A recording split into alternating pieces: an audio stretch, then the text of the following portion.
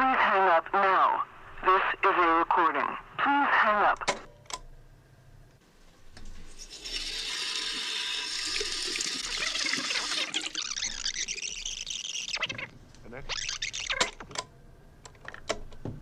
Good morning. I'm calling to inquire about the house you are offering for sale. My wife and I were wondering if it might be possible to see it this afternoon. Contact me at 499-1895 and tell me if this is good for you. We have our own car, so we'll meet you there. Thanks.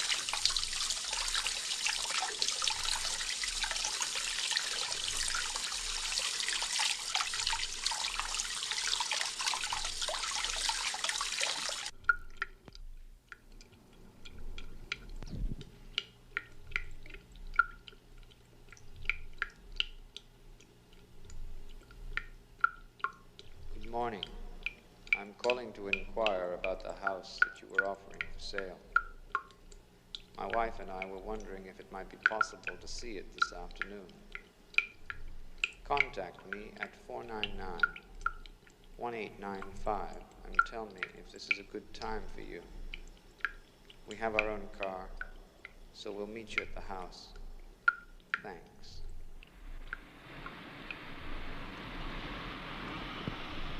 You see, the reason I insisted on driving you out myself was that it's a little out of the way. You would have had a hard time finding it, believe me. Is it a quiet neighborhood? Oh, you bet it's quiet. At night you can hear a pin drop. Seriously, a pin. Now, in some of the neighborhoods I've seen, you might hear a hubcap or two drop, but in this one, all you're going to hear is a pin. And not a grenade pin, either. Yep. It's as safe as a crib.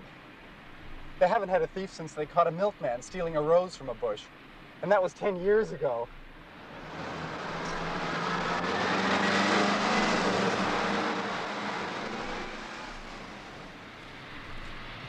So what I can tell you is that I've sold a lot of houses, and this one is like nothing you've ever seen. Hand-built by the owner's father, so you know that it's had love built into it. A lot of love.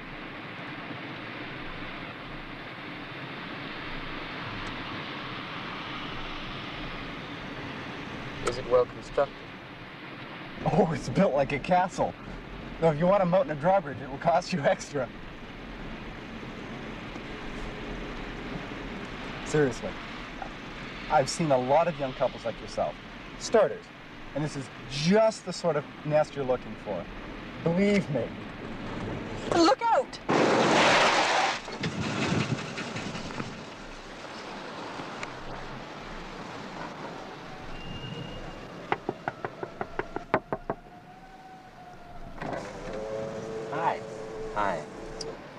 Mister, I don't know if you noticed this, but you almost ran me over with your car of yours. Now, I'm not the type of guy who would normally make a big case over something like my life, but it is the 17th time that it's happened to me today, and it's beginning to bother me. So, look, if you want to run people over, that's your business, but if you want to run me over, I think you better consult me first, okay? Are you trying to say that you want to run me over? Is that what you're saying? Because if it is what you're saying, I think you're sick. Okay? Now look, everyone tells me that I'm crazy just because I get mad at people. Well, at least I'm not lonely. I mean, if I was lonely, I wouldn't be talking to strangers, would I? Now look, you know why you're a stranger? It's because you're strange, okay? And I think that what right have you got to treat me like a used tea bag? Now, come on. I'm not that used to driving in the city. I don't come here that often. The crowds, they bother me.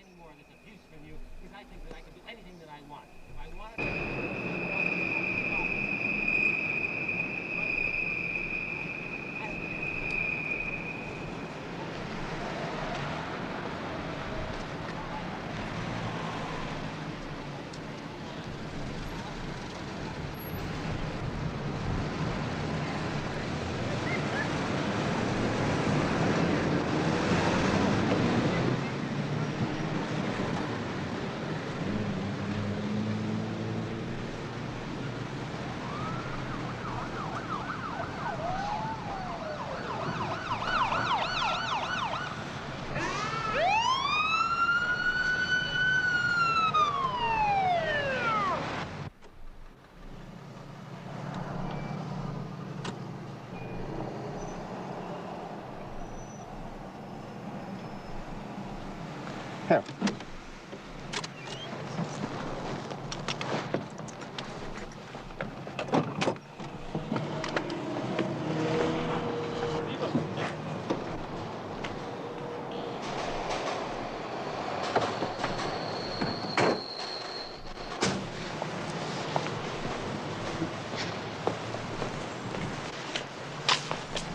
Isn't she a beaut?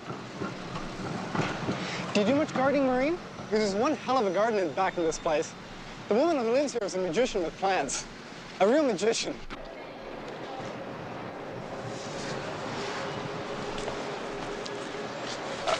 We had a bit of a problem with the window.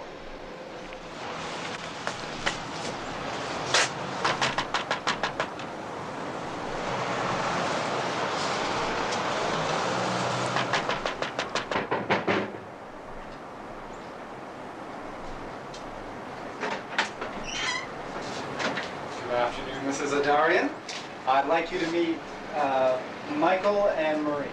They come to look at the house. Hello. So pleased to meet you. I've been cleaning up in the kitchen. Such a nuisance having everything packed away. Were you moving so soon? Well, as soon as we sell the house.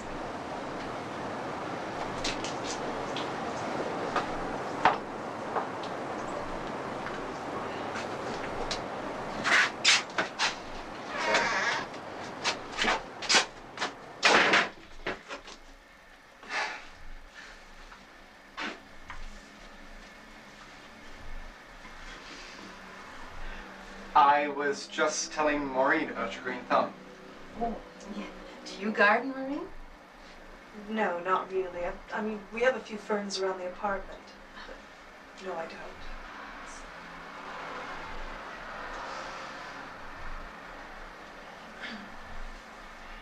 don't. Why don't you take Maureen out and look at the garden, and I'll give Michael a tour of the house. Would you like to see the garden? Sure.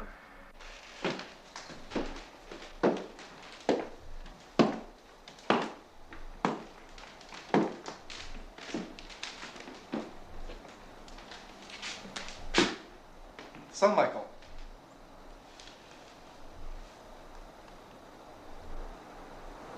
what do you do with yourself? I work for an advertising agency. I'm a senior creative director. Is that right? I thought I might have seen you somewhere before. What do you mean? Oh, running across the street, keeping an appointment, something. I remember you. I thought you said you didn't get to town. Oh, I don't, but sometimes business takes me that way. You know how it is. You travel a lot too, I bet.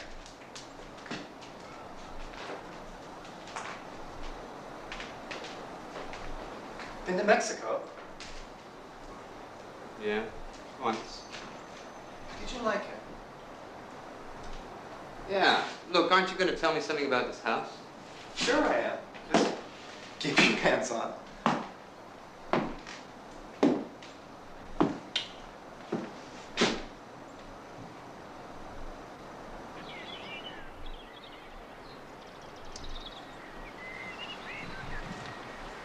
I'm afraid that Frank has a tendency to exaggerate.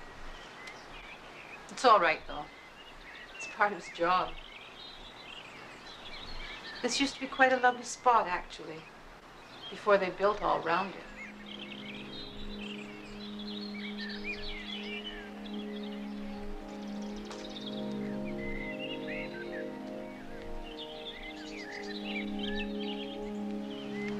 The house was built by my husband's father, just after the First World War.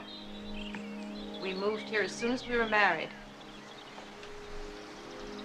There were woods here then. Now all that's left are these trees. And we had to fight to save them.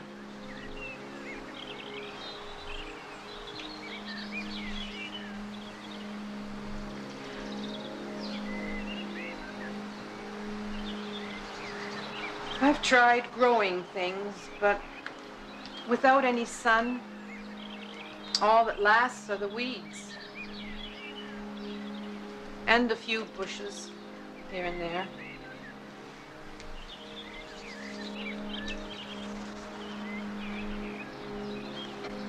It's wonderful soil, though. See how rich it is? Yes.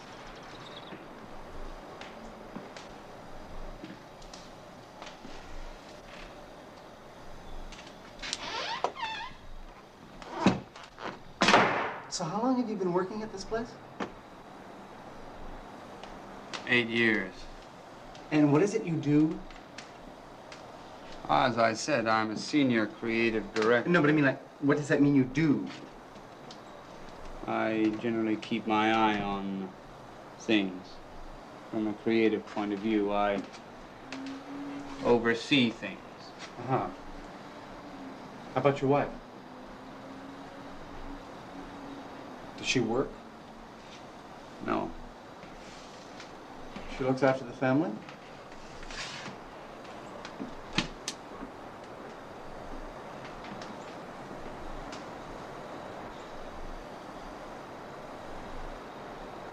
Yes.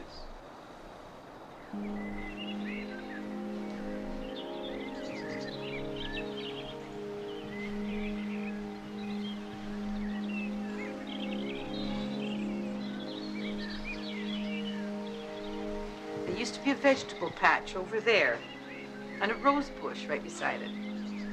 Oh, and all along that wall, we had the most wonderful assortment of flowers, all types and colors of lilies. They used to bloom around this time of year. Must have been very nice. Yes, it was. Very nice. How long have you been married? Almost 3 years. Do you have any little ones? No. We want to wait until Michael's more settled. What does he do? Well, he's just started working for an advertising company in town as a copywriter. He's only been there a month.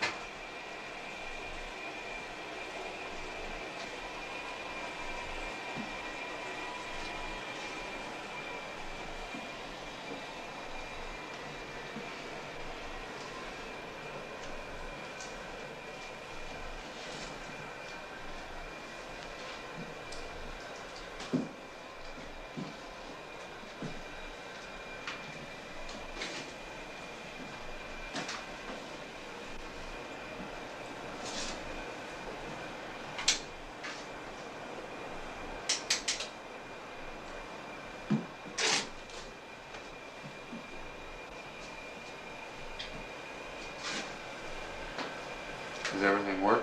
Oh, you bet it does.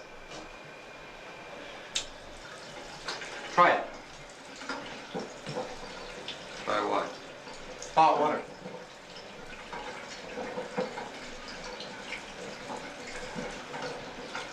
Go on, try it.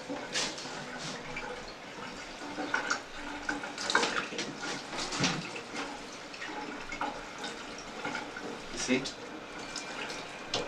It works.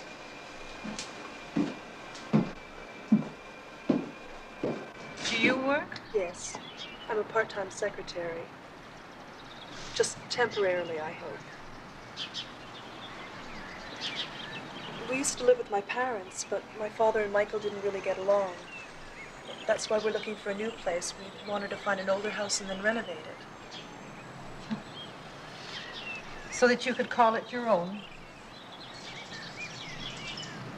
That's right.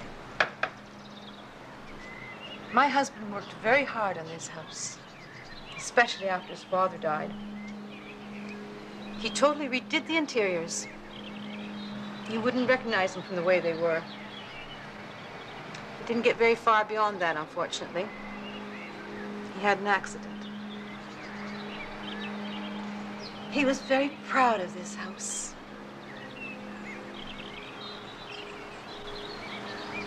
Is your husband still alive?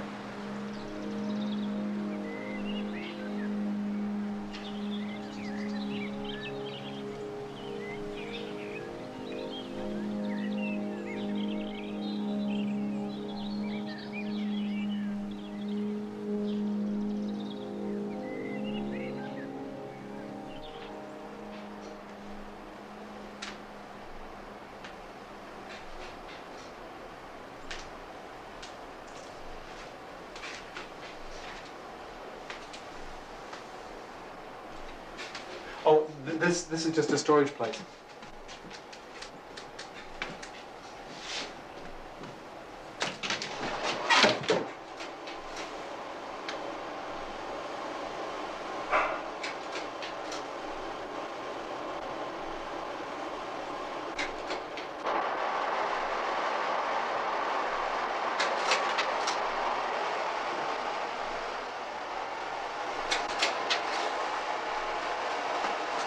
That's Mr. Odarian.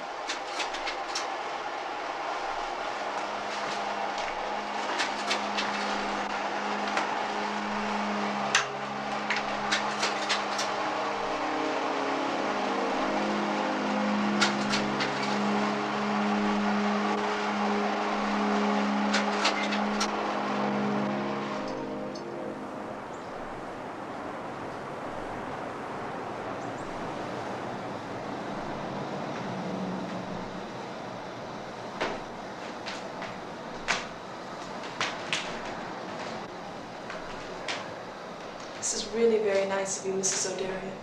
The pleasure's mine. I hope you don't take your tea too strong. I only had one tea bag left.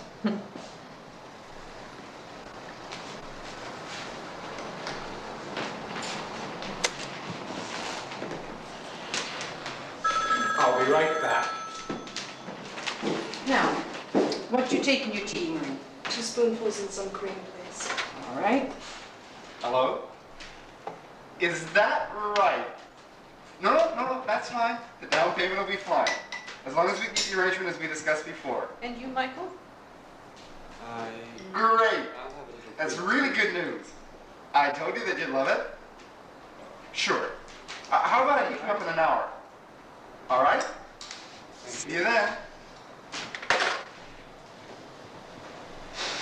Are you enjoying your new job?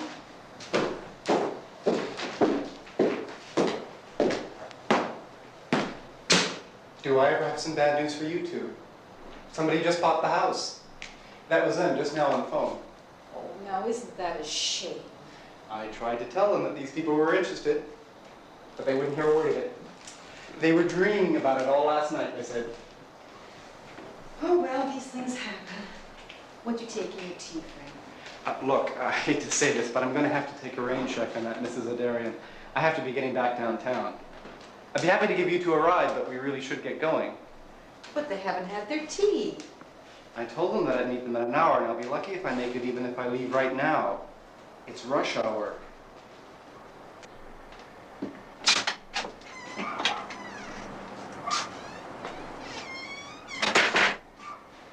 It's been a pleasure meeting you. It's so nice meeting young people just starting out. Thank you very much. It really is a shame. I'm sorry it was such a waste of time for you.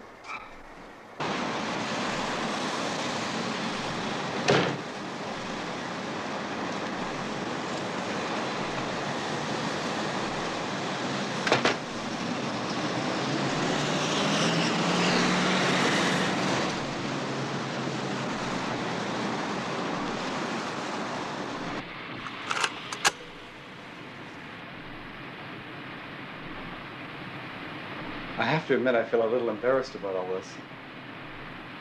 It happens, though. Bad timing. What did you think of the house, anyway? Was it what you were expecting? More or less? I thought it was very nice. You could tell that so much love had gone into it. And when Mrs. Odarian told me that her husband worked so hard on it, I was very impressed. He must be very proud of it. He's built quite a castle for himself.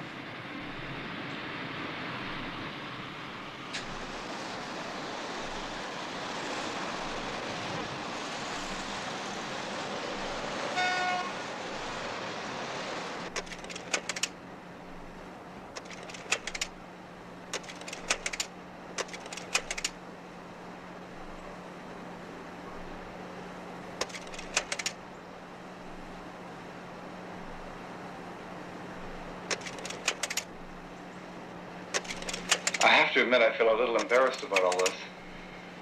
It happens, though. Bad timing.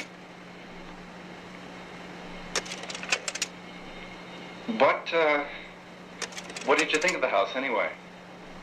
Was it what you were expecting? More or less? I thought it was very nice. You could tell that so much love had gone into it. And when Mrs. O'Darian told me that her husband worked so hard on it, I was very impressed. He must be very proud of it. He's built quite a castle for himself.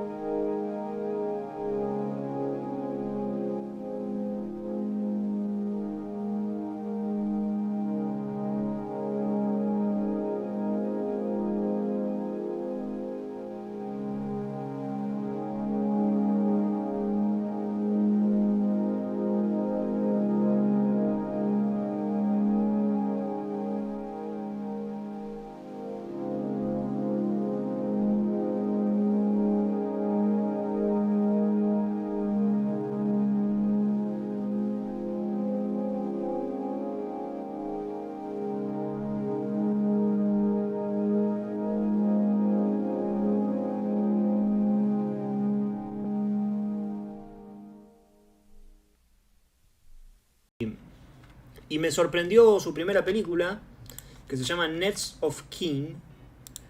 Es una película, una ópera prima, pero que tiene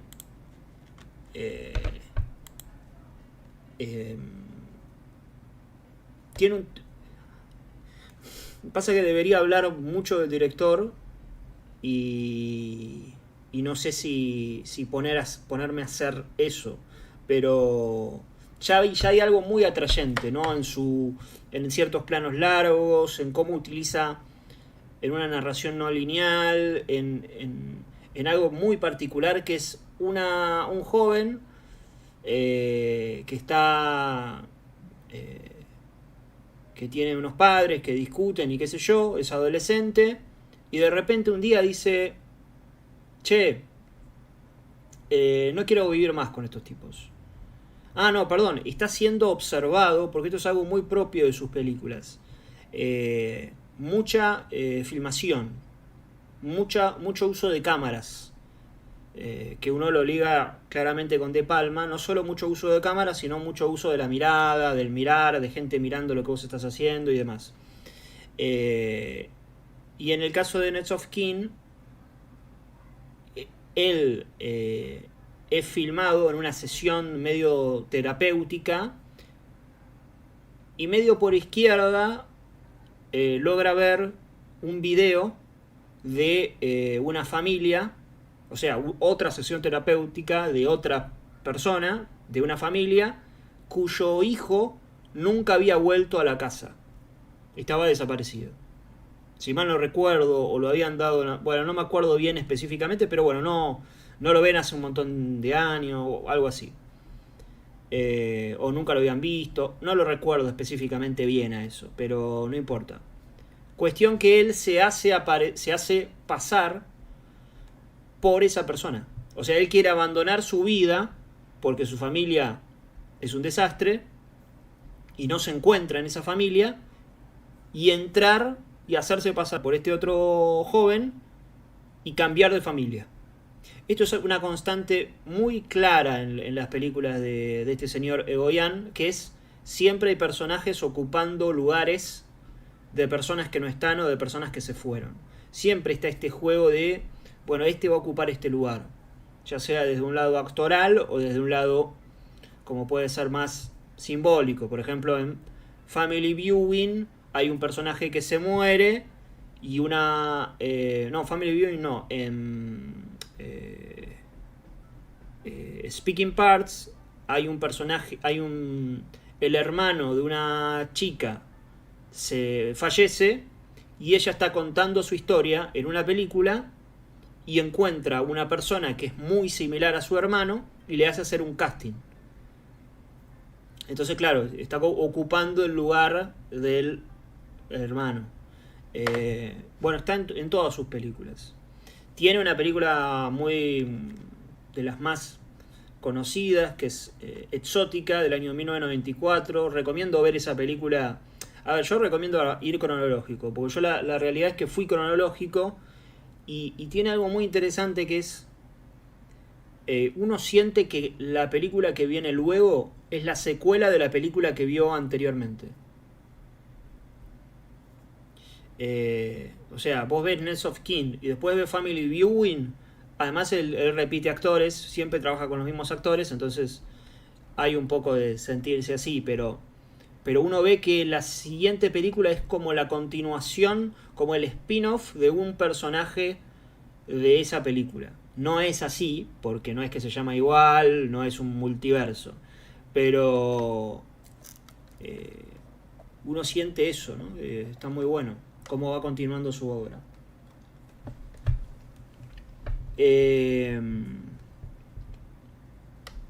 Bueno, mirá, yo no vi Chloe porque yo todavía no llegué, pero es un director que tiene a veces narración, no tanto en esta que estuve viendo, pero a veces lo tiene. Tiene narrativa no lineal, tiene historias paralelas, es decir, personajes que se van encontrando. Tiene una utilización de montaje muy llamativa, que a mí me encanta. Por lo general le interesa reflejar la soledad de un montón de personas distintas que en algún punto les falta algo y tienen que llenarse. Y también siempre vinculado la sensualidad o la sexualidad. El hecho de un poco lo que... medio que todos son perversos. The Adjuster es la película más ejemplificadora en ese aspecto, además de Exótica. Entonces, ¿qué quiero decir con esto? Que posiblemente, repito, no vi algunas películas posteriores, pero haya películas con las que no sea recomendable entrar. De hecho, si vos me decís a mí, no sé, alguna de estas películas que estuve viendo que tienen mucho de thriller, pero son más dramas oscuros, psicológicos, que thrillers. Ahora, si yo te digo, che, mirate un thriller y te doy alguna de estas películas, posiblemente digas, y no sé si es lo que estaba buscando. Entonces le puede haber pasado eso que mencionás con Chloe, te puede haber, es un poco esto que estoy diciendo. Quizás si uno no está acostumbrado a su narrativa o a ciertas cuestiones del director, te agarra medio en offside. Posiblemente te funcione más yendo en cronológico o bueno, en una revisión. Cuando uno le capta todo es maravilloso. Es maravilloso. Y aparte es maravilloso porque él tiene una manera muy particular de que los personajes hablen. Tiene una manera muy particular de encuadrar. La duración de los planos es mayor a lo de la media. Si ustedes me preguntan con qué encontrar un paralelo de directores para que alguien que me está escuchando diga, che, pero ¿con qué me lo referencias? Mirá, te puedo decir que tiene por un lado la obsesión del mirar y de los registros de De Palma. Por otro lado te puedo decir que tiene la fascinación por las relaciones enfermizas familiares de Almodóvar. Por otro lado te puedo decir que tiene la humedad de los diálogos de Hal Hartley. Por otro lado te puedo decir que tiene la utilización de esta narrativa no lineal y de las vidas yendo en paralelo, que en un momento se cruzan, de Robert Altman.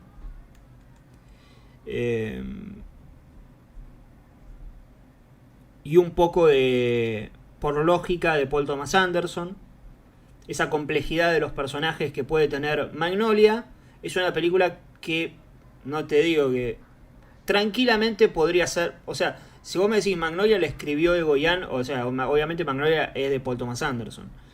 Se sobreentiende, no estoy sacándola del... Escribí un libro de Magnolia, no la estoy sacando de la autoría de Paul Thomas Anderson.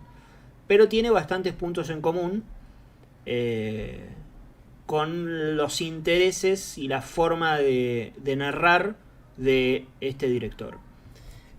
Yo tengo algunas películas acá, a ver si puedo mostrarles algo, aunque sea una escena para que se hagan una idea de lo que estoy diciendo. Burning no sería de ese estilo, se vende... Bueno, puede ser. Pasa que, bueno, como es oriental, uno... Como es coreana, estas son películas canadienses. No, esto es todo ITS, papá. ITS. A ver si puedo mostrar algo, alguna escena. Ah, tiene algo muy, muy bueno también. El juego de los dobles. Pero el doble y las vidas espejadas. Es decir, a ver, para que se entienda. Si la película está yendo, nos está mostrando vidas de dos personas distintas, o de tres, lo que sucede en esas vidas de alguna forma tiene semejanza con lo que sucede en otra vida. Y son todos solitarios. Los personajes son todos solitarios.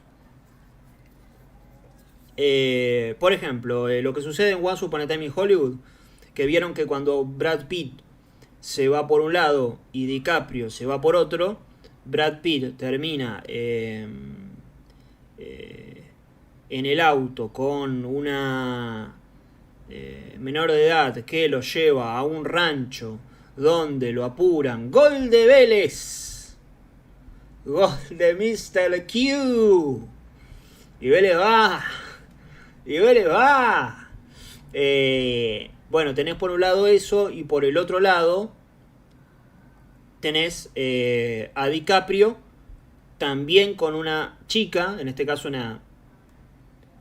una chica de no sé cuántos años tiene, 12, 13, no sé cuántos años tiene, mucho más chica, también en una especie de rancho medio haciendo un western. O sea, tenés las situaciones que se dan como espejo dentro de las vidas que estamos viendo. Bueno, eso lo maneja muy bien él, muy muy bien. Si ustedes me dicen, che, no quiero arrancar por la primera porque, no sé, no quiero entrar por una ópera prima, que por lo general son más pesadas y qué sé yo qué. Yo recomiendo igual arrancar por la primera porque está buenísima y porque dura 70 minutos, hijo de puta, 70 minutos. Pero si no, entren por Exótica. Les va a llamar mucho la atención esa película. Mucho la atención. A ver, quiero buscar alguna escena de Speaking Parts. La mierda, gol de Independiente Rivadavia.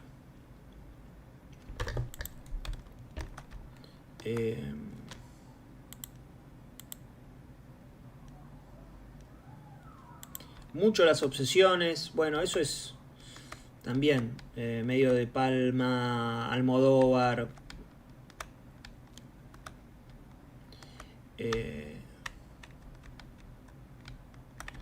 Bien, vamos a ver acá una escena de Speaking Parts que no sé si no es mi favorita de las películas, no de las escenas. Esperen a ver si tengo esto armado aquí. Ahí va, mira que grande. Mira qué calidad. Ahí está. Son dos personajes acá que trabajan de... Sería como limpieza dentro de... Maestranza dentro de un hotel.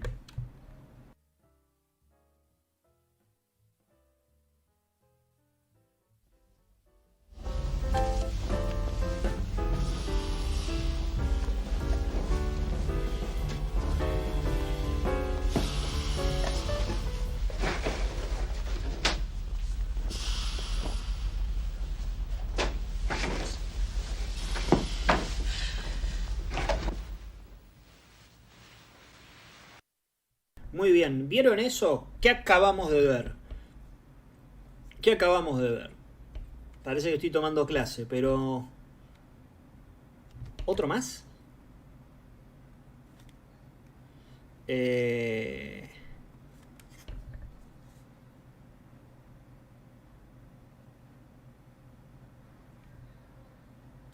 Otro más no. Bien, perfecto. ¿Alguien llegó a ver lo que acabamos de ver? Lo voy a poner de vuelta.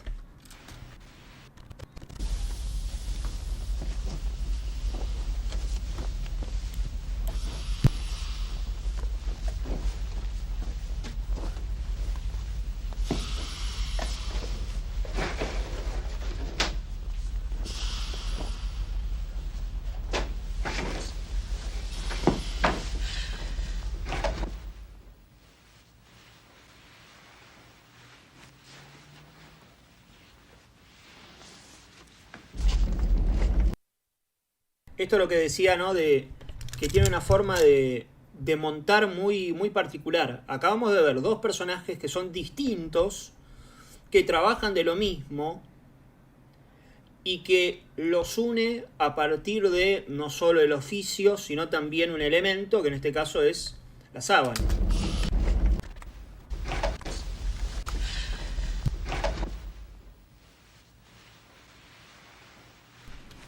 El personaje de la chica que veíamos recién está obsesionada con este compañero de trabajo. Este compañero de trabajo trabaja de extra en películas. Y la chica está tan obsesionada con este compañero de trabajo que va a los videoclubs y alquila las películas en las que está este flaco para ver solamente la escena en la que aparece de extra, o sea, en el fondo de un restaurante, ¿no? En el fondo de una escena. O sea, de una cena, hay una cena y en el fondo está él ahí comiendo y bueno, está obsesionada con, con este... Tiene ese tipo de cuestiones, obsesiones medio perversas, no perversas, sino border, ¿no? Eso siempre es muy llamativo. La película se llama Speaking Parts.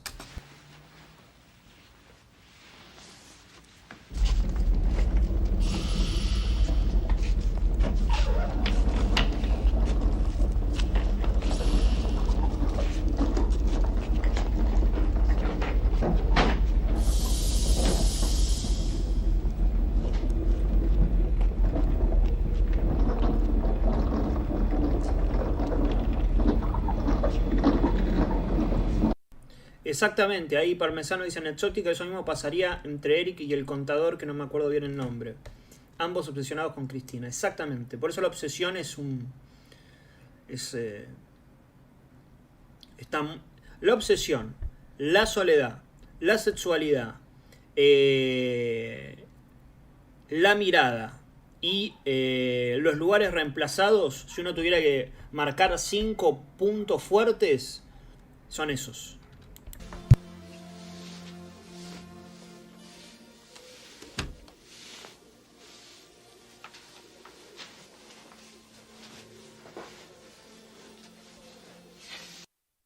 Y obviamente también los dobles, porque si ustedes observan, ellos trabajan de lo mismo, ella lo ama a él, o está obsesionada con él, no sé si después podemos discutir, si lo ama o no lo ama, y son muy similares físicamente, ¿no?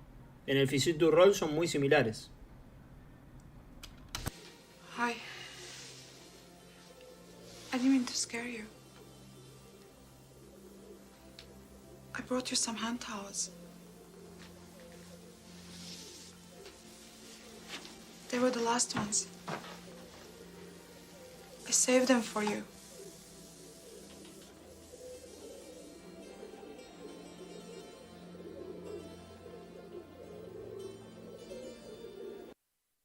Este plano es buenísimo, ¿no? Gran plano. Pasa que no sé cuánto decir porque, claro, la película incluso acá recién arranca, van 6 minutos y ustedes no han visto la película, así que mucho tampoco voy a ir mencionando. Pero ella se llama, no me acuerdo si Lucy o Laura o, bueno, creo que Lisa se llama. Y él se llama Lance. O sea, incluso los nombres son parecidos. Arrancan con la misma letra. Son nombres cortitos, de menos de entre 4 y 5 letras. Lisa, Lance, parecidos físicamente, trabajan de lo mismo, pero separados y solitarios al mismo tiempo. La obsesión de ella no es correspondida para con la de él por ella. Y hay otra característica que me parece brillante, sutil, que es que él hace de extra en las películas. Ella se obsesiona con él, lo ve en las películas como extra y observa las escenas en las que él está de extra. ¿Y qué sucede en esta escena? Él se acerca hacia ella, le menciona lo de las toallas y él se comporta como un extra, porque él no le dirige la palabra. La que habla es ella y él no dice nada. Muy bien, ustedes verán que aquí, en esta pequeña escena, ya hemos visto una forma de montar muy particular, una forma de encuadrar hermosa, realmente hermosa, una forma de hablar muy característica. Esta forma de hablar está, a ver, es distinta, pero están todos los personajes. O sea, no es que todos hablan igual, pero sí que hay un... Es como cuando uno ve una película de los Coen, dice... A mí me encanta cuando los directores encuentran una forma de hablar para sus personajes. Habrán visto eso. Digo, si vos ves una película de Martel, hay una forma, hay un tono de voz y hay una forma de pronunciar las palabras y no se va de ahí. Si uno ve los Coen, hay un vocabulario específico que uno puede no ver la película, pero escucharlos hablar y decir esto de los Coen. En Woody Allen pasa lo mismo, en Regman pasa lo mismo, en Ginás pasa lo mismo, en Tarantino pasa lo mismo. Es muy difícil de lograr eso. Que haya una forma distinta de hablar o sea, distinta, pero al mismo tiempo distinta de cómo estamos hablando siempre. Bueno, este director lo tiene.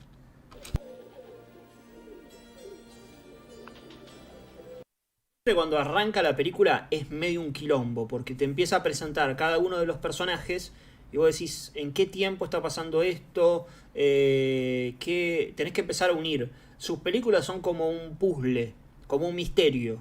Hay cosas que te oculta y que te vas a ir enterando a partir de seguir viendo la película. A mí ese tipo de narrativa me fascina, porque es meterte en la película con, bueno, che, y que vos te preguntes, ¿y qué está pasando? ¿Y por qué este personaje dijo? Y bueno, tenés que averiguarlo. Siempre son como misterios sus películas, con personajes misteriosos.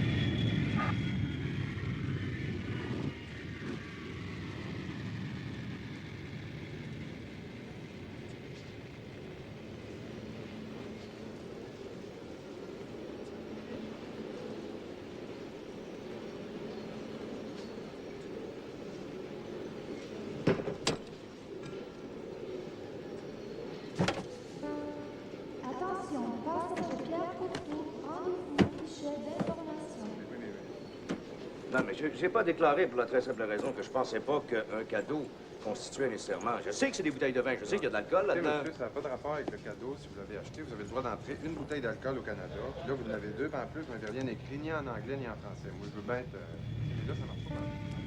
Attention, passagers surtout, rendez-vous, fichier d'information. Bon, je ne pas déclarer l'alcool là-dessus. Ensuite, vous avez l'autre, je suis.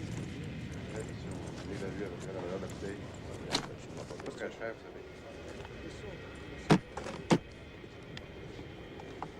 Au Canada, ça n'a pas d'importance si vous l'avez acheté, c'est un cadeau, monsieur. Je ne peux pas vous laisser rentrer.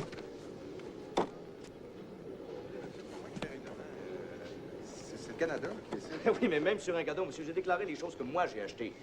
Je ne veux pas déclarer les cadeaux. Les cadeaux, bon, OK, c'est 2 bouteilles de vin, ça donne. C'est comme ça. C'est pas comme ça que ça marche. Vous avez le droit d'apporter une bouteille d'alcool, pas 2. Cadeau, pas cadeau. Vous accepteriez que je passe avec une bouteille d'alcool, une bouteille de vin?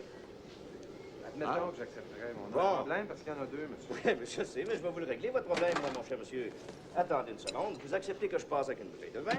Alors, comme je n'ai rien à faire en ce moment de plus urgent, je vais, à ma santé, mon cher monsieur, me permettre de boire cet excellent vin offert par un ami parisien, à ma santé, ici même, à l'aéroport de Yeveran. Attendez une seconde. Le bouchon est plus difficile. Et voilà.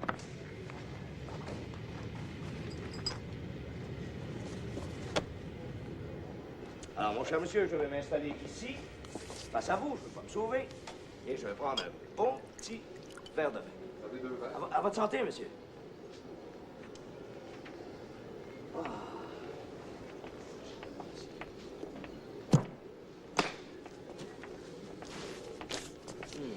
Délicieux. Vous manquez quelque chose?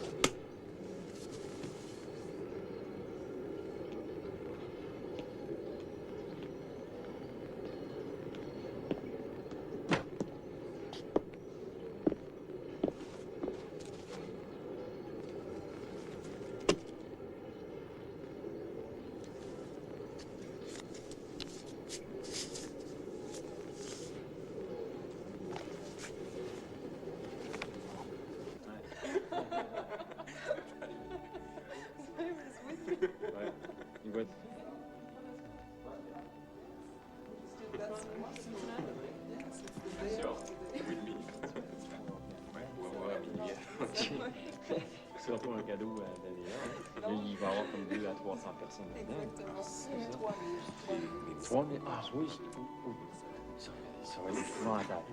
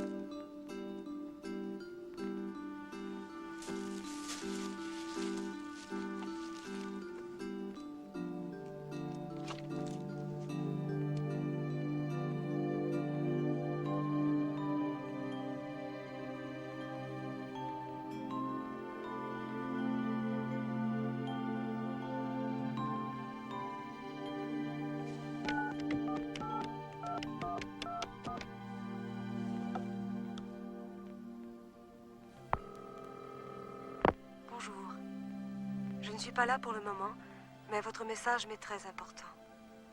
Laissez-moi un message après le signal sonore.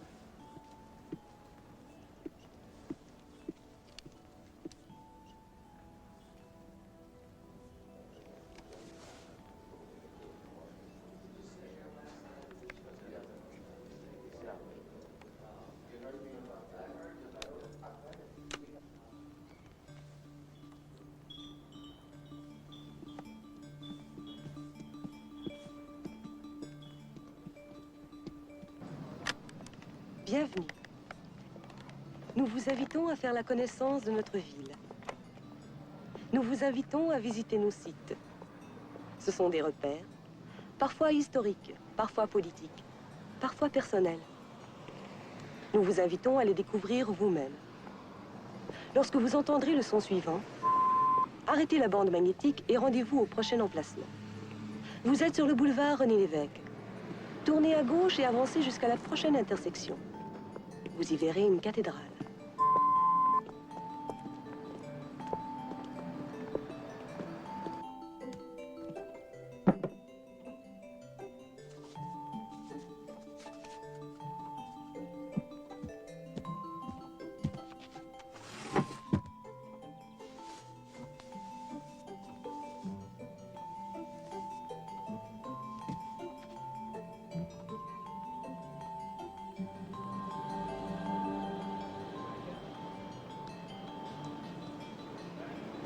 C'est pendant son séjour à Rome, en 1870, que le monseigneur Bourget a eu l'idée de construire sa cathédrale à l'image de la basilique qui se trouve au Vatican.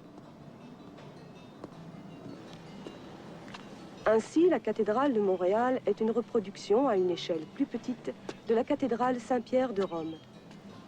Vous aimerez sûrement savoir à quel point elle est plus petite. Derrière vous se trouve le Square d'Orchester. Traversez-le pour aboutir à la rue Sainte-Catherine. Tournez à droite.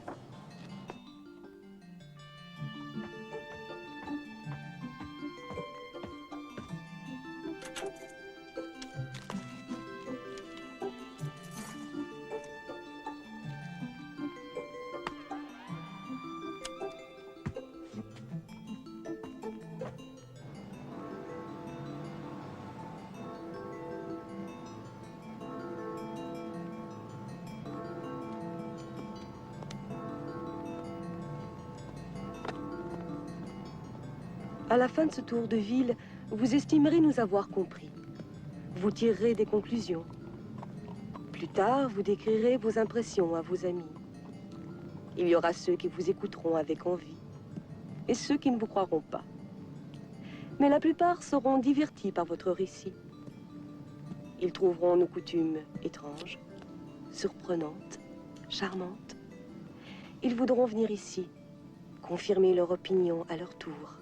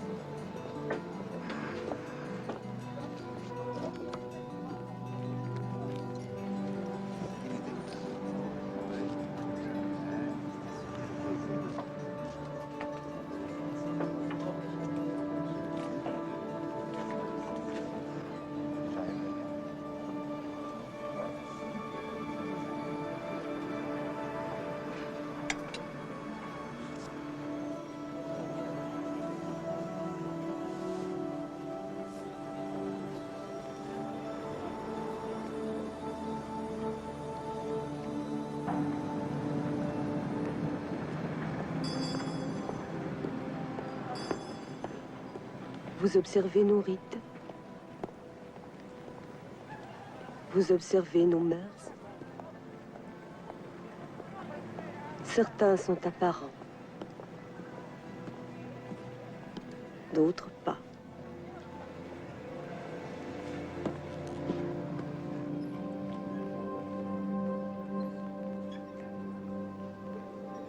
Vous cherchez à mieux connaître cette ville. Vous cherchez à ce qu'elle se révèle à vous. Les quelques heures dont vous disposez vous semblent suffisamment longues pour la saisir.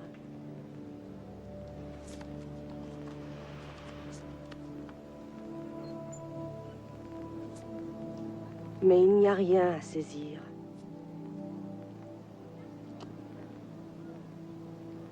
Nous sommes un peuple enraciné ici.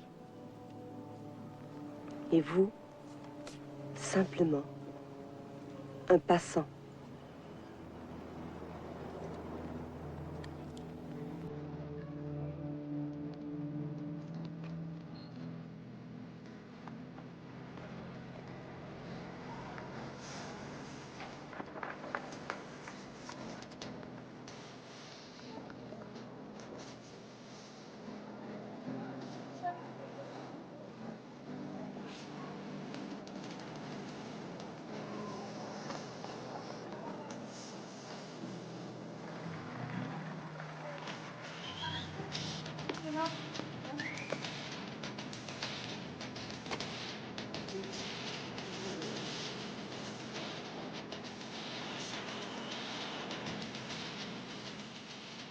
Vous vous plaisez à l'idée d'être entouré d'inconnus.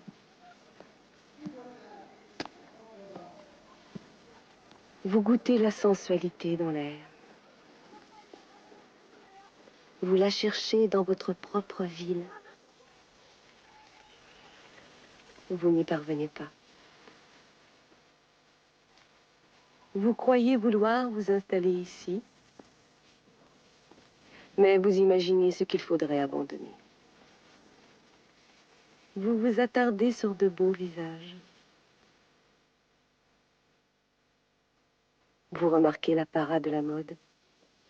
Vous vous dites que c'est le jeu de la séduction. L'espace d'une chambre. Un hôtel. Aucun nom.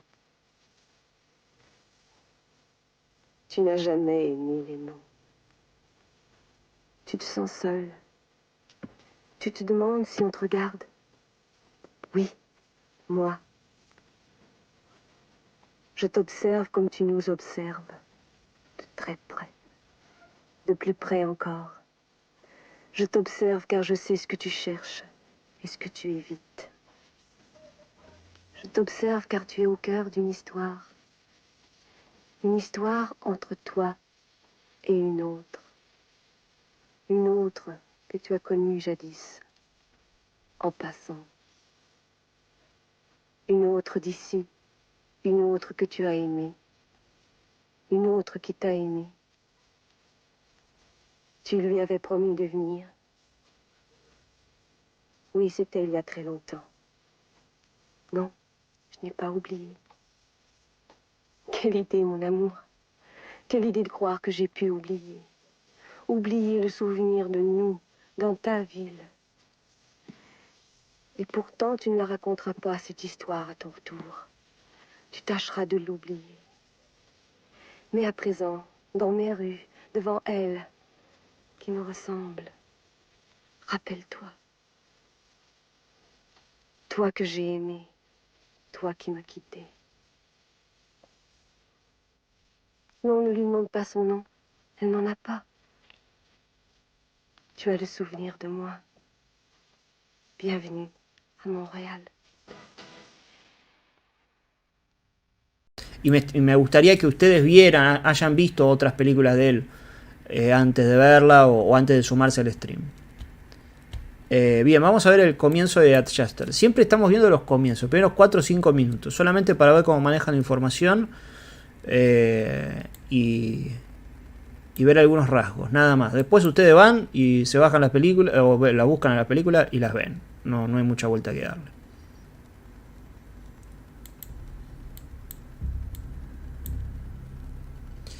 Todo es importante, piensen esto, todo es importante en sus películas, todo.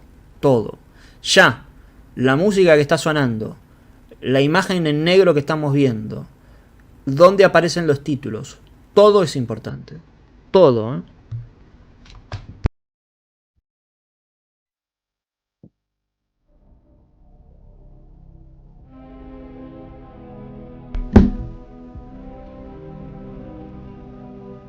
Lo primero que vemos que es una luz roja, un anillo,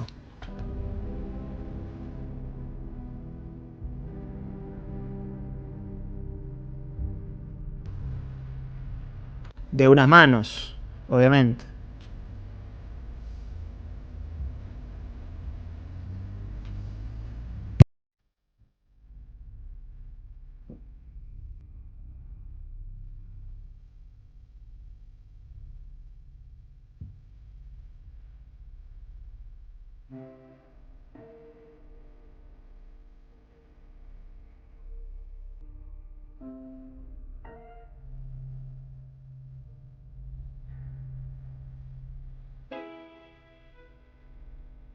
El nombre del director sobre la pantalla en negro, la imagen en negro. La tesis, que yo ya he mencionado muchas veces, habla de los agujeros negros en sus películas. Siempre hay algo de luz, después se va a lo oscuro y después vuelve la luz. La luz. Siempre hay agujeros negros en sus películas. Puede ser de manera metafórica, puede ser de manera literal, puede ser de mil maneras distintas.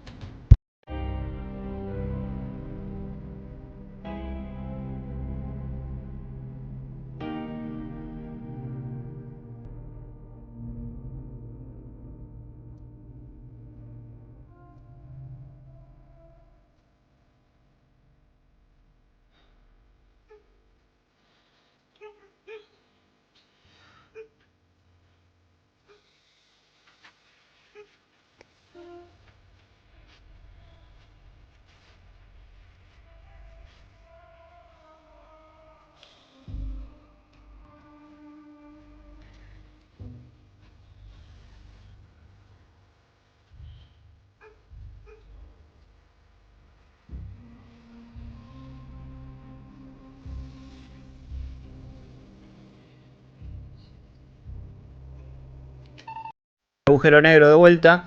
Lo que vimos ahora hasta el momento es él jugando con una linterna. Se levanta porque evidentemente no puede dormir y mira hacia una ventana. No vemos qué hay del otro lado de la ventana a partir de un sonido de un perro, de un perro, ¿no? Y Del ladrido de un perro, perdón. Y como en el comienzo de Exótica, casi lo primero que tenemos es un personaje viendo hacia una ventana, ¿no? Luego gira la cabeza, tenemos esta especie de agujero negro, que es siempre como algo que está en el medio.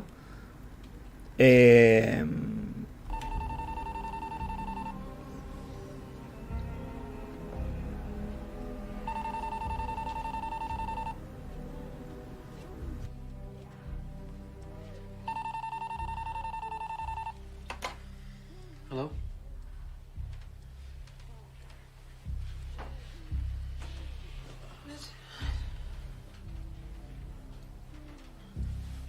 I'll be right there.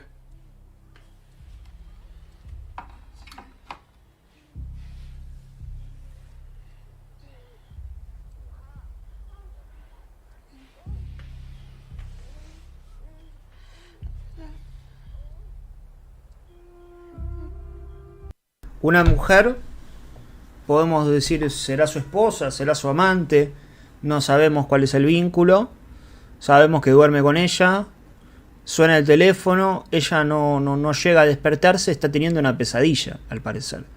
Y él la mira tener una pesadilla y él al llamado responde, ahí voy.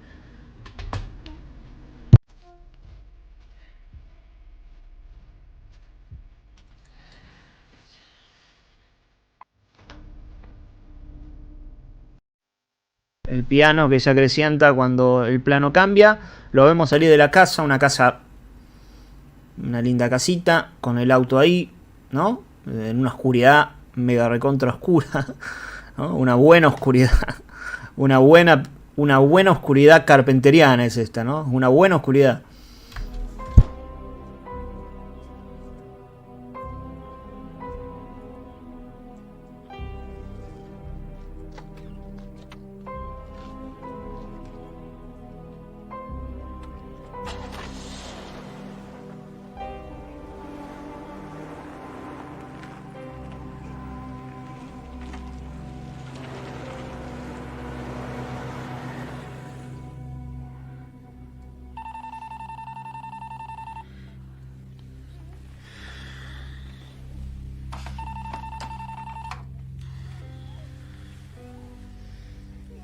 Hello? Hello? It's me. Muy bien. A ver, ¿qué pueden observar de esto? A ver si alguien no digo se aviva, pero simplemente me describe qué acaba de suceder entre él saliendo, digamos, lo que vimos en los últimos 5 segundos, más o menos. Si quieren voy para atrás. It's me.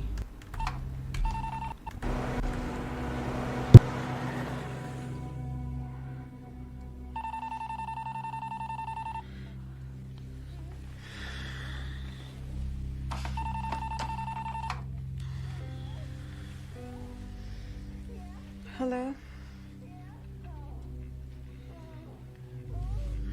Hello? It's me.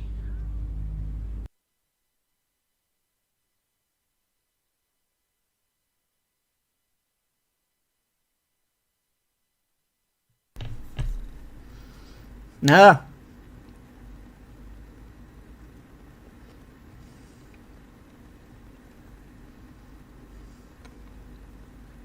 Nada de nada.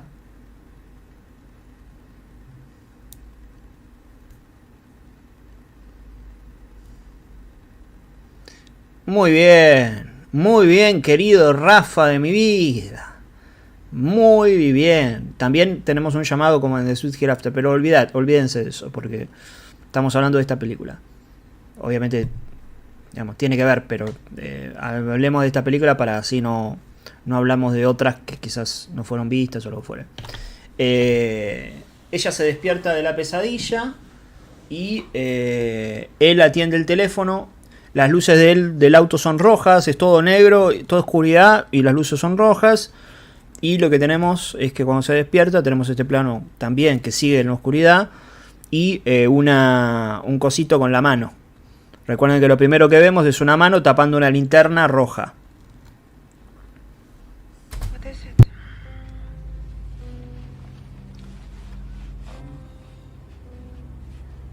Nothing. I was just on my way to a client and just began to think about our house. Just seemed like I was imagining things. Were you having a bad dream? When? No sé si lo pueden percibir, pero mientras está en la casa se escuchan ruidos raros, ¿no? Se escucha como una pelea, como... Vuelvo.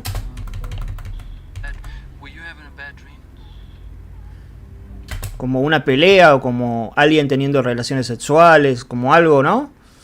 Gemidos. Bien, muy bien. ¿Ven que es todo? Es que cuando les digo, esto es todo...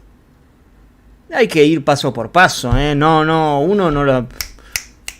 Hay que ir paso por paso. Hay que ir... Pará, y esto... When? As I was leaving, you were moving around. I'm not sure. You know, I never know whether or not to wake you in the middle of a nightmare.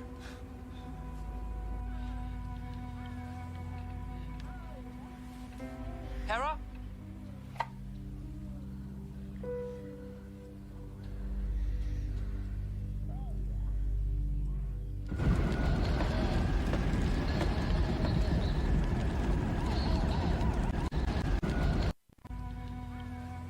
Of a nightmare.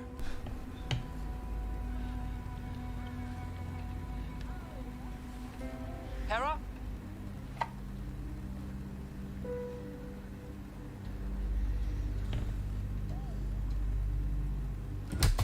Esto está bueno, ¿por qué?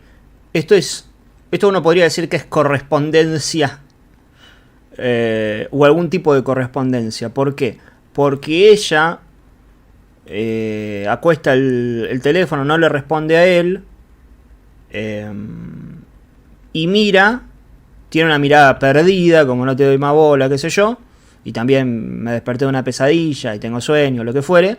Y mira hacia dónde está la ventana. Y el plano siguiente es un árbol. Entonces es como si ella estuviera viendo este árbol. Que obviamente no lo está viendo, porque ahora nos vamos a dar cuenta que este árbol está en otro... situado en otro lugar. Bien.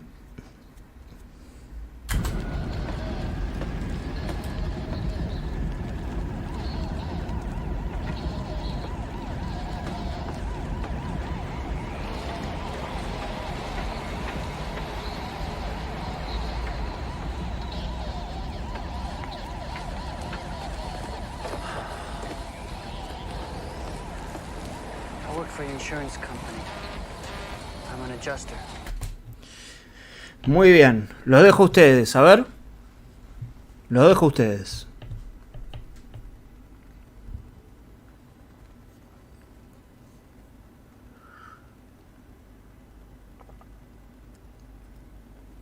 Ustedes son los que mandan aquí. Los quiero leer.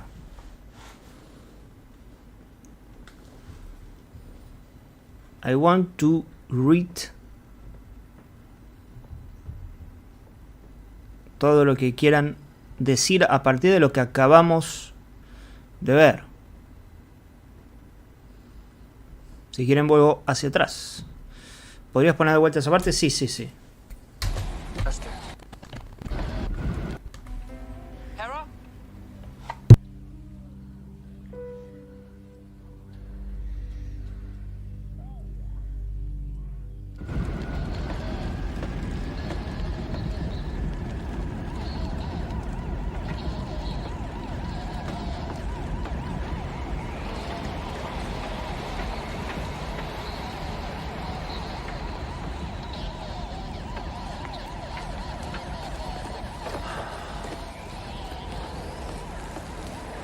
For the insurance company.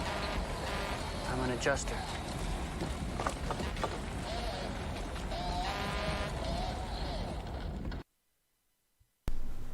Ok. Noto el fondo recontraoscuro, las luces rojas del camión. hace algo, quizás por eso vemos las manos, que creo que mencionaste ayer. No, es más simple de lo que ustedes creen. Es mucho más simple de lo que ustedes creen. El tipo venía en el auto hablando de que estaba pensando en la casa. Vimos las luces rojas, vimos que tapaba la linterna. O sea, lo primero que vimos es una mano de él tapando una linterna. Él se dedica a ser liquidador, es decir, él tasa todos los objetos que se prenden fuego en las casas. Cuando una casa se prende fuego y vos tenés que ir al seguro y decir, bueno, se me prendió fuego esto, ¿cuál es el valor de todo esto? Alguien tiene que venir con un Excel y decir, bueno, tenía este plato que saldría esto, tenía este mueble que saldría esto. Así el seguro puede devolverte ese monto o devolverte o darte una casa a ese monto específico. Bien. O sea, es alguien que es como un liquidador, es alguien que acumula información sobre aquello que se prendió fuego o lo que fuere, y también como una especie de inspector, ¿no? Tiene ese doble juego. Si decíamos que él arranca la película tapando una linterna, acá lo que vemos es que él se dedica a, de alguna forma, tapar los incendios. ¿Se entiende?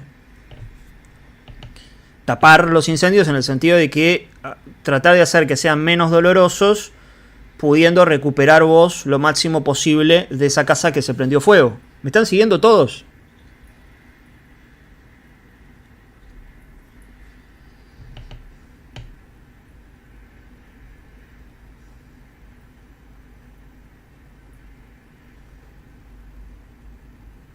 Se entiende, todavía me cuesta. Ok. Está bien. No. Esto no es un parcial, quédense tranquilos. Yo cuando hago una pregunta es simplemente para ver si me están siguiendo o si hay alguna idea para aportar que quizás a mí se me escapó también. Por otra parte,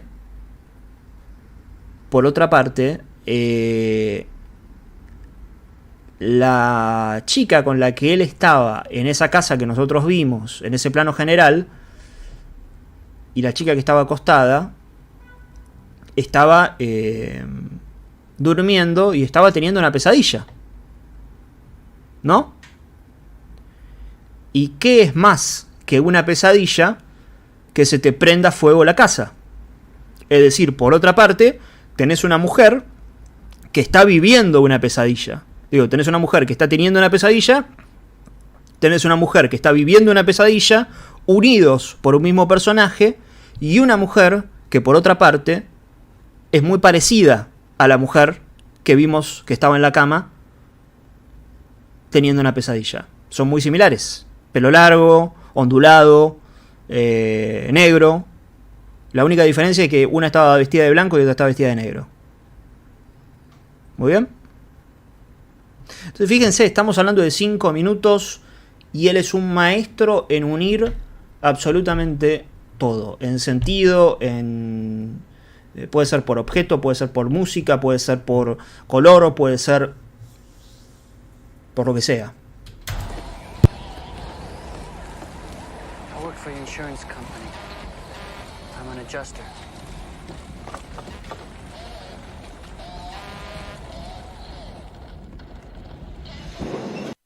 Claramente, ahí, la que estaba en la cama se llama Era, como la diosa. ¿Puede tener algo relacionado? Yo eso no lo puedo decir porque tiene que ver la película. Pero bueno, es un nombre para prestar atención. Les puedo decir que en Family Viewing, que es su segunda película, presten atención también a los nombres de los personajes. Pasa que ahí no es tan fácil porque tienen que saber armenio. Pero si buscan los nombres de los personajes y los traducen y los buscan en Google en armenio, porque el director es armenio, van a ver que están muy vinculados también. Bueno, igual en todas las películas, ¿no? Pero a lo que voy es que sí, claramente algo sucede ahí.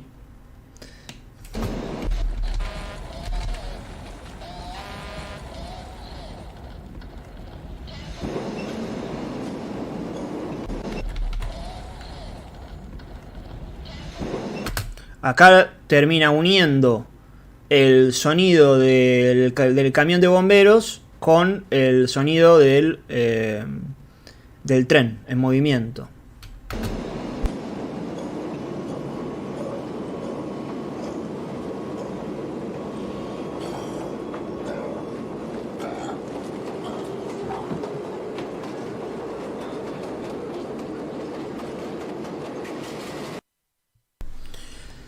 Un hombre, aparentemente un linchera, ¿no? O sea, un homeless, como quieran decirle, en un subte, ¿no? Un subte, sí, parece más un subte que un tren, que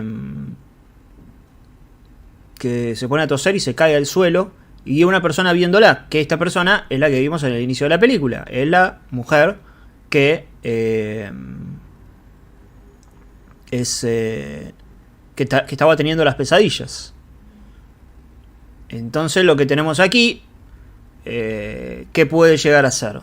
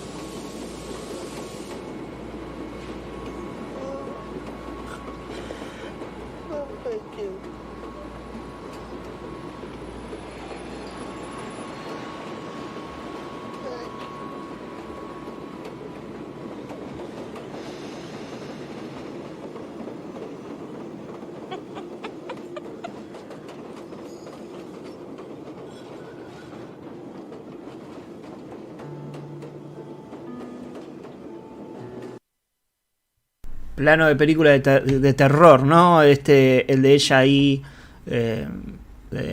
vestida de rojo, haciendo esta cosa extrañísima, que es agarrar la mano de un linchera y pasársela por la entrepierna. Da miedo, ¿no? Medio... Sí.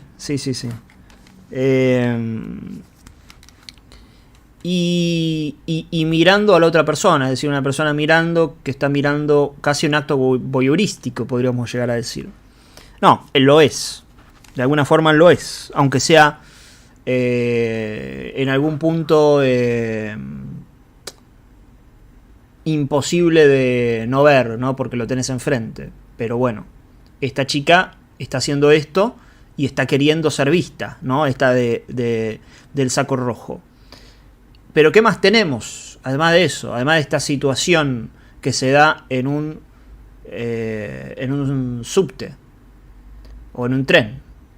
Tenemos que la chica que estaba teniendo una pesadilla ahora está viendo una pesadilla, porque esto realmente está filmado como si fuera una pesadilla. O sea, está sucediendo en la vida real, pero es tan, entre comillas, absurdo, que es pesadillesco, y además está filmado de vuelta como algo pesadillesco, ¿no? Entonces tenemos una mujer que está teniendo una pesadilla, una mujer que está viviendo una pesadilla porque se le prende fuego a la casa, una mujer en una casa que está teniendo una pesadilla, una mujer que está viviendo una pesadilla porque se le prende fuego a la casa, y la misma mujer del inicio que está viviendo una pesadilla viendo a una mujer que está vestida de rojo como el fuego de la casa que se prende fuego. 6 minutos de película van, muchachos. 6 minutos de película.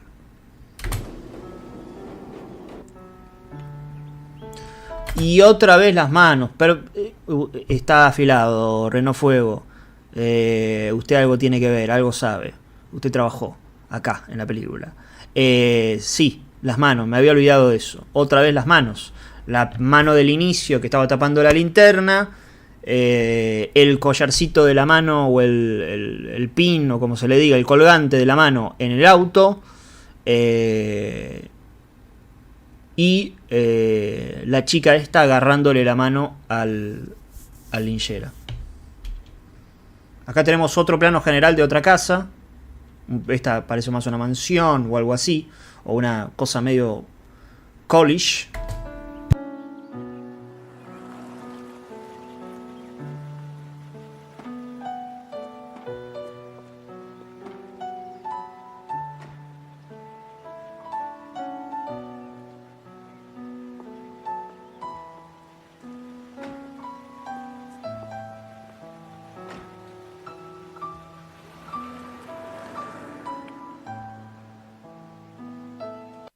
Y se baja el linchera con la chica de rojo, con la mujer de rojo, en un auto. Y van a entrar a una casa. Uno dice, ¿qué carajo está pasando? ¿Era un linchera o no era un linchera? ¿O era el novio? ¿O se hicieron novios ahora? Se lo levantó al linchera. El hecho de que se saque el gorro da a entender que no era un linchera, sino que era una puesta en escena. O sea, el tipo actuaba de linchera con la novia para armar una especie de espectáculo voyeurístico sexual en el subte.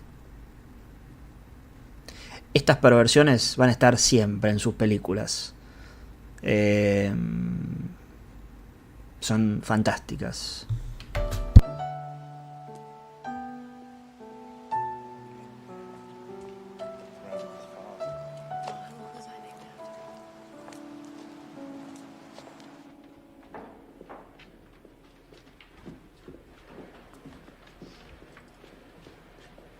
Projection in Theater A will commence immediately. Running time is 92 minutes and 43 seconds.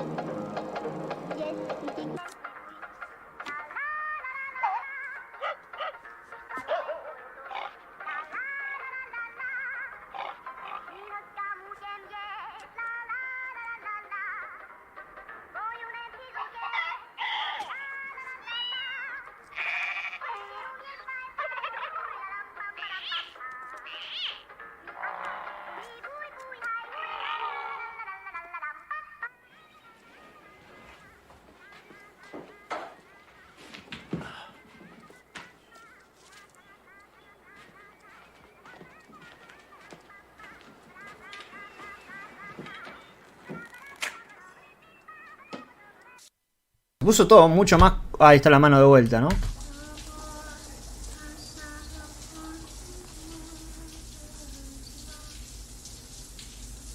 La mano y el anillo, ¿no? Se puso todo más complejo. Yo voy a frenar acá porque... si no vamos a ver toda la película. Pero, a ver, voy a volver un poquito para atrás.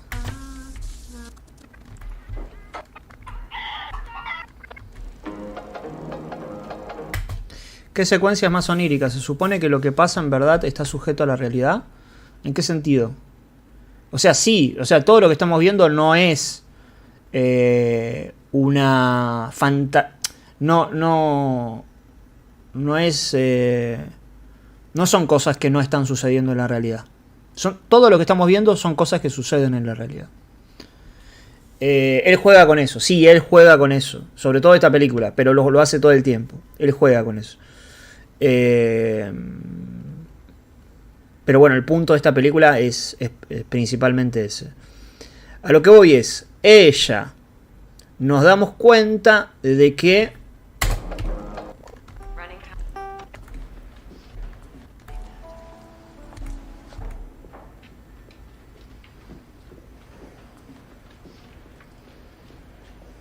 Projection in Theater A will commence immediately. Running time is 92 minutes and 43 seconds. nos damos cuenta de que ella va a una sala de cine a ver una película.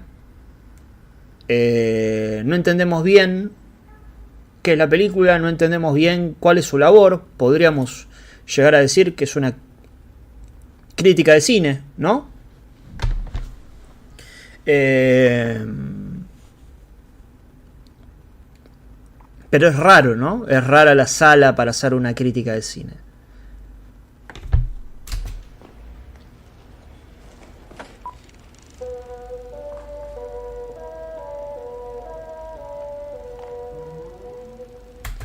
Y otra cosa más.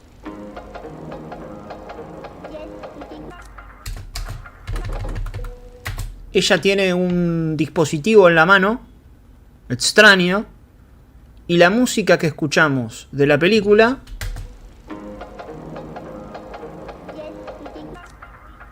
la escuchamos en la escena siguiente, que no sabemos dónde está sucediendo esto. Pues decimos, che, esa película la están viendo en esa casa, esa canción también está sonando en esta otra casa, ¿esto está sucediendo al mismo tiempo o no? ¿Quién es ese chico? ¿Y qué es ese muñeco? Un montón de preguntas tenemos, ¿no? Pero lo principal, para no irnos demasiado, porque eso lo van a ir sabiendo a lo largo de que vean la película, es que lo que sí sabemos es que ella, este personaje, está viendo una película, ¿no? O va a ver una película. Muñeco vestido de rojo, exacto. Va a ver una película. ¿Y qué vio recién en el subte? Nos enteramos que vio una representación, o sea, vio una puesta en escena, vio una escena de una película, podríamos llegar a decir. Viene de ver a dos actores, o a una pareja fingiendo ser actores, y se va a ver en el viaje a ver una película.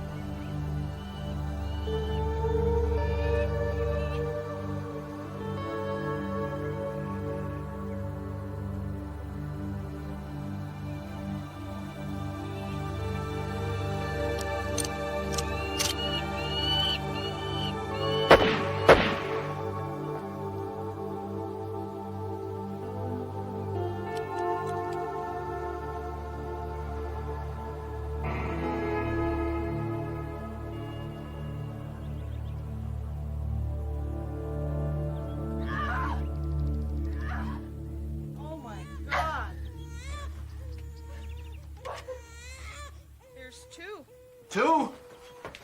Two what? Two heads? No, two boys. Two perfect baby boys.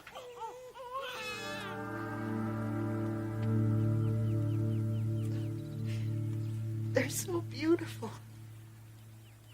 Which one came out first? This one. He's Byron. The other one... We'll call the other one Brian.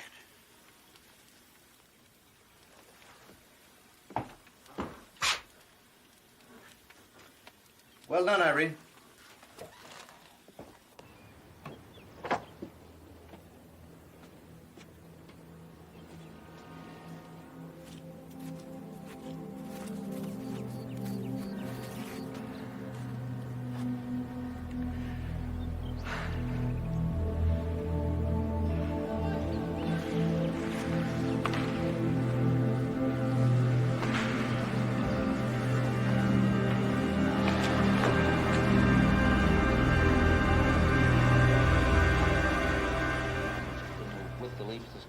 Brian Spencer, and Brian, since joining the team, looks like you've come to play.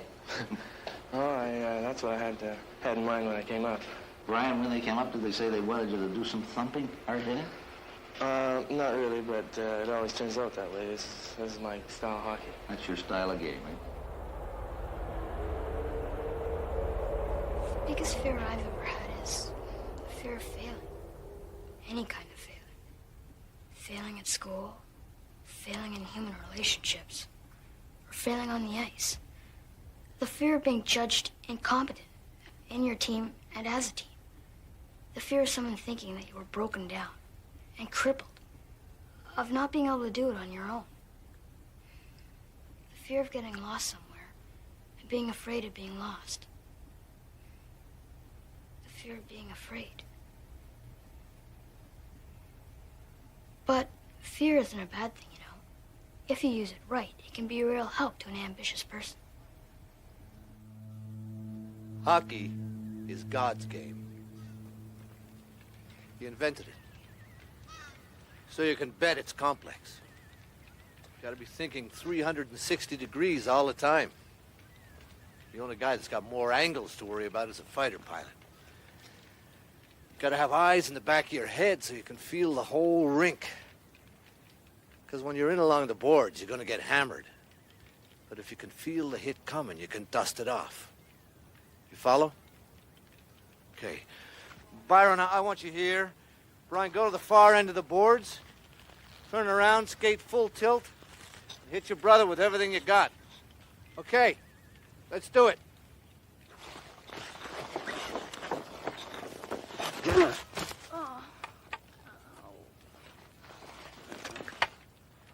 Come on, Byron. None of that.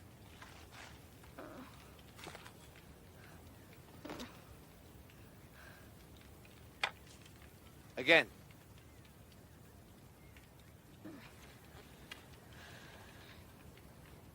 Again.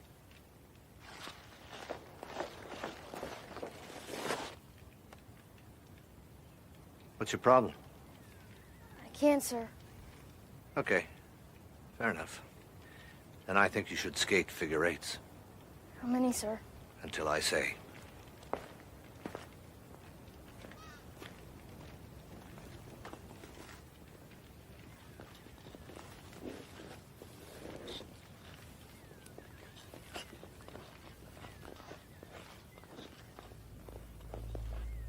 He took the implement.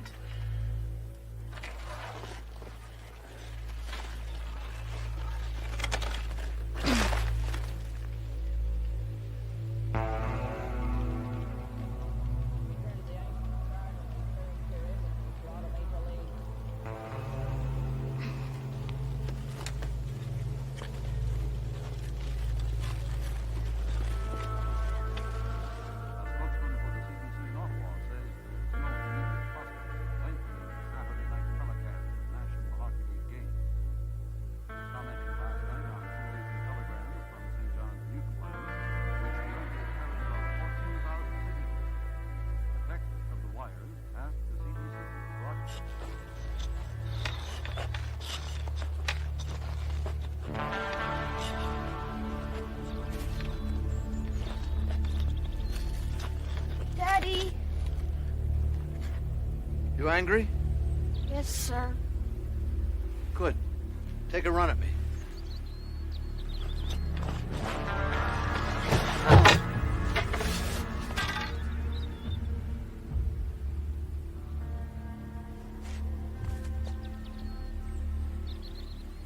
Control your fear. Learn to use it. It'll become your best friend. You follow me? Yes, sir. Go get your brother.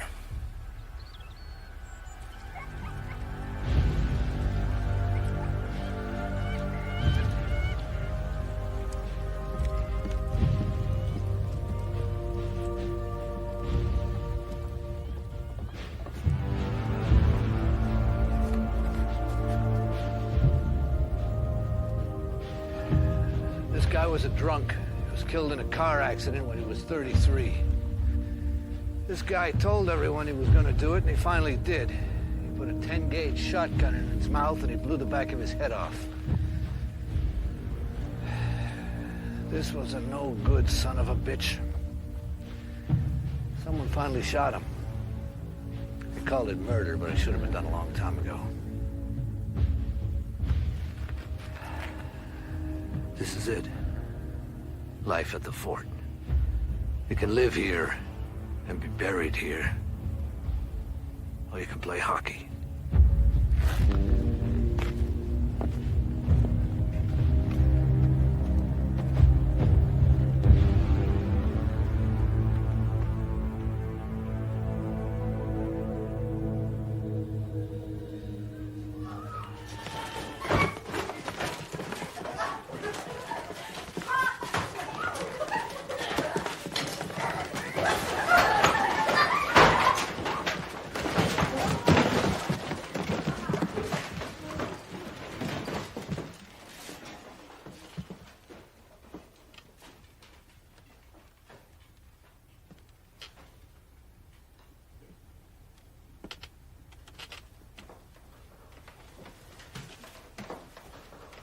Good morning, Byron. Good morning, sir.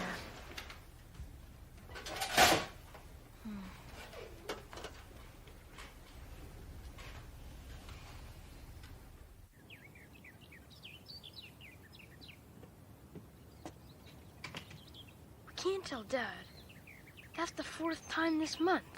He'd kill us. Well, goodbye.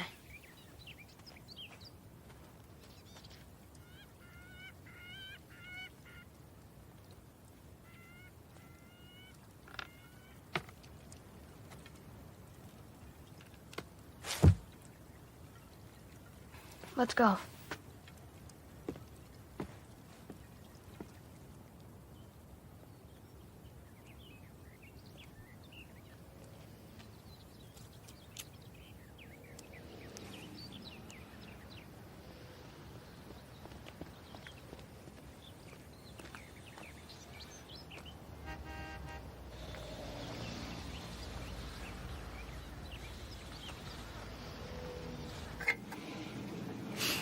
What is it?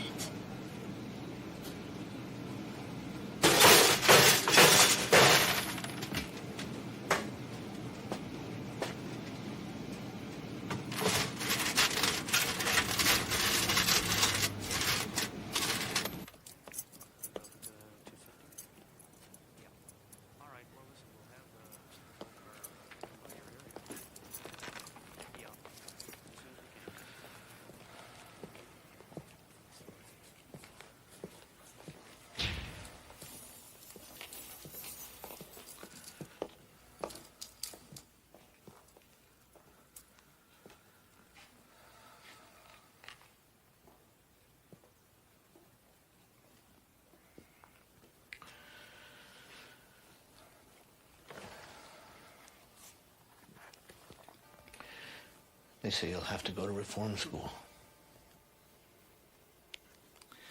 And that when you get out,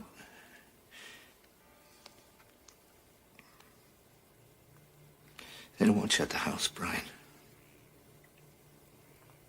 You'll have to go somewhere else to live.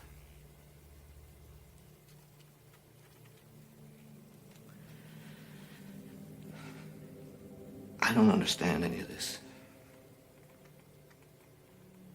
What was going through your minds? I mean, I wouldn't have...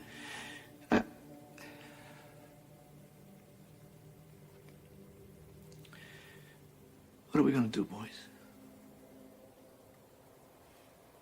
We're gonna play hockey, Dad.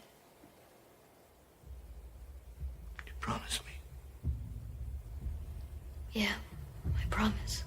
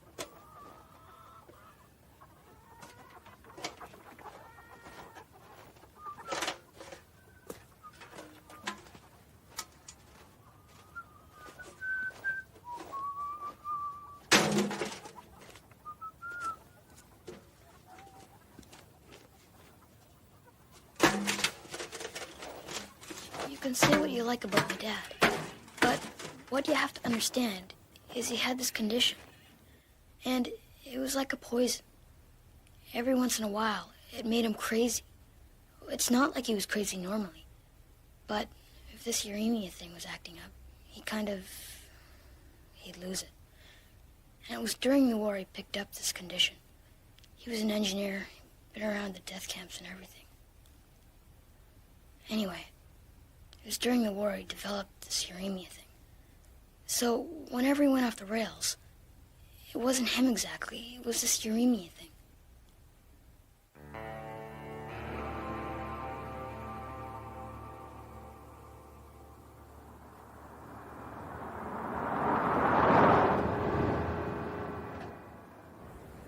Holy cow. What is that place up there? Regina. Where are you headed? Regina? Well, that's the place.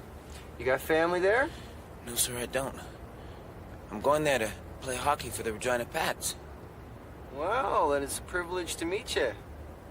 Hope we see you in the NHL someday. Oh, you can count on that, sir. Hey, I could give you an autograph right now and save you the trouble of tracking me down later. Hey, just out of curiosity, how many people live in Regina? Oh, about 110, 120,000. All in one place.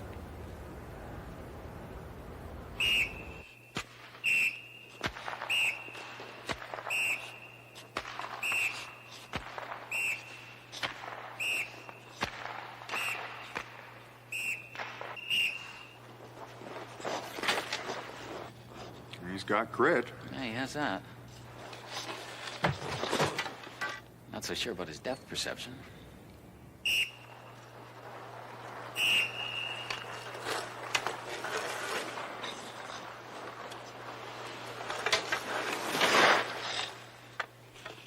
Hey, guys. We gotta stop here. We gotta stop and marvel at the one and only Mr. Perfect Deltoid Spencer. No kidding, Big Bri. You got us all trembling. Bugger off, Paulus. Oh, bugger. What a revealing choice of words. Which way to the beach, young swain?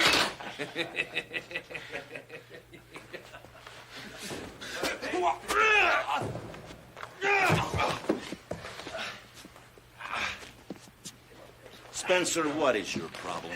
My problem? You're right, Greg. Spencer, if you got a brain inside that skull of yours, why don't you do us all a favor and use it? Sir, he was accusing me He of... calls you a couple of names and you jump the guy? I swear to God, in all the years I've been in this game, I have never run across a dumber hockey player than you, Spencer.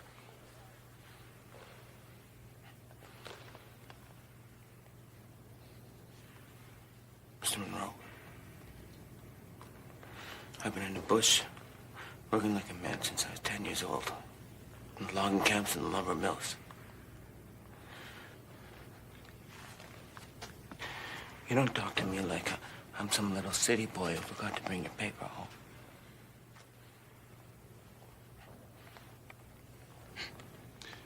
Well, I got news for you. Bushman, you're off the team. Effective immediately. Clean out your locker.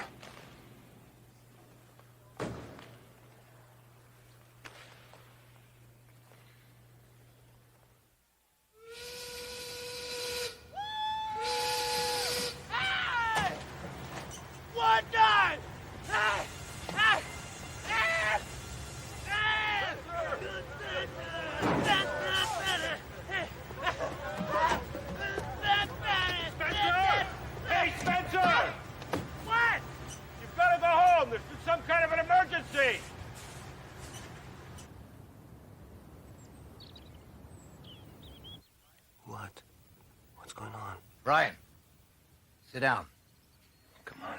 What is this? I said sit down.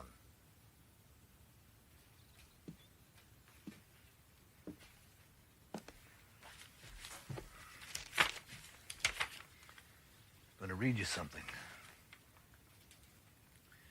Dear Brian,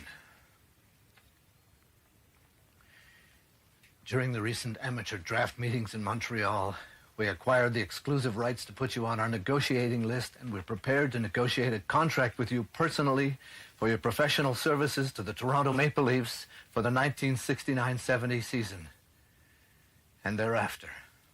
You're going to be in the National Hockey League, Brian. That's the top of the mountain, buddy. You made it to the top of the mountain.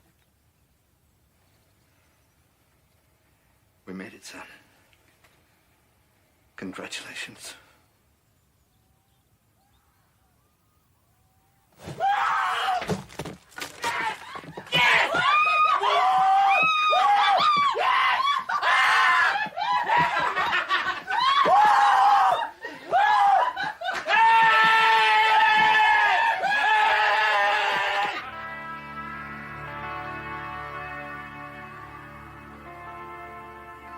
Hope all your blades are sharp, your legs are hungry, you're feeling mean. There's a lot of you here, and nobody's job is secure. Skip the intros, John. Let's skate. For those of you that haven't met him, our team captain, Mr. Davy Keon. That sounds like a good idea.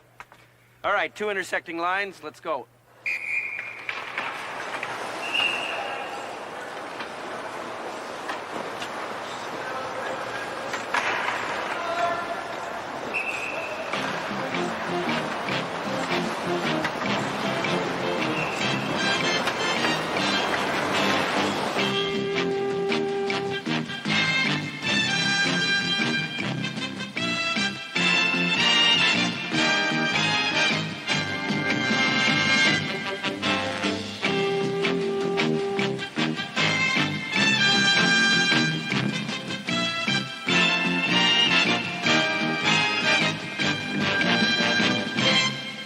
Hockey Night in Canada.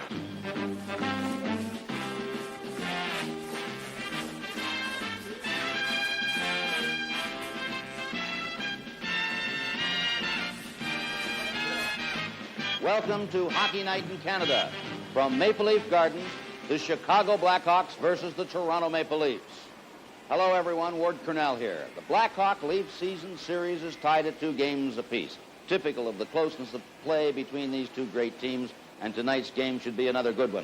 And Pappen brings it out, going down with Bobby Hull, one man back, and the puck was behind as Sache got back very quickly.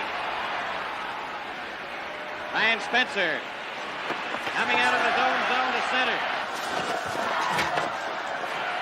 It goes to the board, Korab and Spencer. Coming over here to Spencer. Spencer takes the line, trying to get his shot away. Spencer had him covered. Took him to the board, wrapped it back for Spencer. He and Magnuson bumped together. Try them, get killed up, kill you. Magnuson's dirty as said. Don't be afraid of him. Dennis Hull on the left wing, and number 20 is Cliff Coral. Up the center ice for Magnuson. Magnuson then objected to being hit by Spencer.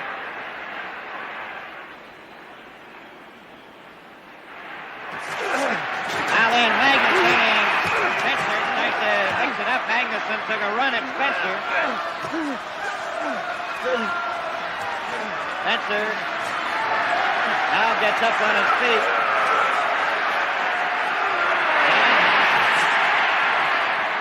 Josh Magnuson play again. Now it comes to the swinging end of it.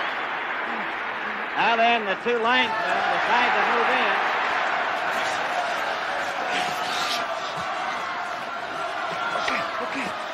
Magnuson still wants some more action.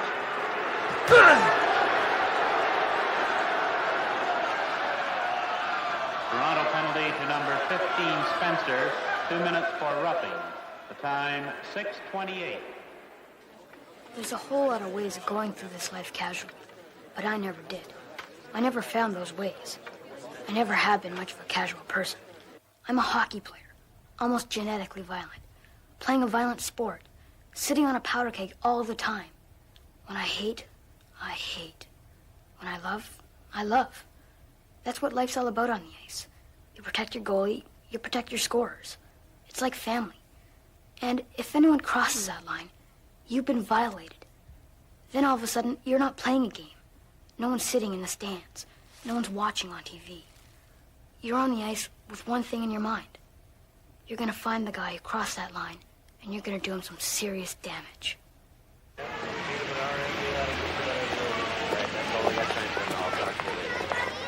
All right, everybody, let's go.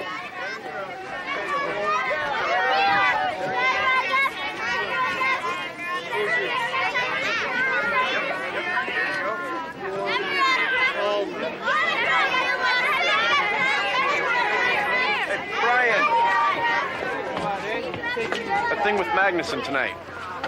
That was good work. Thank you, sir.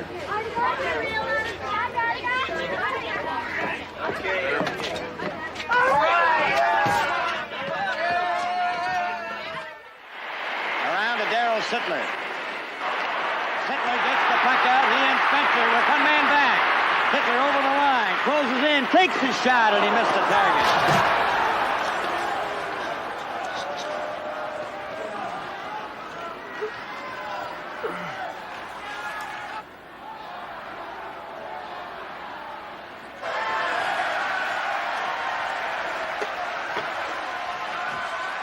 Give me some salts. Come on, talk to me. Does it feel bad?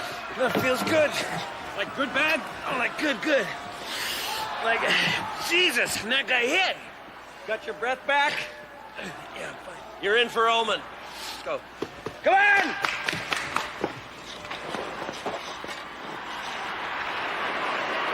And Spencer trying to come out in front. Still has it. Fights for it along the boards. Right in front to Sittler. Here's Spencer. Right in the goal. Score! NHL goal. Brian Spencer gets his first NHL goal, and Glennie picks the puck up for him. Well, you certainly have to give this...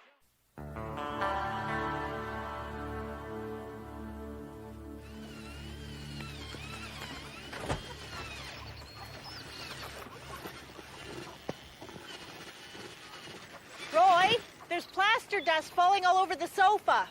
You tend to get that when you drill a hole in the roof, Irene. You tend to get dust. Do you have to do it now? I want clear reception for the game tonight. This thing guarantees perfect reception. Now, go on, get back in the house, Irene.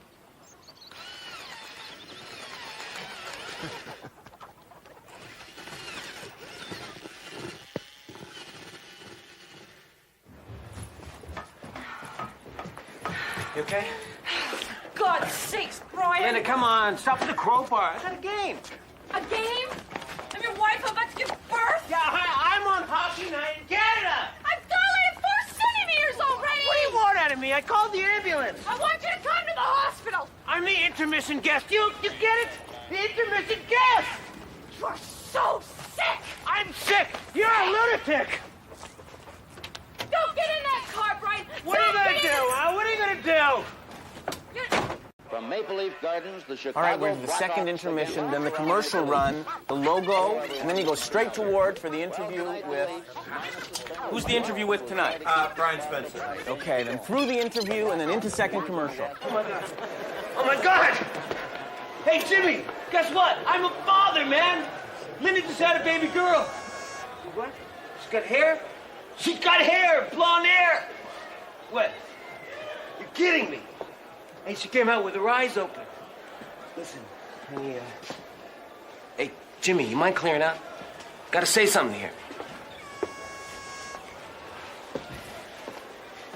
Listen, Linda.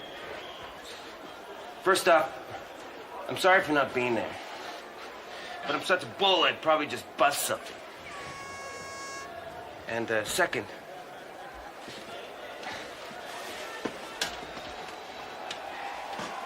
I think you're amazing. I know I don't tell you that enough. Probably because I'm primal or something. But, I love you. Okay? Fax check, camera one. Just a little out of focus. Yeah, Mom. Yeah. No, 9 pounds. It's like a beanbag chair or something. Yeah, she's fine. But listen. You know I'm on tonight.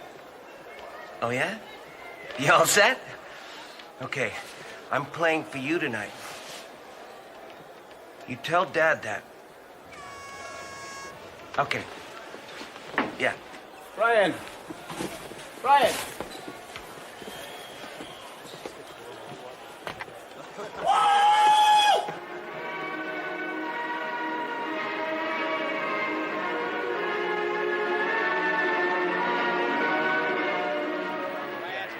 Trying to center it.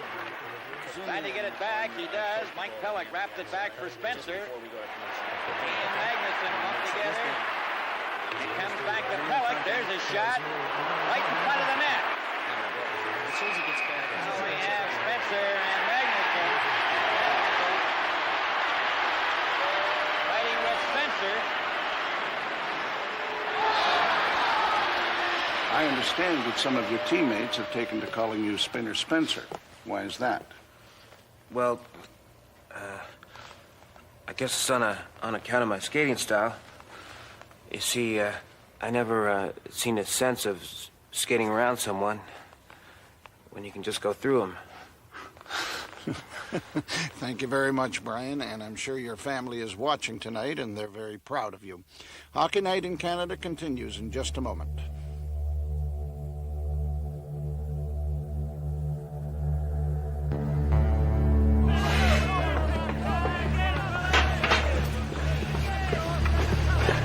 Mr. Spencer. Yes. Can we talk to you for a second? Yeah, sure. What about it? I'm very sorry, but it would seem that your father has been in an accident.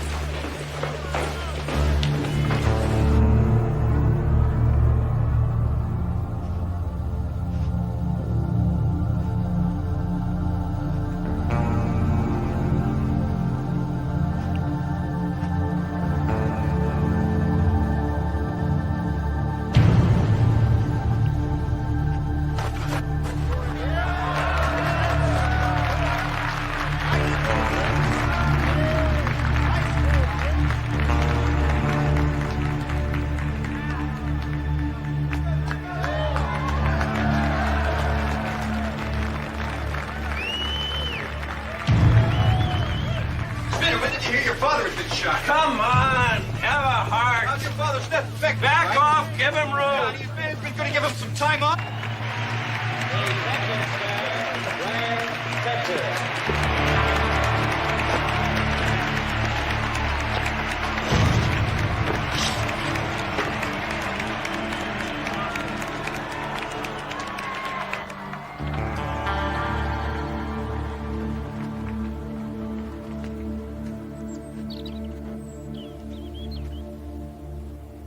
Father, Roy Edward Spencer,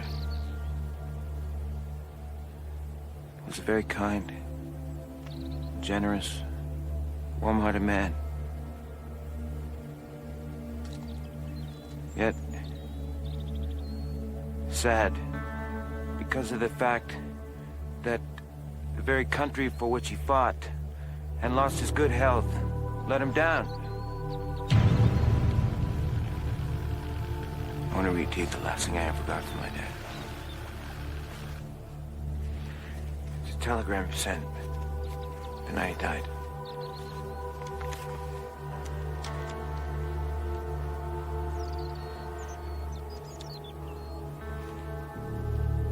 Give him hell, son. We are mighty proud.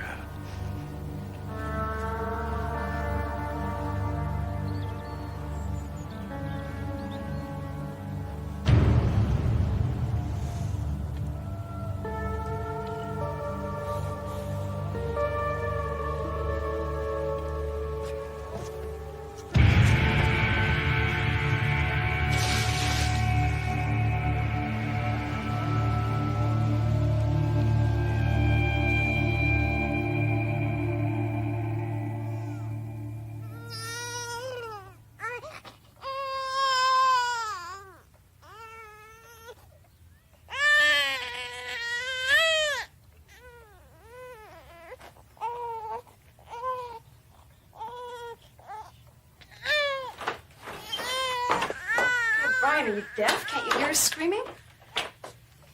Yeah, I can hear. What am I supposed to do? I don't know what to do. We should go. Okay.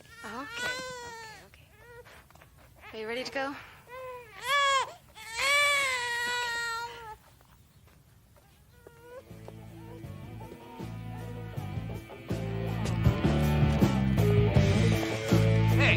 Turn down the radio! What is with this jerk? Brian, please. No, don't! Let's just see what this guy's gonna do. Brian. I don't believe this! Hey, moron! Turn down the radio! He's scaring my baby!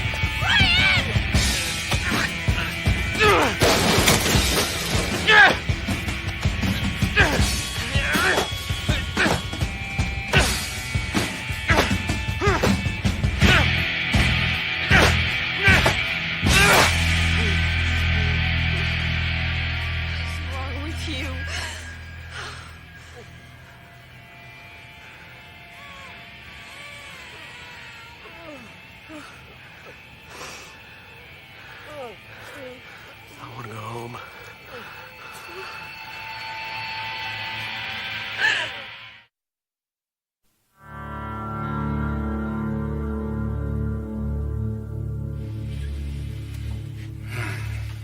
Did you like it? It was delicious. Do you want anything else? Snooze.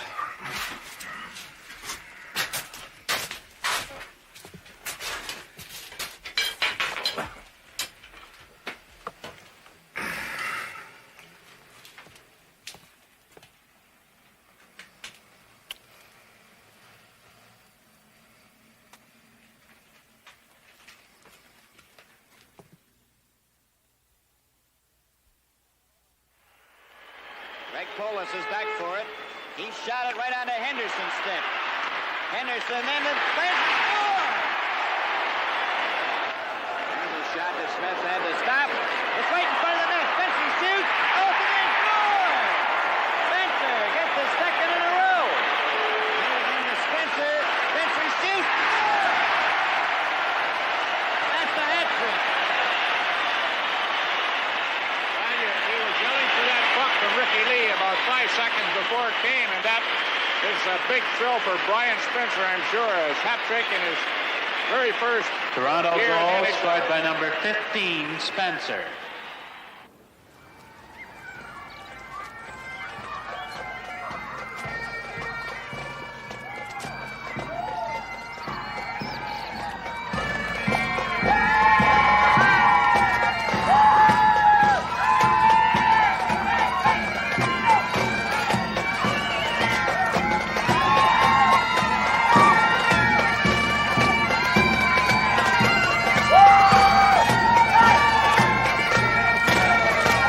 proclaim you the honorary mayor of Fort St. James.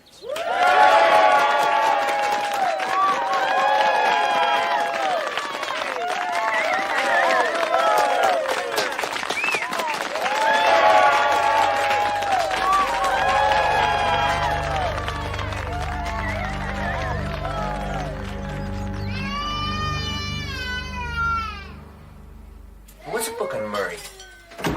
Never changes. He's like the same person he was 7 years ago. He just gets weirder. Is anybody hungry? Jeez, Mom, we just ate. Oh, Brian, can we talk? Yeah. You can go to hockey school or Timbuktu for all I care. The fact is, you're leaving me here with your mother. So you don't like my mother? I love your mother. That's not the point. Well, what is the point? The point is, you're going away for 3 weeks and you're only giving me $50. Oh. This is all about money. What's the problem? $50 is a lot of money.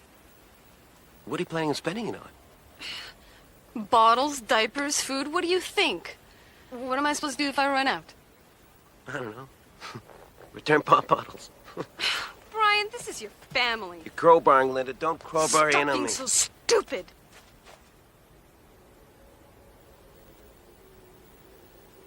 What do you call me? Stupid. You were being stupid. Don't call me stupid, Linda. What do you want me to call it when you're being stupid?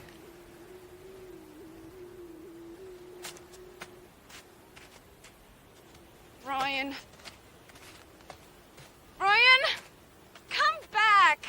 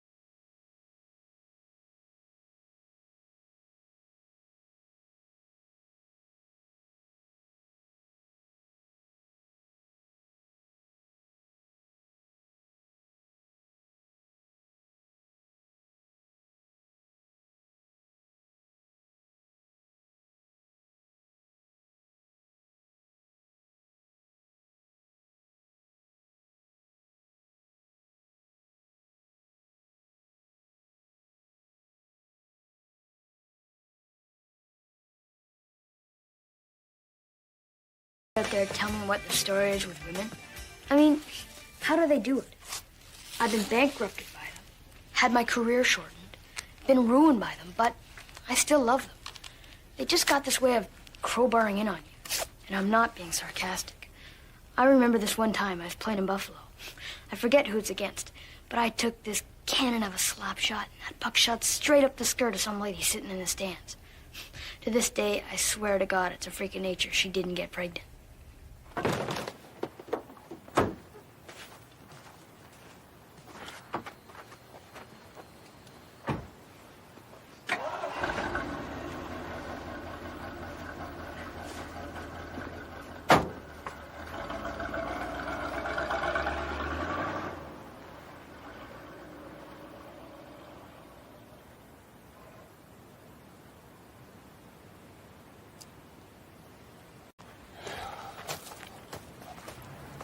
I'm thinking I might pack it in.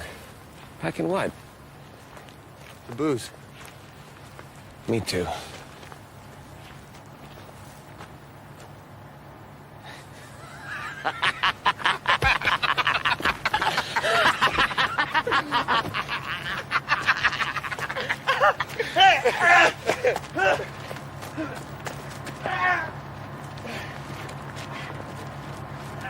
I am Brian friggin' Spencer! I am the brother of Brian friggin' Spencer! I play left wing for the Toronto Maple Leafs! I am the brother of the man who plays left wing for the Toronto Maple Leafs! Woo! Hey!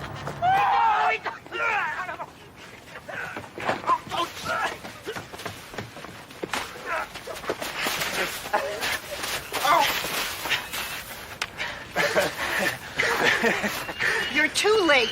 Too late for what? Too late for what, Mom? What do you say? She's left you, Brian.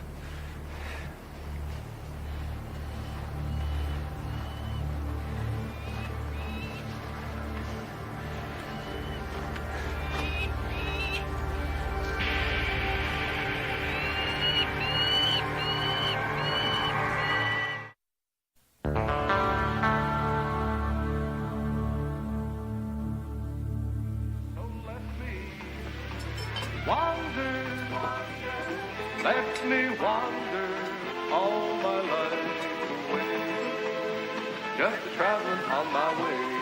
Good night, everybody. Hello, Bill. Good night, Tommy. The Tommy Hunter Show. Here, Ivy, look at this. Coming up later on CBC, Hockey Night in Canada. Most of the country will see the game between the Toronto Maple Leafs and the Chicago Blackhawks, while viewers in British Columbia will see the California Seals against the Vancouver Canucks.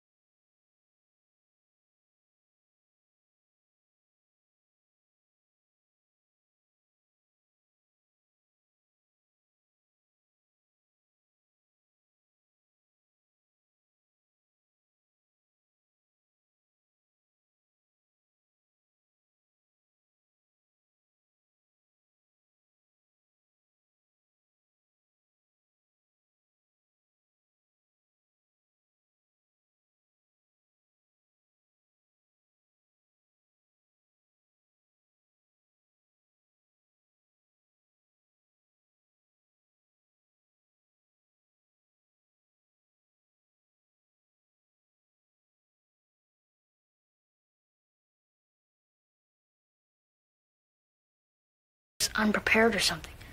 I never saw a television set until I was 16. I didn't eat Chinese food until I was 20. And the first NHL game I ever really saw was the one I played in. I've always been from somewhere else. Out of culture. Okay, you ready? Yeah, sure. And don't be casual about this, Ricky. I've been working on this baby for over a year now. I sunk 40 grand into it. You're the first person I'm showing it to. Hey, I'm honored, okay? So show me. Brace yourself. My mobile command center! Oh, my God. Took a Dodge van. I welded it onto a 3.5 ton for a total of 16 tons. Top speed, 61 miles an hour. Now look in here. Look in here. You see that? Wow. That's a DC-3 cockpit in there.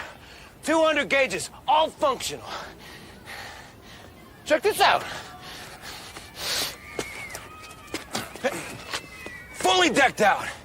Fridge, waterbed, wet bar, but there's more. 3 TV systems, a 2-way radio. You see that? What? You see it? What? See that machine gun? Machine gun? That's a .20 caliber, demilitarized. And I converted it into a video intercom system for surveillance. Oh, man. I got everything in here a guy could want, Ricky. You look underneath this baby. See the drivetrain? You see power. you see me. Man, oh man. Has it, got a name? The Hulk. You know, Brian Spencer's probably on his way to the rink right now for the game tonight. Let's hope he gets in there to win one for us. And you know what? I know one of Brian's favorite songs by the Bellamy Brothers. So for Spinner Spencer heading to the rink, here's to you, bud. There's a reason for the sunshine sky, and there's a reason why I'm feeling so high. Must be the season when that love light shines. Into the corner to Peterman. There, right foot. Spencer. Oh, boy. That is 12-6. Spencer throws the green. Where your love can hide and then go stealing through the moon. Did you win? Yep. Terry Harper hit me so hard, he rearranged all my teeth. He's a chippy little bastard. He keeps it up. One of these days, I'll get 2 minutes for manslaughter. How's the kid? He's an angel. Brian, are you just gonna leave your clothes on the floor like that? Janet, try to think practical. You do it this way. You get up in the morning. Everything's laid out in front of you, and just put them back on the way you drop them. I know what you're thinking. Yeah, you do, huh? You're thinking of getting up before I do and picking everything up. I know. Oh, is that what you think I'm thinking? Brian?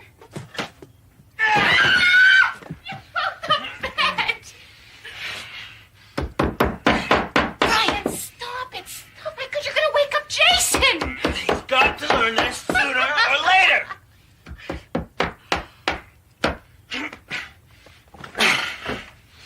Good night, Janet.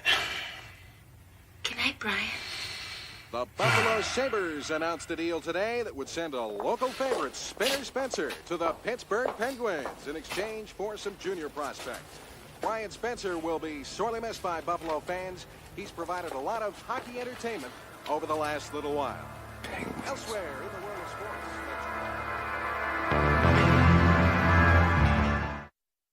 Vancouver shorthanded with 45 seconds left. Another big addition to the Canucks. Clearing it to Kurtenbach, sending it into the corner. Vancouver, everybody out. Knocked it to the other side. Wilson after it again. Shoots it, Smith down, and the big fellow alertly comes up with it.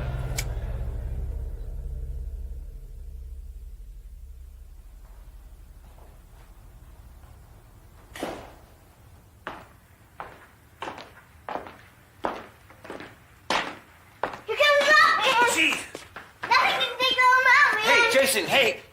Hey! Not tonight, okay? Settle down.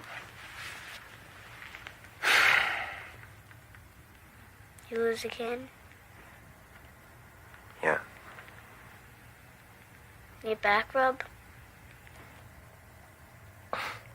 No. Where's your mom? She went out. She didn't leave a note or anything?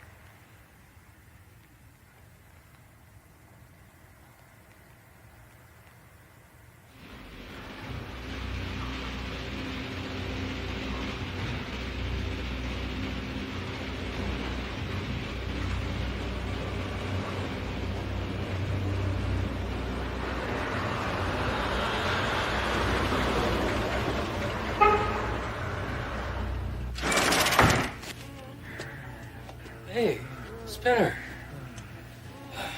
Come on in, sit down, have a seat. I'm glad you dropped by, actually. I was thinking in the last little while that we should get together, you know, have a night. So, how's your lovely wife? Janet, isn't it? How much do these boxes cost you? 100 grand? $1 Something like that. So that'd kind of make you like Rockefeller or Pittsburgh. Well, not exactly, Brian.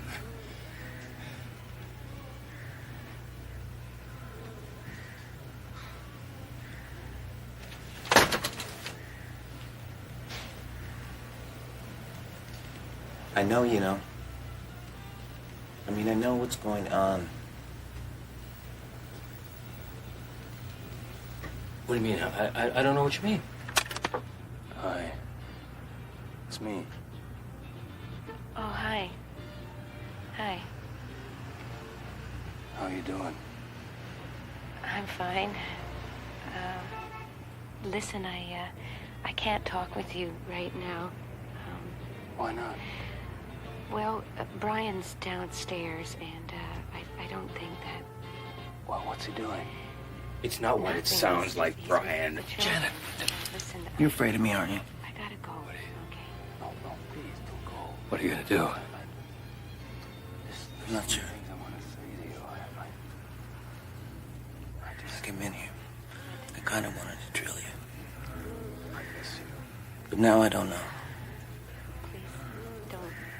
Now that I'm here, I think maybe it's just enough.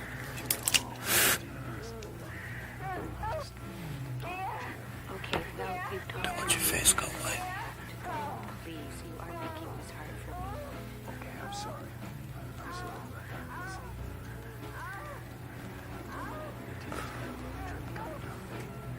You just don't get it, do you? I wouldn't have an affair on you, Brian. And you want to know why? Because it would only make you feel virtuous, and I am not going to give you that. But I'll make you a promise, okay? If I ever do have an affair on you, you'll be the first to find out because I'll leave you before it starts. Are you walking out of me, Janet? Oh, don't be so stupid. Calling me stupid? You got a different word for it. Don't! You realize I could kill you right now? Don't you realize I could kill you right now, Janet? Listen now, Brian. You gonna hit me? Don't push me! Well, come on, hit me. Come on, hit me. Hit me, Brian. Hit me.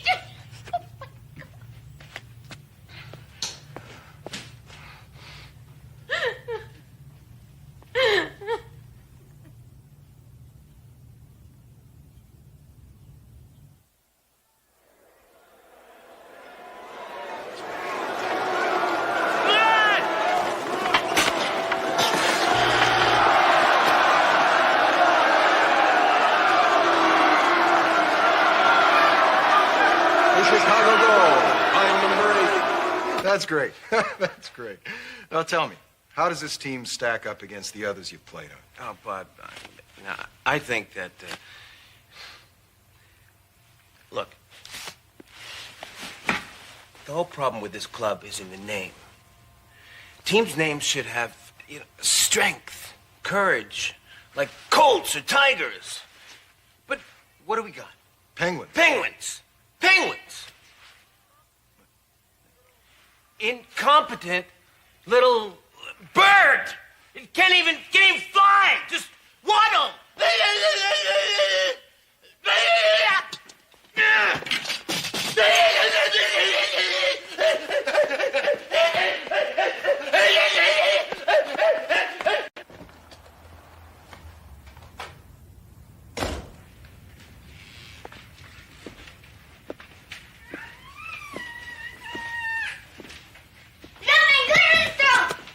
Jason, cut it out, okay? Can you take Jared out into the living room? Gotta talk with Mom. Dad! Don't argue with me. Here you go.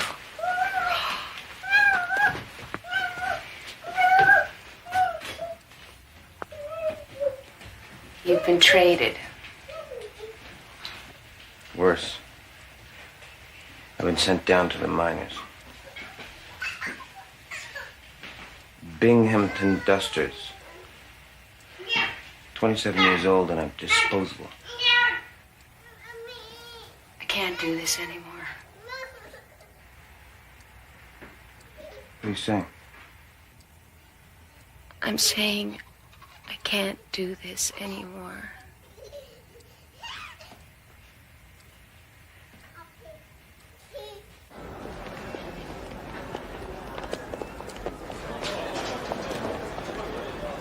Starting now.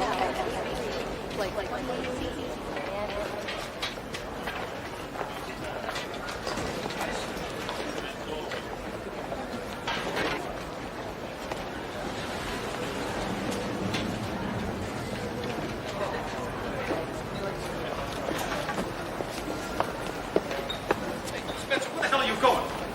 You walking out? You walk out of this team, you walk out of hockey for good. You know me? I read this thing. It's written by a professor at some university. It's called The Retirement of Professional Hockey Players, a process of change in career identity. Listen to this. If a player is limited in his knowledge of the outside world, and if a strong hockey identification is carried to the extreme, a player's perception of his own success and failure as a person may become one and the same with the course and outcome of his hockey career. This has ominous overtones, particularly for those who are not successful. Wild, huh?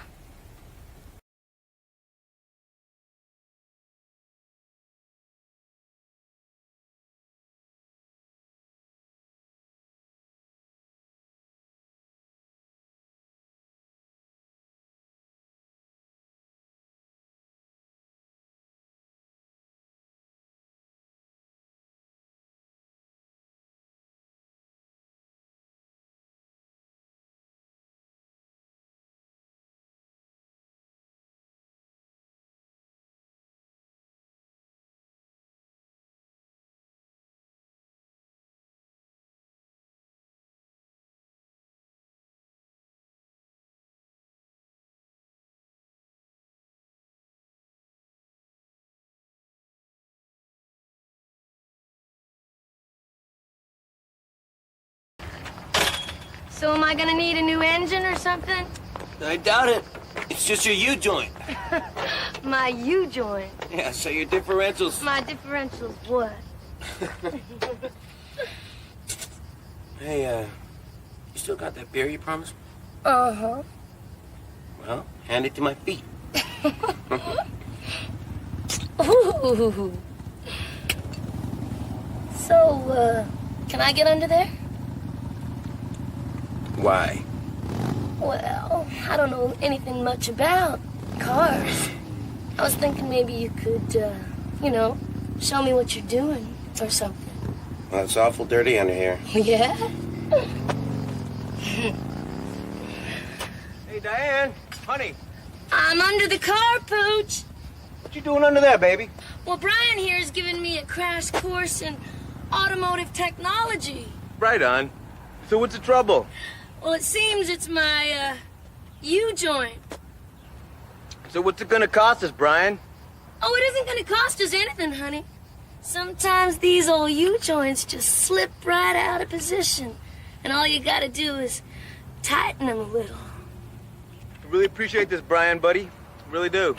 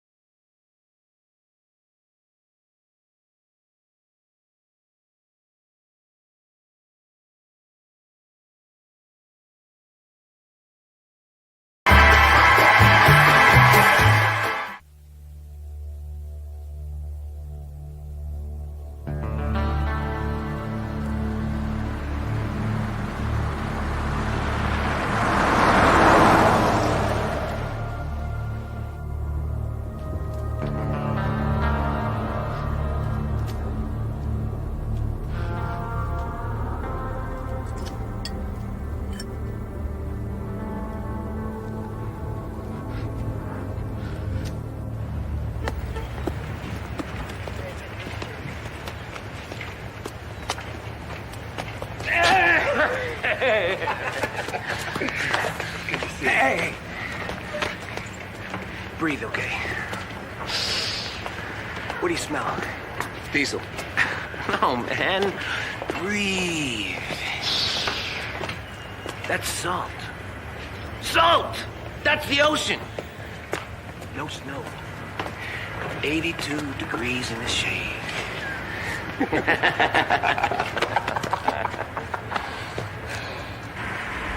So what's this woman like? Who? Diane? No, Marie Osmond.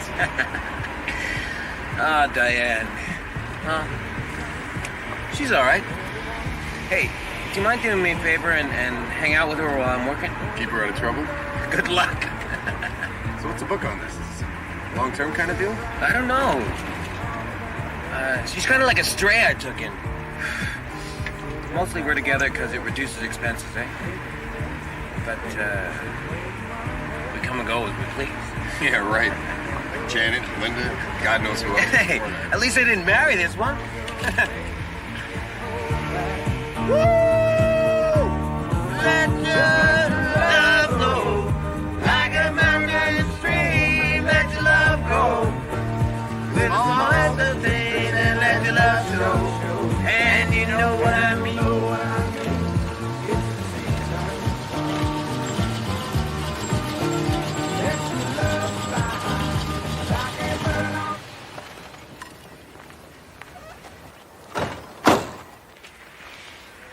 Well, what do you think? Looks like Fort St. James. Hey, Diane! Come see what the spin dragged home!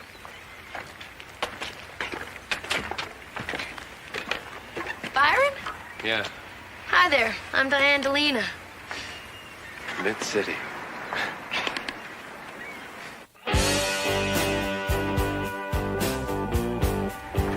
So, what is it y'all do up there in Canada? Oh, you know, this and that. Logging, mostly. Were you a hockey player, too? No. I'm the useless one in the equation.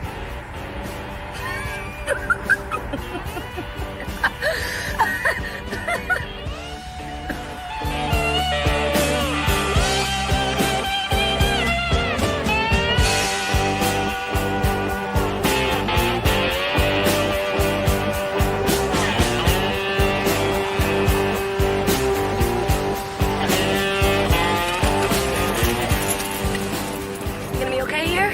Sure. Shouldn't be too long. I don't know, maybe half hour or so. No problem.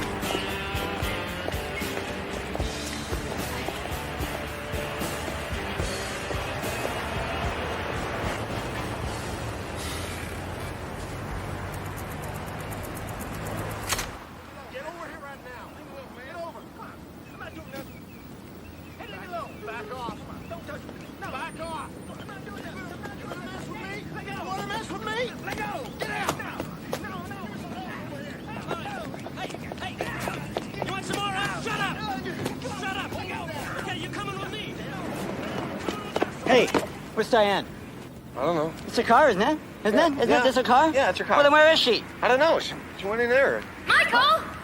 Get over here! Where the hell did you go? Who is this jerk? Where have you been? I don't know what you're talking to. Brian's brother. Oh, who's he, another hockey player? You've been jerking me I've around. not been jerking you around. You know, there are boundaries here, and my boundaries... There are no boundaries here, sweetheart. Don't you touch me. Diane! Diane! That was a pretty short meeting. Sometimes they're short. And sometimes they're long.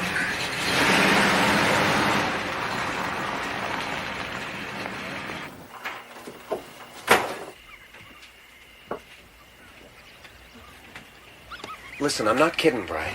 I got it all worked out. And I'm talking big money, not penny ante shit. Check this out. In 7 days, I felled, skidded, bucked, and loaded enough wood to make 25 grand. I used Roy Willick's loader, paid with accredited gravel. It cost $4 a unit, $50 a load. So at 30 loads, I owed Roy $1,500. Gravel comes to $2 a yard, so I owed Roy 750 yards of gravel. He might not need the gravel for a year or so. My only real expense was the trucking. At $5 a unit, 75 a load, and 30 loads, that's about $2,200. Plus $1,000 for fuel and miscellaneous. So for 7 days, after expenses, I made about $20,000. With 2 hands, we could double that easy. Hey, bud. What? Can we do this in the morning? Yeah, okay. Come on, I keep telling you. Whatever. Now, come on, just stop it. Get off. I keep telling you. The police have identified the body found yesterday on PGA I told you Boulevard. once, I told you as that 100 of times. Michael Dolfo, Just like a a wife, 32-year-old cooking and Florida real estate cleaning. salesman. Dolfo was found unconscious yesterday morning by Albert Bryn, a local Can't you trucker, get that straight? and was pronounced dead at the Palm Beach Gardens Community Hospital. Oh, shut up, Diane. Just shut up! Although the police are not releasing details at this time, it is known that Dolfo was shot twice at close range, and his almost naked body was left in a clearing by the side of the road. The police have no suspects at this time and are looking for information as to the movements of Mr. Dolfo on the evening of February 3rd.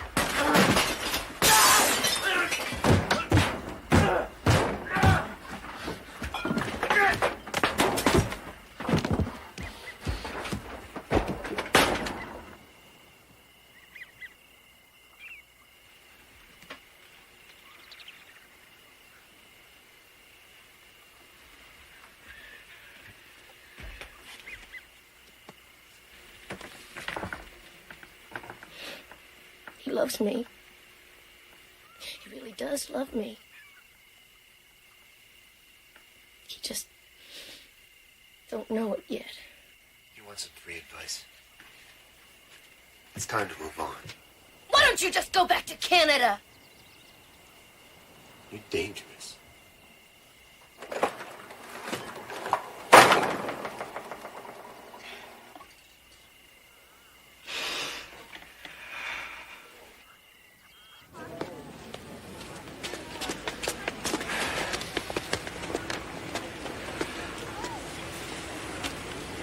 What's this?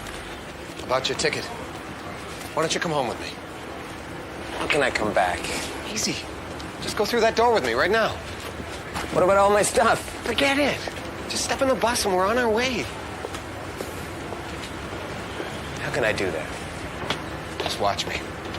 I'll show you.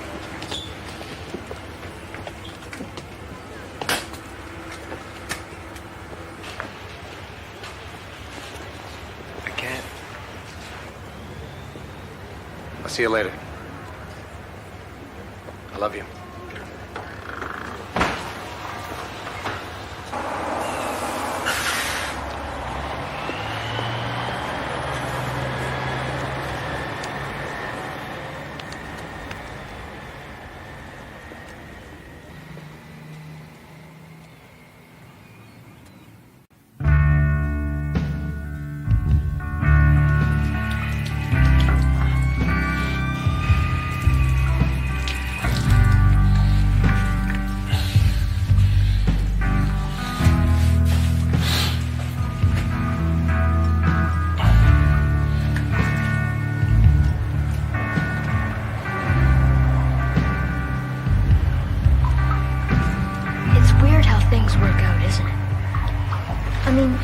Like I was sitting on this beach in Florida one time. I must have been, I don't know, 37, 38, somewhere in there. Anyway, this tire washed up on the beach. It was kind of bashed up, but it was a tire, an old radio. And I was kind of stunned. I was eating a hot dog at that time, and I remember just putting the hot dog down in the sand and looking at this tire. Where did it come from? It could have come from Hawaii, maybe. Or Siberia. And then it hit me like a ton of bricks. It could have come from Fort St. James, for all I know. It could have been a tire of one of my old cars. Taxi? Yes, sir. Hey, if you've got money for a cab, how about a few bucks for using my washroom as a hotel? Yeah. It's all under control, Earl.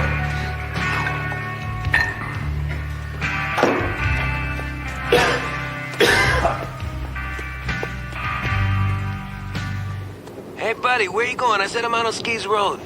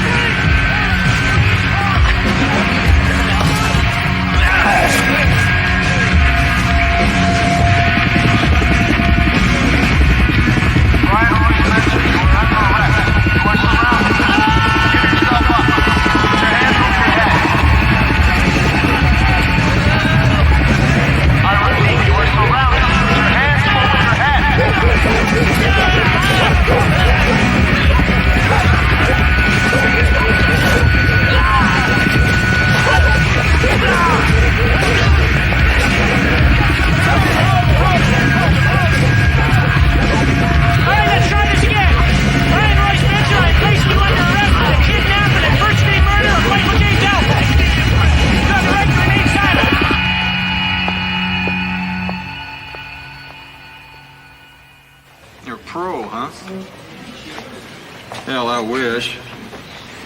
I put in 1 year in the minors. Baseball. But I got a rotator cuff thing, never went away. So, who all did you play for? Leafs, Islanders, Sabres, Pittsburgh. Wow. We got an altogether different kind of penalty down here in the Sunshine State. We call it Old Smoky.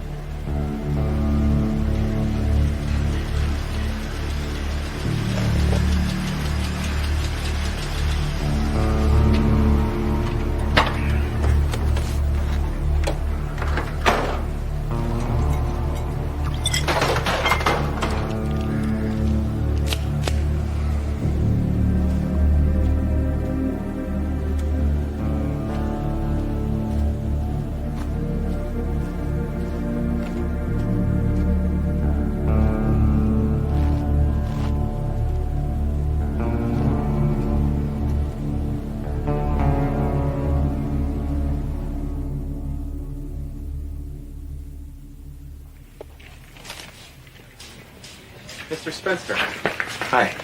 I'm Dick Green. I'm the Assistant Public Defender. Sir. This is Leon Wright. He's the Chief Assistant. Pleased to meet you, sir. Listen, why don't you pull up one of these beautiful chairs, courtesy of Palm Beach County Detention.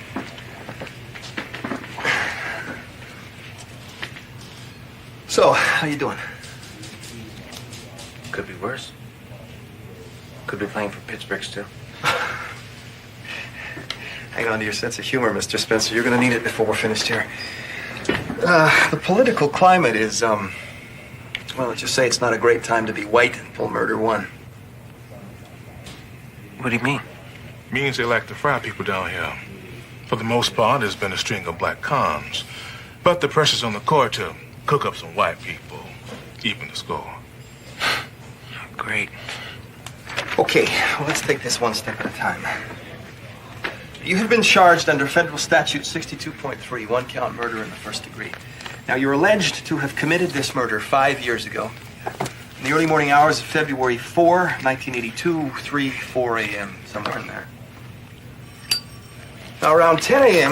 that morning, we've got Albert Bryn, or Brian.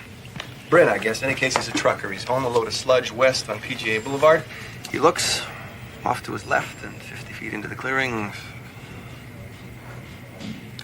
Forensics determined that the weapon of choice is likely a handgun, 25 caliber, fired at contact range.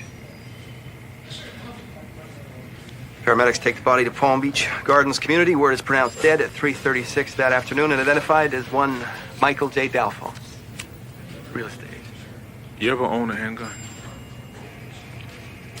Yes, sir. A 25? Oh, come on. That's a purse gun. I had a 22 when I was a kid, but I would own one now. Did you know this Dalfo character? No. Prosecution says that you did.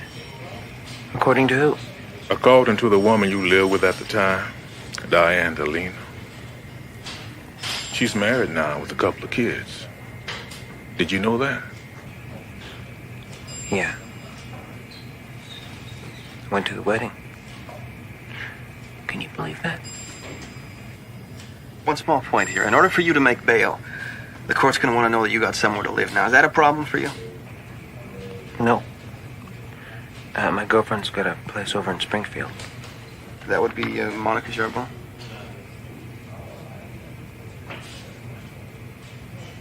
So, ice hockey in Florida, huh? Sure, why not? It's a fast, exciting sport. Well, no, I'm not cynical or anything. I just think that people who've been raised on football and basketball and baseball probably are going to find a hard time getting into the sport that's played on ice. I know there's a lot of Canadians that'll be thinking of home, and they'll be happy to see it. Is that what your major audience is probably going to be? Not at all. I think that... I went round the trailer the other day, and some kids or something have got at it. It's been torn to pieces. So how are you planning to market the game so you can get people off the beach Yeah, and into the rinks? that too. I think the moment anyone It's wrecked. their first hockey game, it's addictive. All right, let's open up our phone lines now and get some of our listeners out to ask some questions about games they may not be familiar with. There's no respect for anything. Waiting for the first call. Tell me, you've had some complaints about violence in the game. How is this dealt with? It was like... It is a hard hitting game. It's going to be wild. It's 5 years of being there.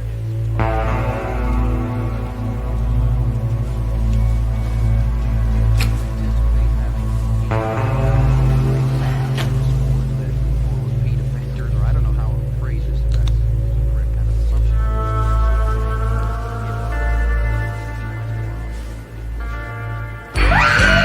Yeah, good skin. Nice, nice. Spin out, man. Let's see your butt. Woo!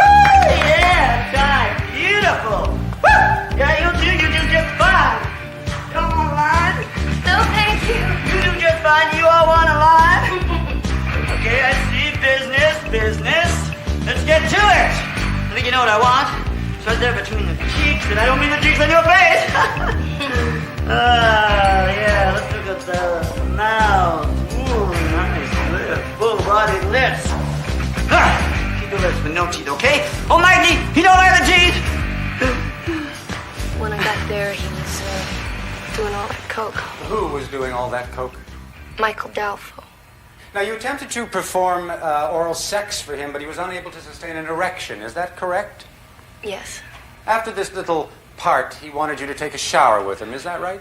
Yes. But you refused. Yes. Why is that? Well, I wasn't dirty. Order, please. Order. And now, Diane, will you please tell the court what happened after you and Brian picked up Delpho and drove to PGA Boulevard? Well, they got into a fight and were yelling at each other, and I got scared, so I ran. Before you ran, do you recall anything being said? Yeah. Michael Dalfo said something like, if you hurt me or touch me, I'll call my lawyer. Anyway, Brian told me to take off, and I ran along the shoulder of the road, and after a couple of minutes, he drove up alongside me, and I got in the car. And did Mr. Spencer say anything at that time? Yes, he said he can't call his lawyer now. Your witness?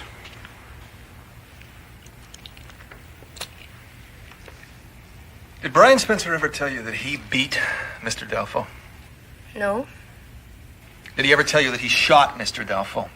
Well, Brian never told me any details because he thought I wasn't strong enough to withstand. Yes or no, did Brian Spencer ever tell you that he shot Michael Dalfo? No. I have no further questions.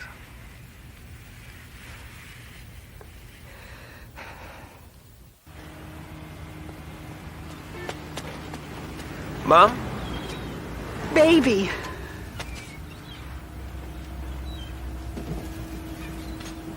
How much did I miss? Not much. Has the Scuzz bucket been on the stand yet? Byron! Where's your teeth? You don't have any teeth! Don't talk to me about my teeth. I'm in this friggin' airport in Winnipeg, and an old dope conviction pops up on the computers, and they say I can't come down here. And I haven't got that damn witness subpoena thing on me. My teeth are in my bathroom out in Maple Bay, and everybody's on the phone to everybody. So I decided to chuck the whole thing and fly back. I'm in the air going to Vancouver. The subpoena's in the air headed to Chicago, and my teeth are in the air headed for Palm Beach.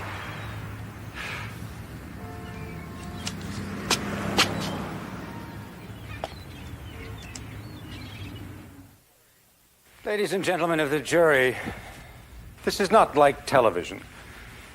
Things do not get wrapped up in an hour.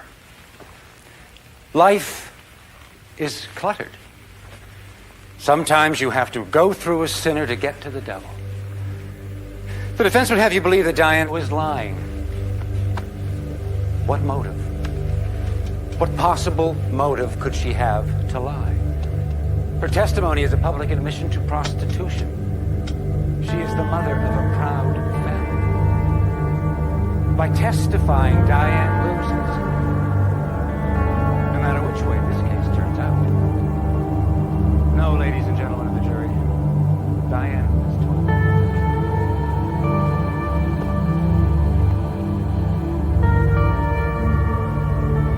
Amazing. Simply amazing. Why would Brian Spencer murder Michael Delfo? Not one witness in the state connected Brian Spencer to the scene. Only Diane. There was nothing linking Brian Spencer to this crime, except Diane. Ladies and gentlemen, Brian Spencer's life is on the line here. What will cry out plain and simple is that the state has not proved its case. Brian Spencer is not guilty. Ladies and gentlemen of the jury, have you reached a decision? We have, Your Honor. Bailiff, would you read the charges, please? On the felony charge of kidnapping, how do you find the defendant? Not guilty. On the charge of murder in the first degree, how do you find the defendant? Not guilty.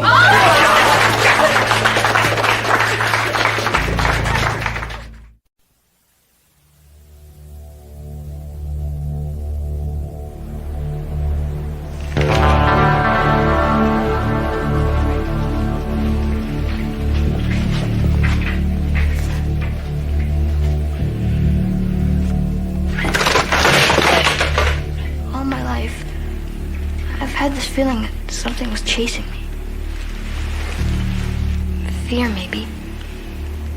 Like I was on a roller coaster, and it was right behind me, and it finally caught up with me. All that time, I had my dad running through my brain. You know? Like he was a train, running straight toward me. Like we were both on the same track, but neither of us could stop.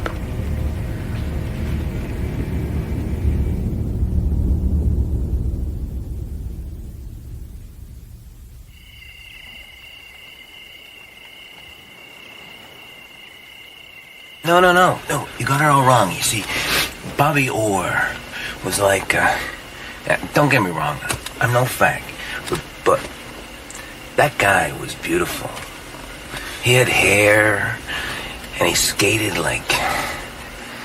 I remember this one time we were playing the Bruins, and I really decked him in this game. And the next morning, both teams were in the same hotel, and he was walking through the lobby, and he saw me, and he put up his thumb, like this. And he says, "Hey, Spinner, you hurt." No. Yeah.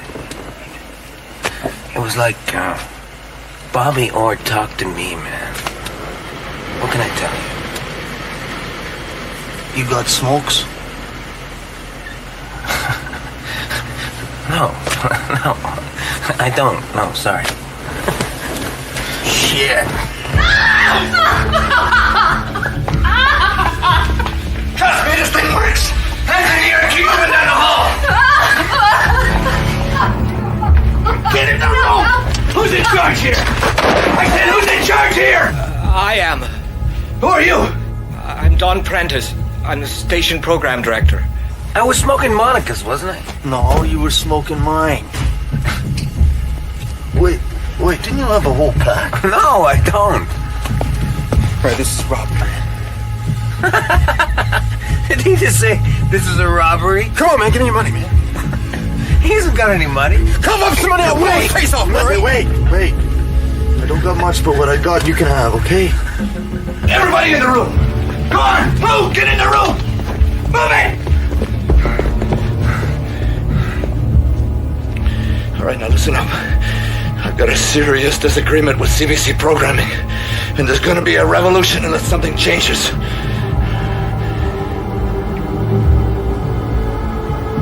Come on, man, don't give me a whole thing, all right? Just give me some money.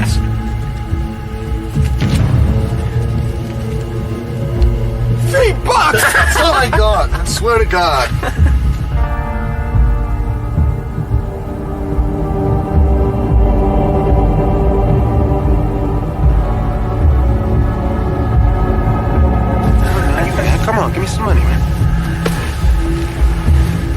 do you weigh anyway? I said give me some money! You afraid of me, buddy? That's a guarantee, Mr. Prentice. Absolutely. We'll air your son's game. Thank you, sir. You're a good man. My apologies to everyone. It's just sometimes I get... I'm sorry.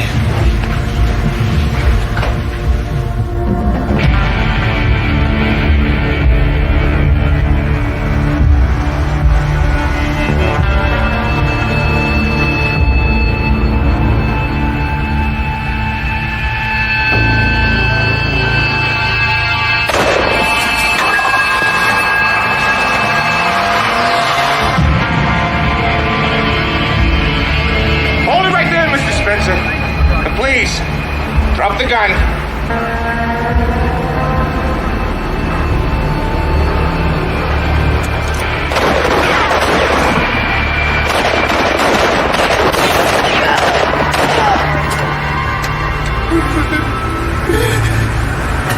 You all right?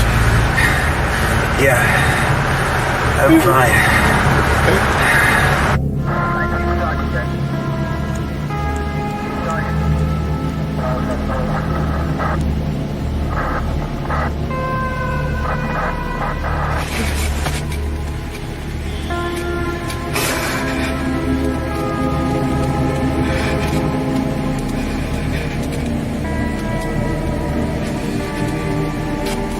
If I miss anything, I miss training camp. Most of the guys hated it, but me, I loved it. It was like spring cleaning or something. Everything was clean. You'd look down the season schedule and say, there's my life.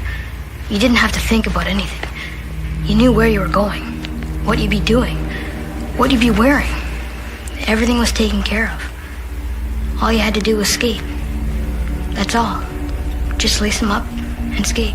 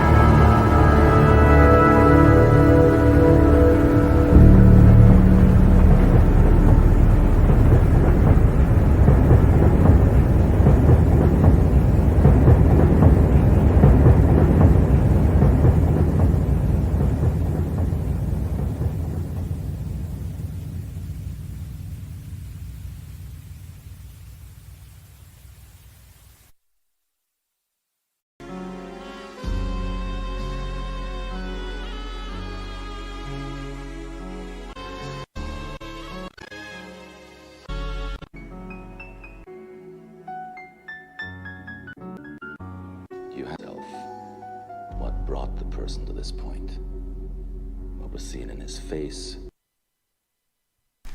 Muy bien, muy bien. ¿Cuántos estuvieron ayer a la noche?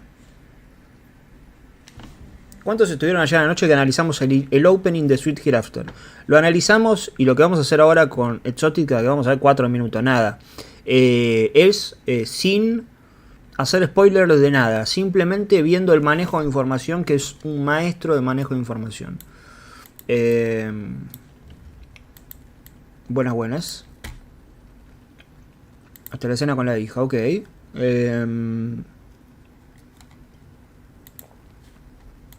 de anoche estuvo sensacional. Búsquenlo en YouTube, que lo subí ya.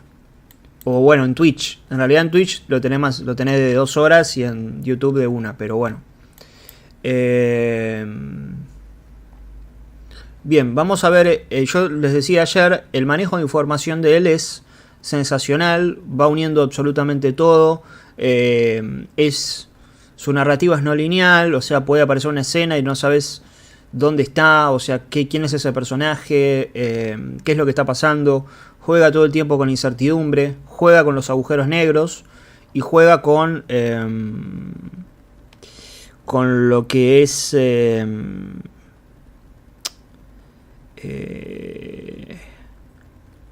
tiempo, también con el tiempo. O sea, lo que ves después de algo que acabas de ver puede estar sucediendo en otro lugar al mismo tiempo o pasó hace 2 meses. O sea, no lo sabes. Lo vas a ir sabiendo, ¿no? Pero en el momento no lo sabes.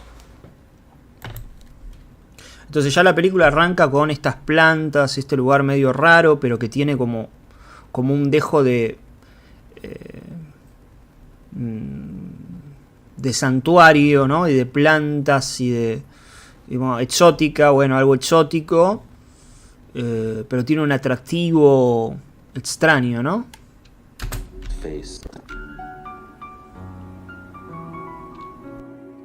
You have to ask yourself what brought the person to this point. Y lo primero que escuchás es, tenés que preguntarte qué es lo que ha llevado a esta persona hasta ese extremo. Entonces vos decís, pero pará, ¿qué persona? Esto juega muy bien, que es... Uno se empieza a hacer preguntas todo el tiempo, ¿no? Y es, ¿qué persona? Una persona que todavía no vimos. ¿Hay una persona en este lugar? ¿Este traveling lo hizo una persona? Cuando se dice este extremo, ¿se refiere a que este lugar que estamos viendo es un extremo? ¿Es un lugar al que no hay que ir? ¿Es un lugar al que en realidad, al que si vas es porque ya pasaste por un montón de cosas? Uno empieza a hacerse todas esas preguntas. Esperen que me sirvo un poco de té.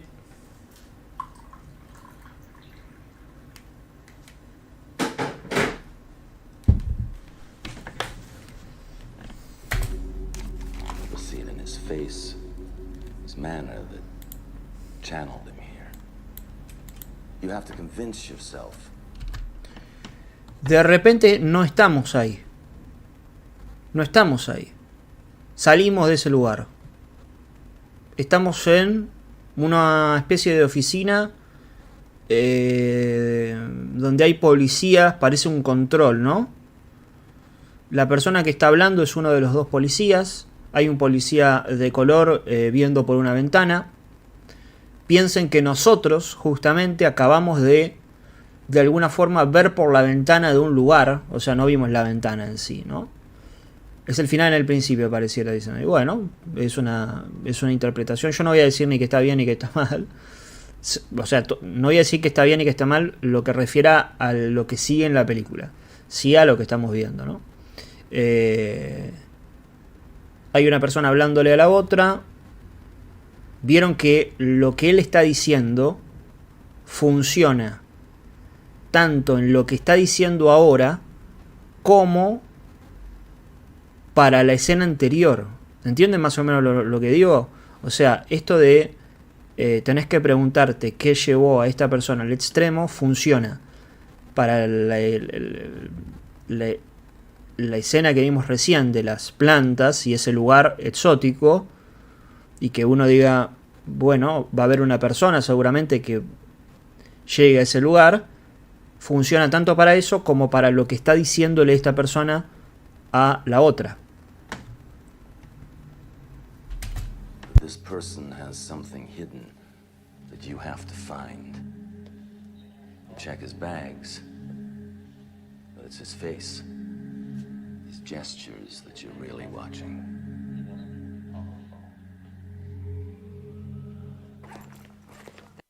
Entonces son controles.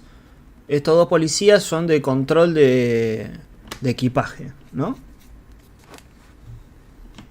Que están observando ahí desde las ventanas sin que los puedan ver.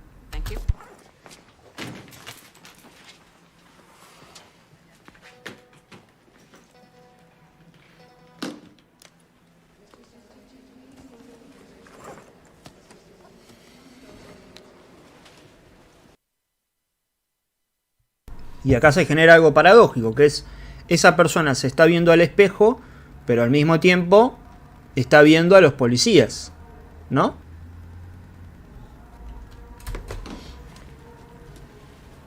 Y miren lo bien que va a unir esto Egoyan. He's staring straight at you. Look at him carefully. What do you see?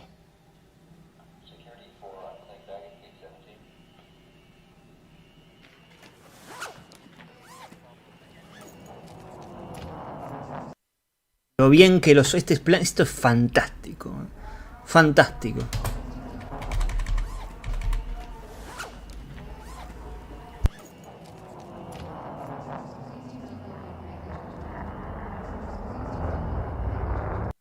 Y la música cambia, hay como una especie de ruido, se genera como algo de suspenso. Algo hay ahí, ¿no? Downtown. You want to split it? Sure.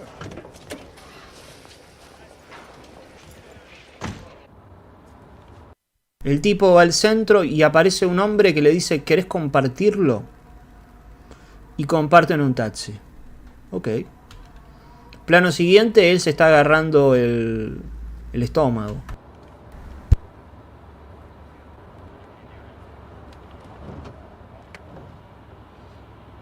What? Not tonight. Are you sure?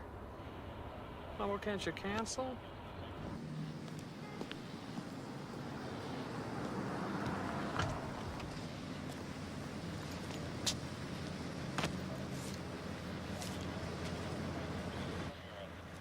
Oh, what are these?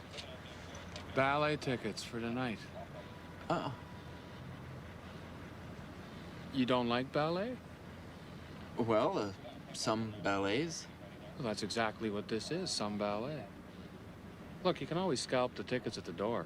Oh, you mean, take these in exchange for you paying your part of the fare? Well, what do you think? El tipo no puede ir, no quiere pagar el taxi, qué sé yo, le da los tickets del ballet a los que no puede ir, ¿no? Se está entendiendo todo acá, ¿no? Se está entendiendo todo, me están siguiendo.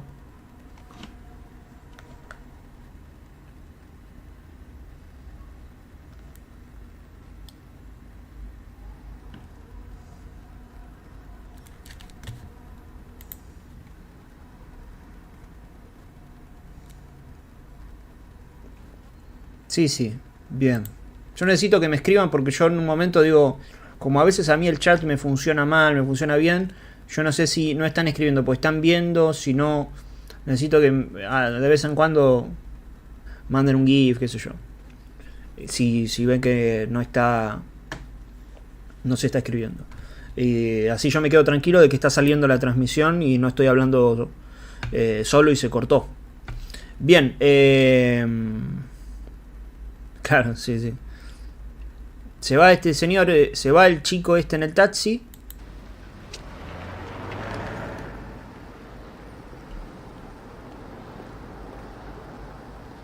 Se va al taxi y llega esta chica.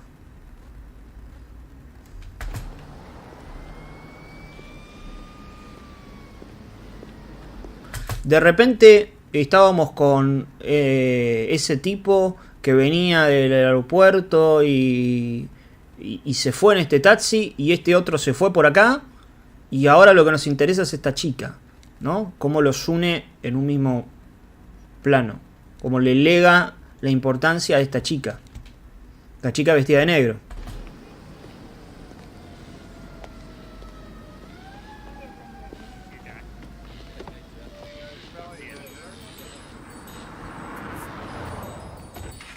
que como podemos ver ahora ingresa a una especie de striptease club, que se llama Exótica, con el logo acá, con la mujer acá, que está con todas plantas, ¿no? Porque es un poco la estética del lugar, valet parking, y está la planta, bueno, las fotos.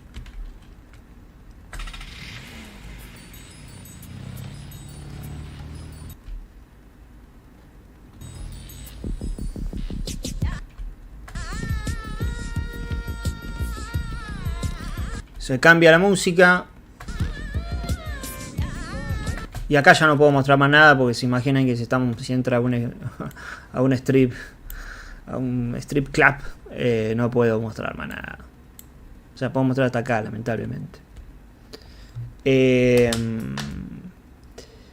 Pero lo que me interesaba mostrarles es el manejo de información tan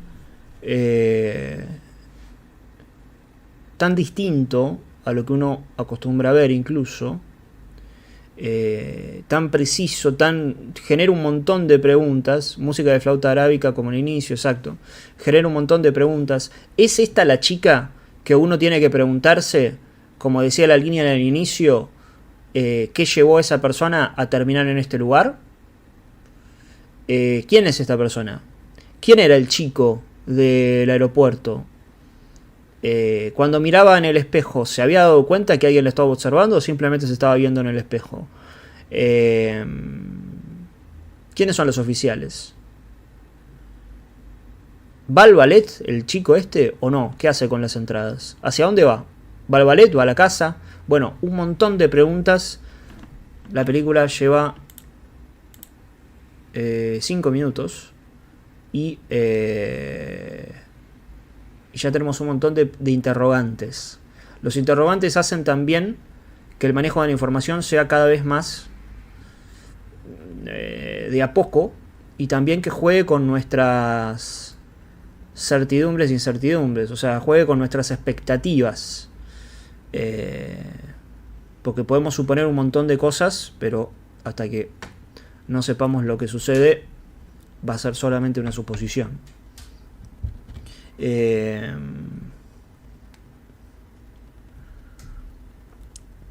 Incluso una pavada, ellos van al ballet, ¿no? No es una pavada, ¿no? Pero digo que es algo más chico.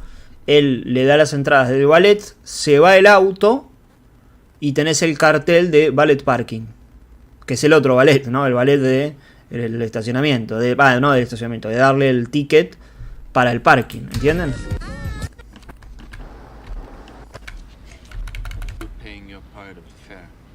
What do you think?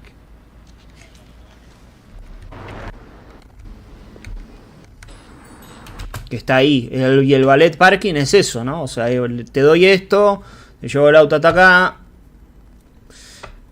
Bueno, eso lo va a tener siempre él, ¿Qué peli es? Exótica, de Atom Egoyan, 1994. Pero bueno, lamentablemente no puedo ni siquiera adelantar algo, porque está bueno que la vayan viendo y la vayan descubriendo a medida que la van viendo, ¿no? Me valga la redundancia.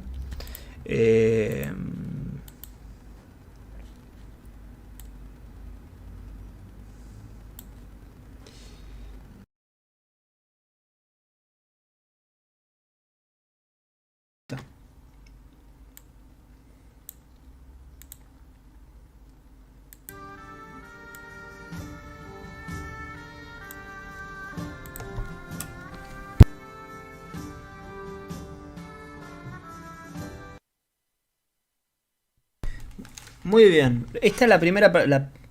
reitero, la primera escena de la película, que dura unos segundos, es una madre, un hijo y creo que un padre acostados en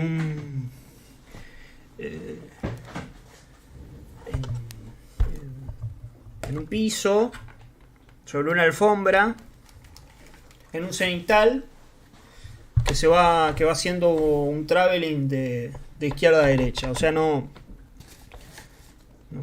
tiene nada que ver con esto, en teoría, ¿no? Aquí escuchamos una música que podría ser Armenia, que es el país del director. Y un hombre que lo conocemos a partir de su rostro, a partir del espejo retrovisor, que por lo que intuimos está metido en esos lugares de lavado, de car wash, ¿no? Y que la música es diegética porque él la está escuchando en el auto.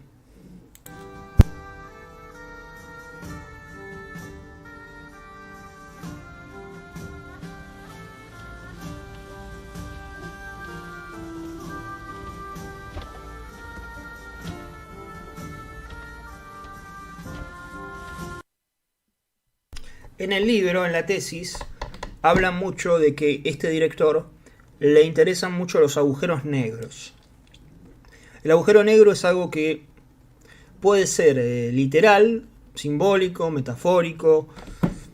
Es algo en la narración que está faltando. Algo donde los personajes se caen.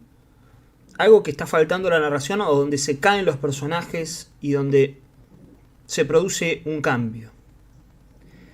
Esto que estamos viendo tiene un eco de un agujero negro, porque él está dentro de un lugar donde están lavando y todo se pone negro, y ahora va a aparecer algo bastante curioso, que es algo que incluso sucede en esa escena inicial, que pasa del negro a la luz al negro de vuelta.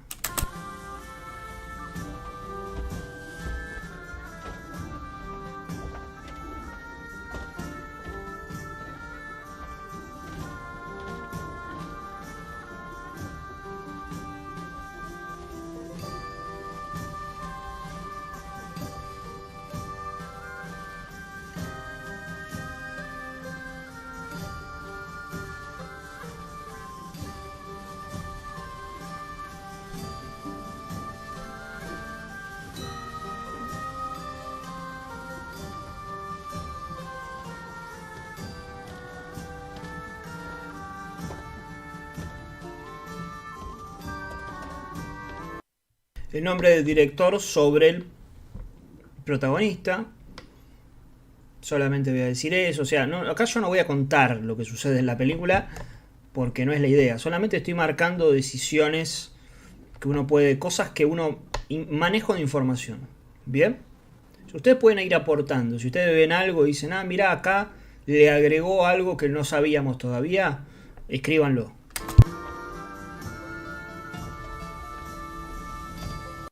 Se presenta esta luz que podría ser la luz del sol, podría ser la luz de otro auto que viene de frente, pero es una luz blanca, muy blanca, casi celestial, que viene después de la oscuridad, ¿no?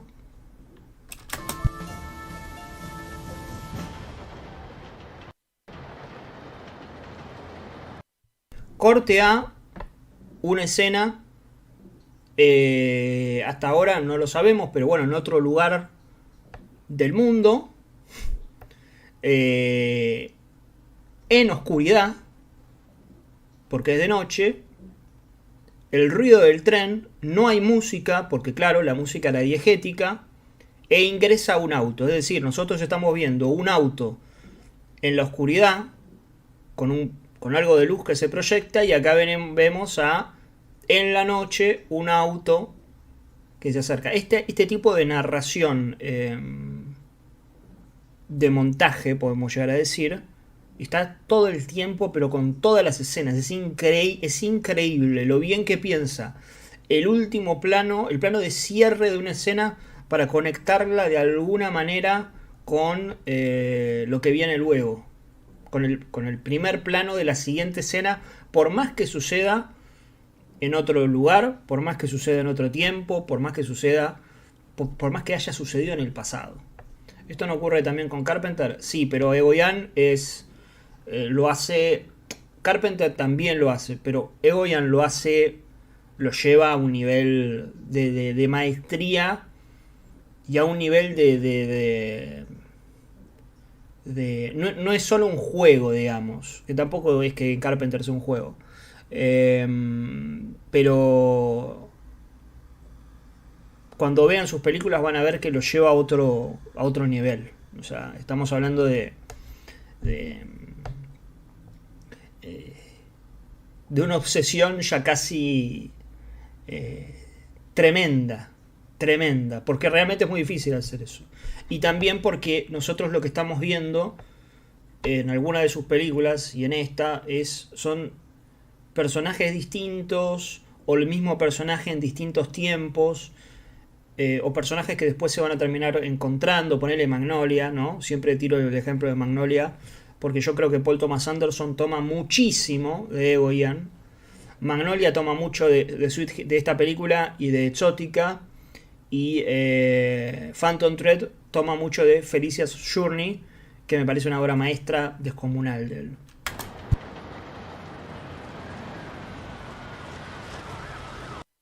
Es más de montaje o de guión esta unión, ambas. Lo que pasa es que como acá el director es el guionista, lo que pasa es que tiene las dos.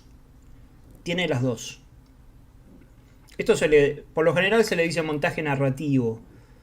Esto es de guión, pero el hecho de cómo él piensa, por ejemplo, que la música se detenga y luego escuchemos el sonido del tren para armar ese puente, bueno, eso puede tener más que ver con el montaje, con el corte seco.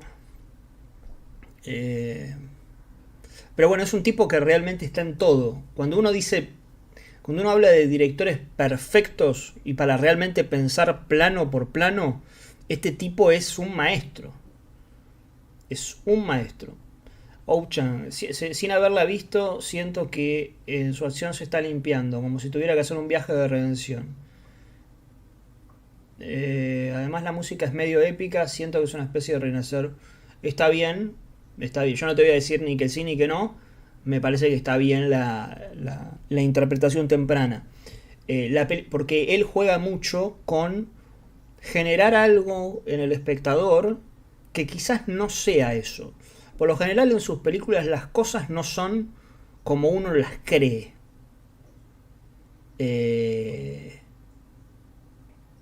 Y a veces sí. Entonces por eso en el libro, en la tesis, se habla mucho de incertidumbre. Dice incertidumbre en los agujeros negros de Atom Egoyan. Y la incertidumbre está todo el tiempo, porque vos no sabés bien qué está pasando. Acá vos no sabés bien quién es él, qué es este auto. Entonces te va generando como una angustia, como una cosa ahí con el tiempo vas a ir sabiendo todo, pero vos tenés que seguir eso. A mí me parece también un enorme guionista. O sea, esa idea es para seguir. Si uno quiere ser guionista, ese manejo de información también es para tener en cuenta. ¿Qué peli es? The Sweet Hereafter.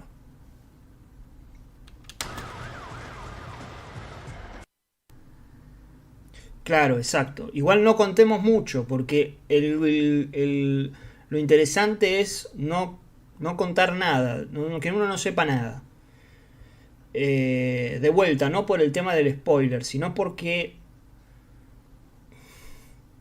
es donde uno puede darse cuenta de cómo se juegan esas fichas.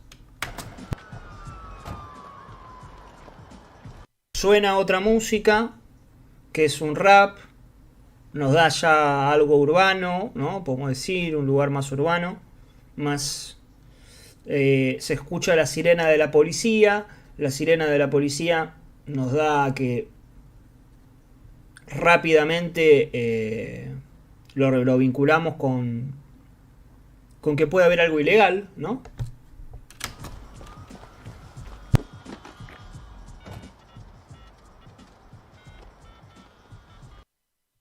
Del auto. Miren esto es lo que decía también acerca de lo que es ¿me escuchan bien? ¿Se escucha?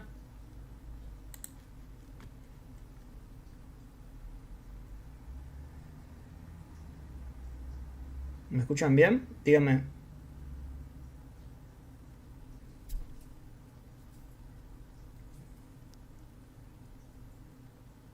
Hola.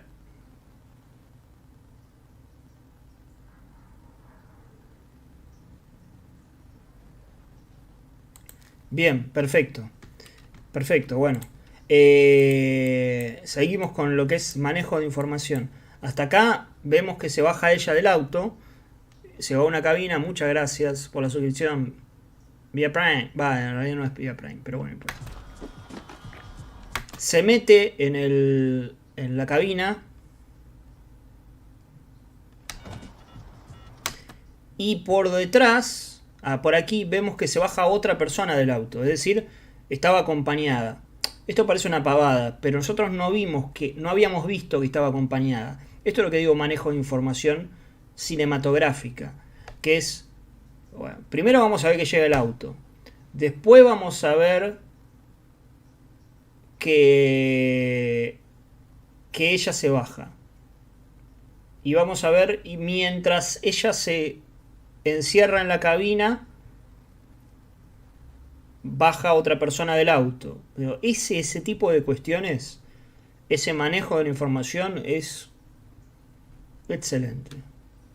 Y además, como dentro del plano podemos ver el lugar donde está ella, más o menos ubicarnos, la vestimenta de ella, vemos que la cabina telefónica incluso tiene este tipo de cosas pegadas, o sea, una cosa medio border.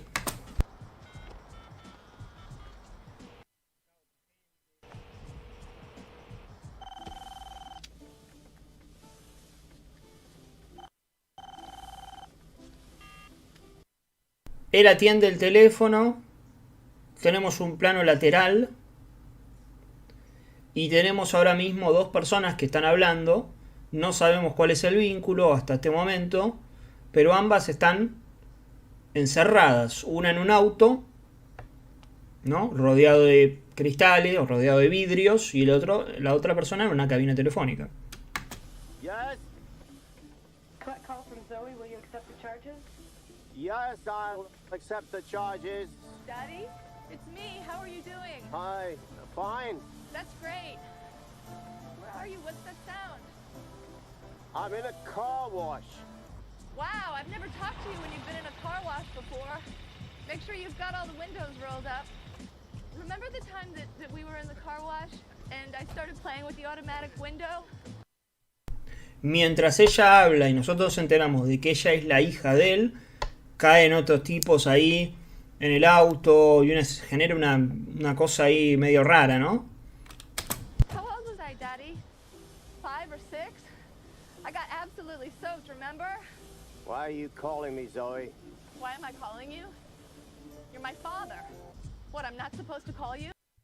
Cómo cambia la música cuando está ella, el rap, cuando está él, esa música que yo relaciono con Armenia, pero que, bueno, otro tipo de música. Está bien, puede ser celta, qué sé yo. What's the matter with wanting to talk to you, Daddy? Nothing's wrong with trying to talk to me, Zoe. Well, then what's the problem? The problem is... Cómo te construye los dos mundos de cada uno. El mundo de uno, una persona que aparentemente calma, que está en el auto, escuchando un tipo de música celta, y la otra persona en los suburbios, rap, con una urgencia. The problem is I don't know who I'm talking to right now. Oh, 'cause you think I'm stoned, Daddy? Is that what you're thinking? You think I've got a needle stuck in my arm? Cuando él le hace un comentario fuerte, que es: el problema es que no sé con quién estoy hablando, que también uno podría decir que es un comentario autoconsciente, porque nosotros tampoco sabemos del todo quién es ella. Sí, sabemos que se llama Zoe, sabemos que es su hija, pero todavía no la llegamos a conocer. Entonces, que él le diga, el problema es que no sé con quién estoy hablando, también puede haber un juego ahí, ¿no? Medio meta. Cuando él le dice eso, pasamos a salimos de ese plano un poco más abierto y nos cerramos en una especie de primer plano entre medio de dos... no es la puerta, sino es como... Bueno, la tenemos ahí bien encerrada, ¿no? Pero tenemos un plano mucho más cercano. ¿Por qué? Porque él tiró el tiro y ahora la conversación se modifica. La apuesta se modifica porque la conversación ahora adquirió otro tono. Y el plano siguiente es él también desde un primer plano mucho más cerca. Ya no lo tenemos al plano lateral, porque ahora la conversación se convirtió mucho más cercana, mucho más íntima.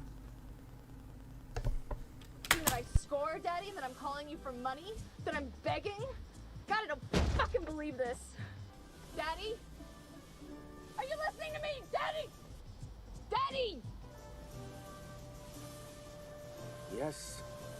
Why can't you talk to me?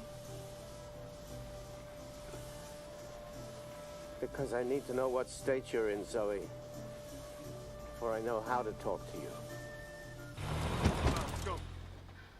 Daddy!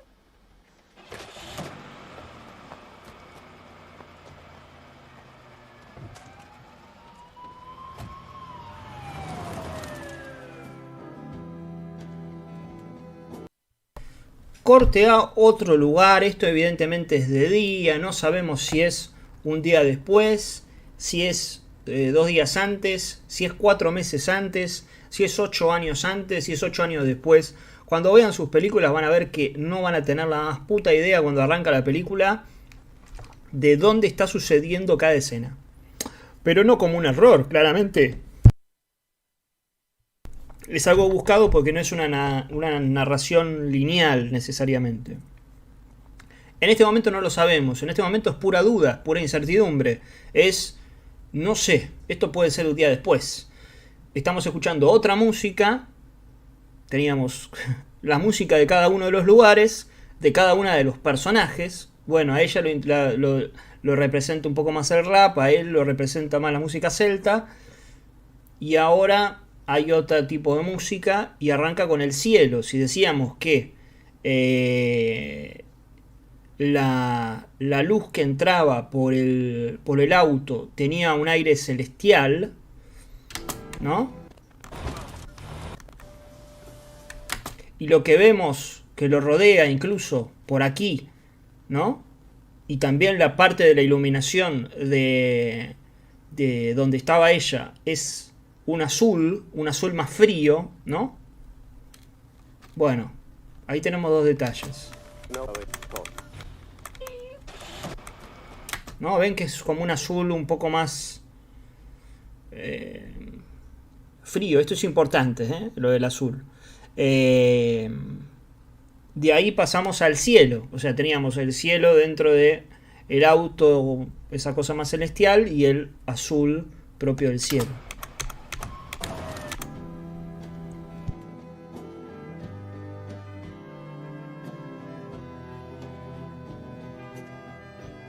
Dentro del frame aparece esta rueda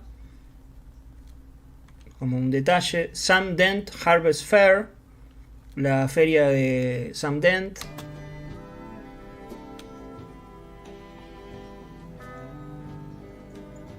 Unos tipos trabajando, aparentemente es un lugar bastante de construcción, bastante, ¿cómo se dice?, precario. Y a unos metros una banda tocando, unos músicos tocando, un pianista, un guitarrista, una chica, al parecer bastante joven, y una tela con el rostro de ella 2 veces, unidos por algo humano que une a los 2 rostros. Que bueno, uno dice es el logo de la banda, ¿no? Que ella toca.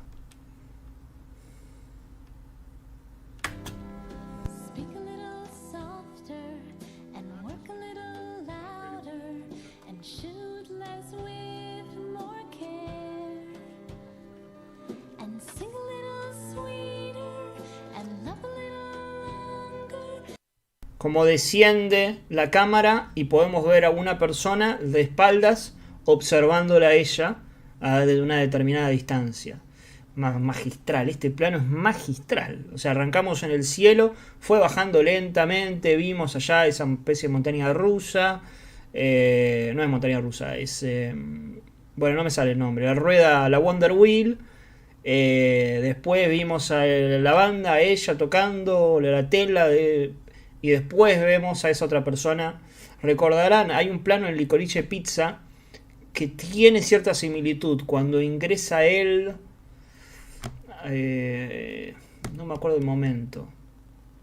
El símbolo del doble, exacto. Sí, eso... Pasa que yo ahí no me quiero meter con el seguimiento de... Si solamente podemos ver que ella tiene una tela donde está 2 veces su rostro. No voy a decir a qué va eso, más allá de que claramente estamos hablando del símbolo del doble. Pero bueno, ¿el doble de qué? ¿El doble para qué? Eso yo no lo voy a decir.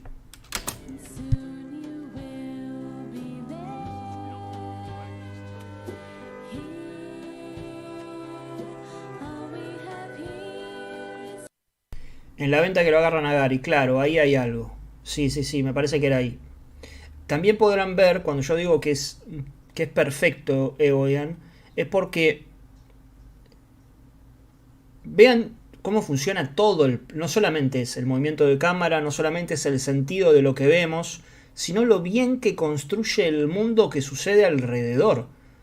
La pequeña tarima, la escalera, la distancia, estos tipos que están... Esto parece una pelotudez, ¿no? Pero estos tipos que están acá, esta escalera de acá, que podamos ver toda la reja. Que del otro lado veamos este tipo que entra ahí y arregla algo. Eso nos va dando... Puede ser una pista de algo. Esto es lo que siempre juega él. Es una pista de algo, es para estar atentos. O bien puede ser simplemente el mundo que nos está presentando. O sea, cómo se vive ahí. Que hay una chica cantando y al mismo tiempo hay un montón de personas arreglando. Y al mismo tiempo hay un parque de diversiones al lado de del barro. ¿Recuerda Spielberg o CMX? Sí, en esto sí. En esto sí. En eso de no dejar... digamos, que el plano no solamente sea la tipa cantando y el hombre mirando, sino que el mundo, la construcción del mundo adquiere verosímil a partir de que siga funcionando.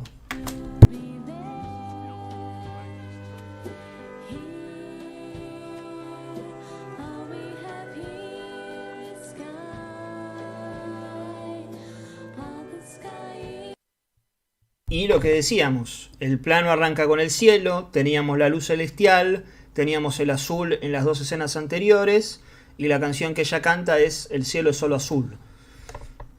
Piensen que estamos viendo, hasta este momento vimos, está bien, la otra es, son 2 escenas en una, podemos decir, ¿no? Porque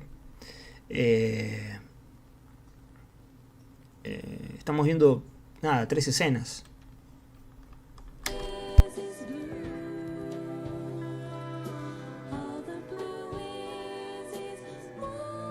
Si yo les pregunto a ustedes,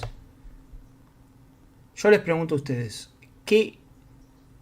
Ahí dice permanence. Yo les pregunto a ustedes, esta persona que está viendo a ella, no sabemos quién es. ¿Ustedes qué me dicen? ¿Quién es?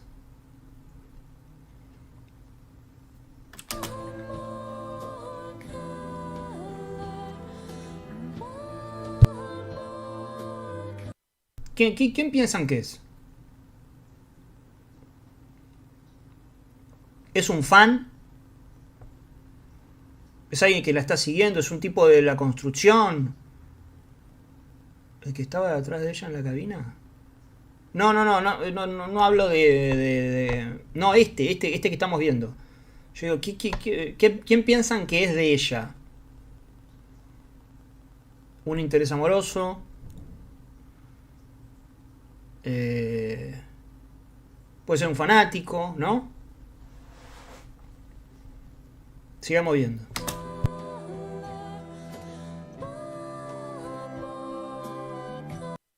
Este plano es sensacional. Lamentablemente no puedo decir por qué.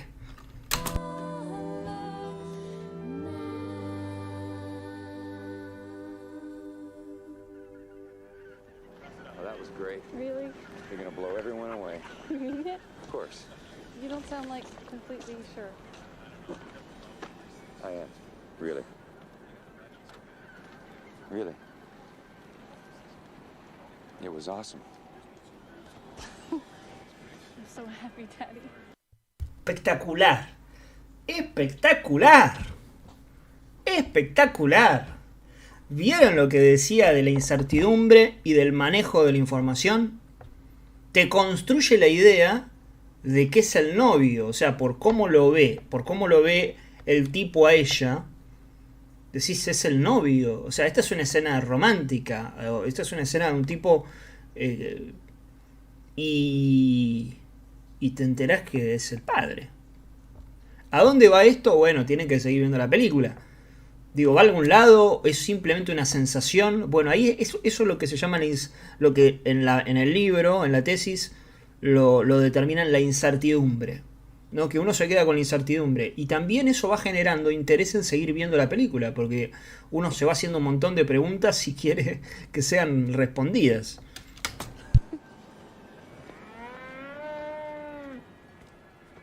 Let's get some ice cream, Daddy.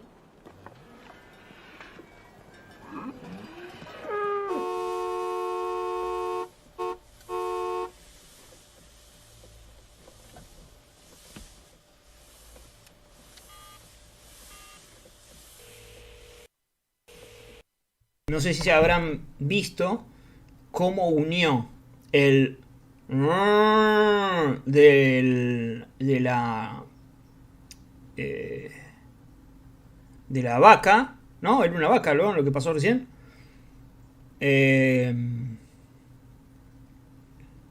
Con la bocina.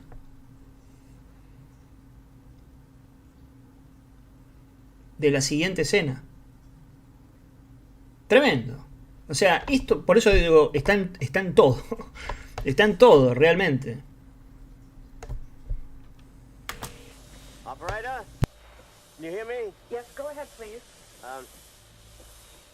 I seem to be in a strange situation. I'm calling from my car, and I appear to be stuck in a car wash. ¿Qué tenemos ahora? A ver, yo lo voy a decir. Yo no estoy hablando del futuro. No estoy hablando del futuro. Estoy hablando de ¿qué estamos viendo ahora? A ver si alguien lo puede dilucidar. ¿Qué es lo que estamos viendo? O sea, ¿qué está pasando?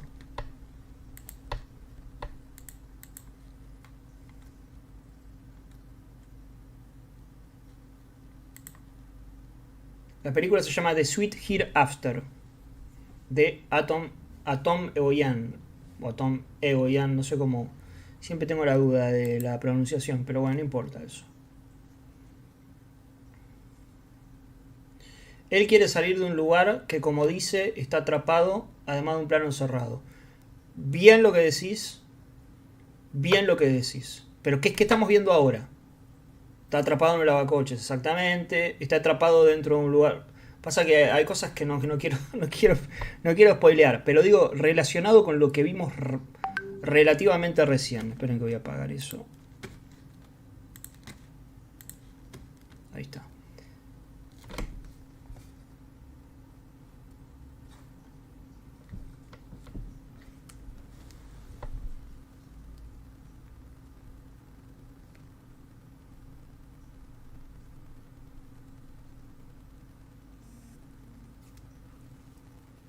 Que el viejo este no era el papá.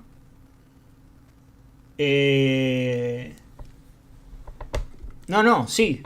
Era el... No, o sea... Esto...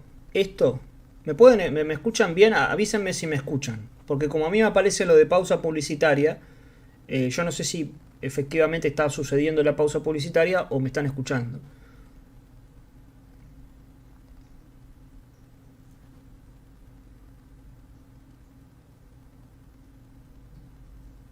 Avísenme, los espero. ¿Se escucha? Voy a esperar que conteste alguien más, porque capaz que...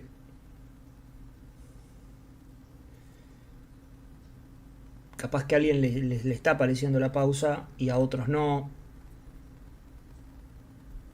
Escriban. Sí, no. ¿Se escucha? Bueno, Ya somos varios al parecer.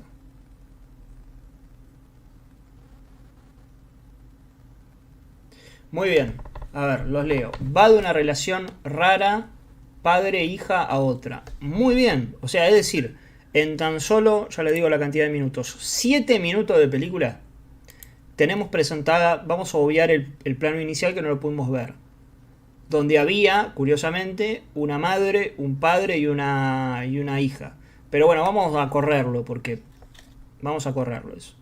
Lo que vemos luego es este padre que tiene una situación con la hija tiene una urgencia, y por el otro lado, por otra parte, un padre que tiene una hija que tocan una banda, ¿no? Esto de escenas espejo, esto de mundos espejo, esto de que lo que vemos por un lado que está sucediendo en otro mundo, en otra parte, se refleja en lo que estamos viendo en otra parte, lo hace todo el tiempo, lo hace de una manera espectacular. Esto de que mientras él está en un auto, lo que llega de la hija es el auto, y luego va a ir a la cabina. Eso lo tiene todo el tiempo, lo sabe hacer 100.000 puntos. Y otra cosa más allá de que estamos viendo dos situaciones padre e hijo, lo que estamos viendo que está haciendo él es en algún punto lo que hizo ella. ¿Qué hizo ella? Tenía una urgencia, agarró el teléfono y pegó un llamadito, ¿no? Estoy atrapada en una situación que necesito salir, ayúdame. Y lo que está haciendo él ahora es, estoy atrapado en un lavacoches, que alguien me ayude. Esto lo tiene, pero pulidísimo. Van 7 minutos. A car wash? Right, yeah, a car wash. Can you speak a little louder, please, sir? Sorry, sir, I'm losing you again.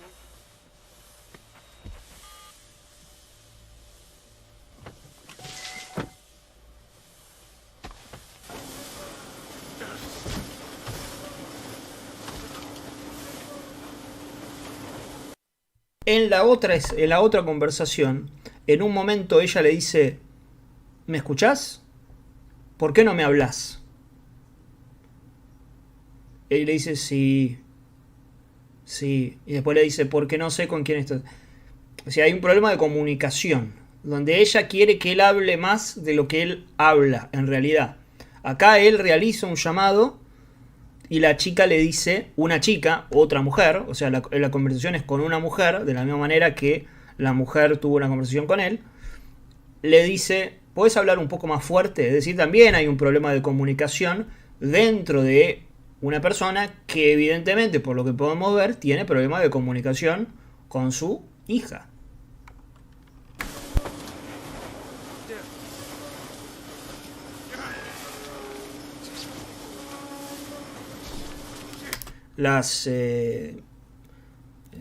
Bueno, estas cosas que no me sale ahora el nombre, que son azules.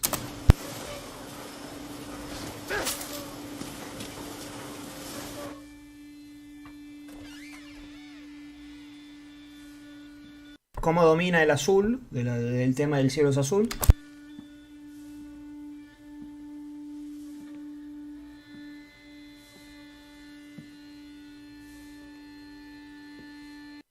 No sabemos dónde está pasando, no sabemos cuándo está pasando.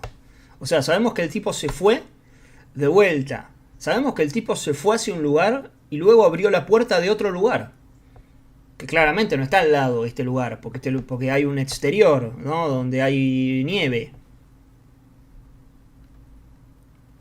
Entra a este lugar y se encuentra con una guitarra eléctrica y con un calendario donde hay autos.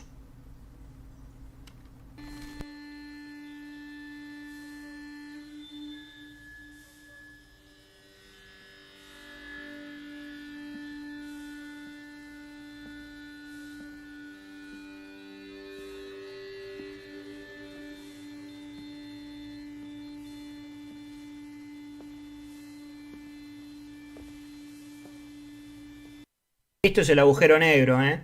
O sea, pasa del color a la oscuridad. Lo mismo que decíamos del auto. Pasa del color a la oscuridad al color de vuelta.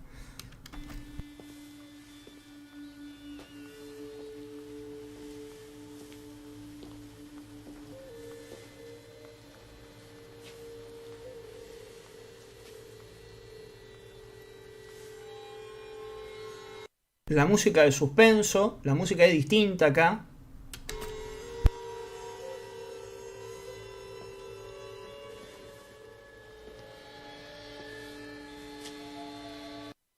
Y mira enfrente un autobús que por lo que podemos ver está bastante hecho mierda. El plano es espectacular porque realmente cuando uno piensa en este encuadre es muy difícil, ¿eh? O sea, porque te tiene que tomar, ustedes fíjense, casi la totalidad del autobús y entrar al mismo tiempo en el mismo, dentro del encuadre, el cuerpo de él, ¿no? Y está como perfecto. Cambia la música cuando ve el autobús, una música, una flauta.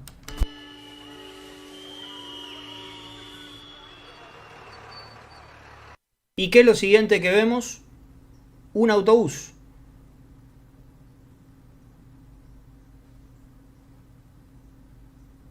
Exactamente. Ahora estamos viendo un autobús. Y bueno, hay un cartel ahí que dice Rabbits. Dentro de lo que era la feria, ¿no? Que estábamos viendo antes. Esta uno supone que es la chica que estábamos viendo antes. Bueno, lo voy a cortar acá porque si no vamos a ver toda la película. Pero van 10 minutos nada más. Y ustedes ya pueden ver... Ni siquiera 10 minutos, van 9:42. Que esto es plano por plano. O sea, esto es de un nivel de precisión de esos directores que da gusto ver.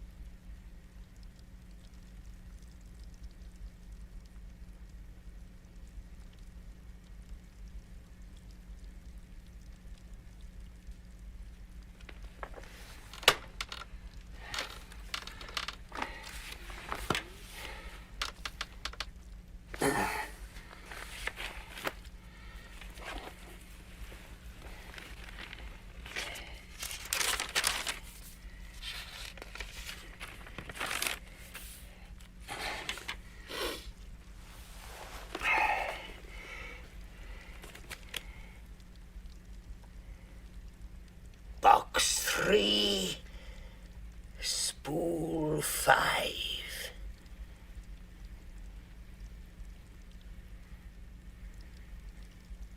Spool.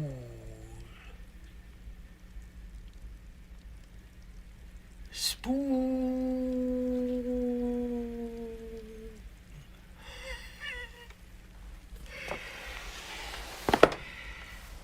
Box 3.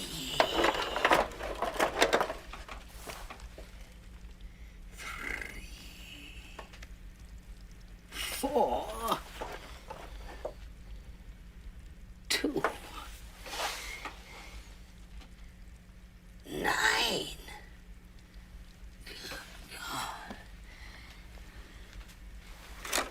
7,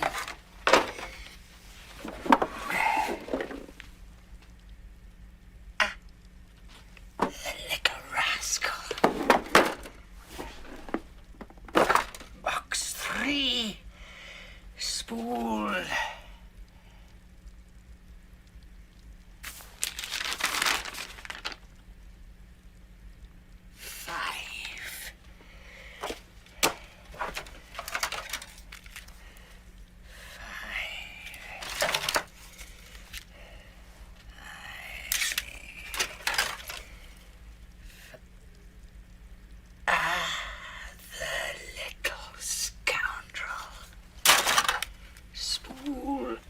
5.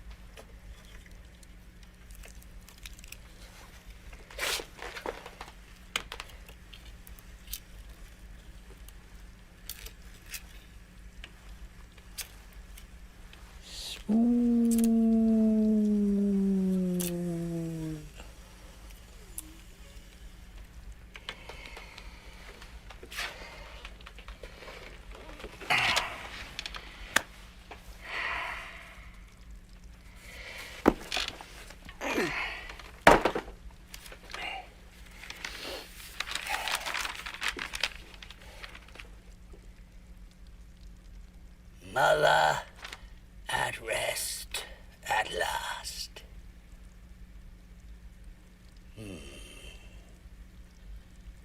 The black ball.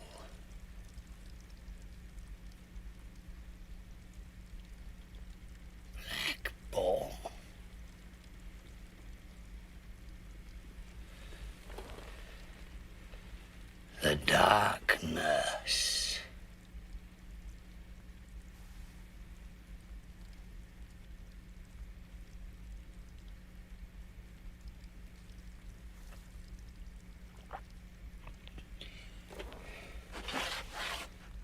Slight improvement in bowel condition.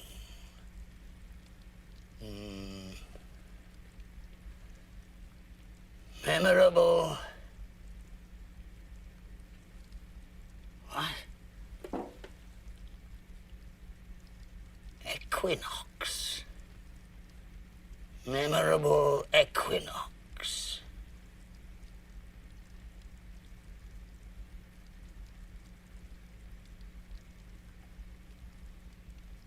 Memorable equinox.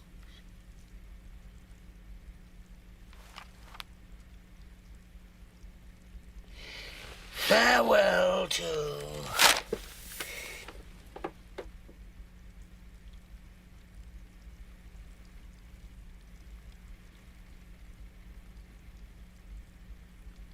love.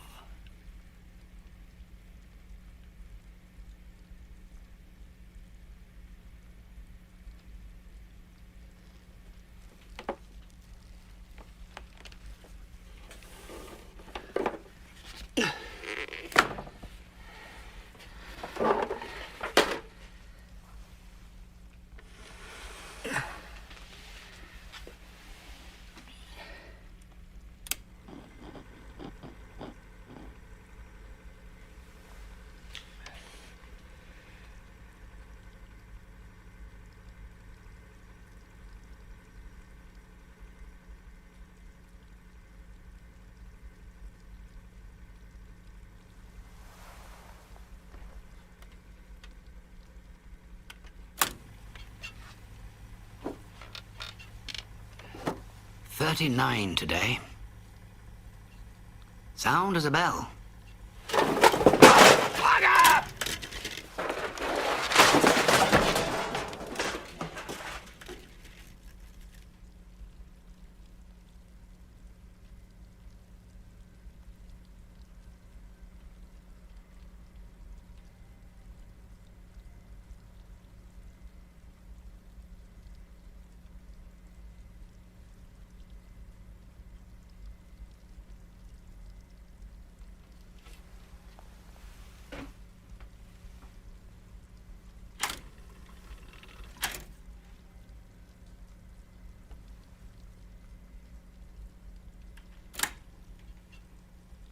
$39 today.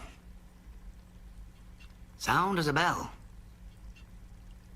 Apart from my old weakness. And intellectually, I have now every reason to suspect at the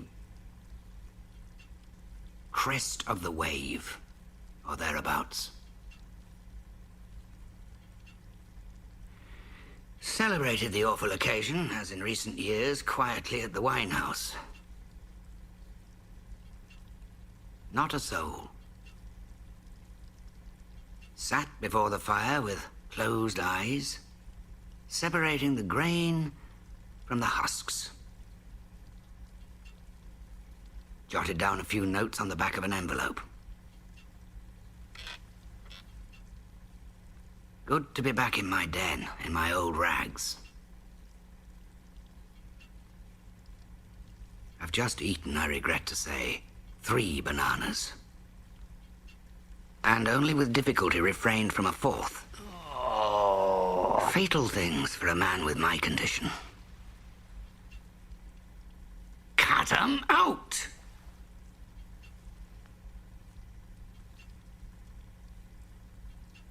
The new light above my table is a great improvement.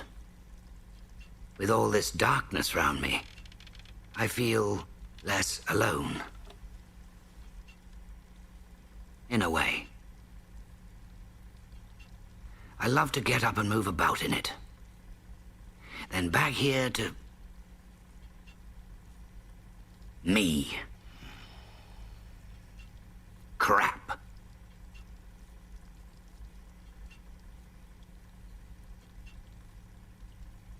The grain. Now, what I wonder do I mean by that? I suppose I mean those things worth having when all the dust has... when all my dust has settled. I close my eyes and try and imagine them.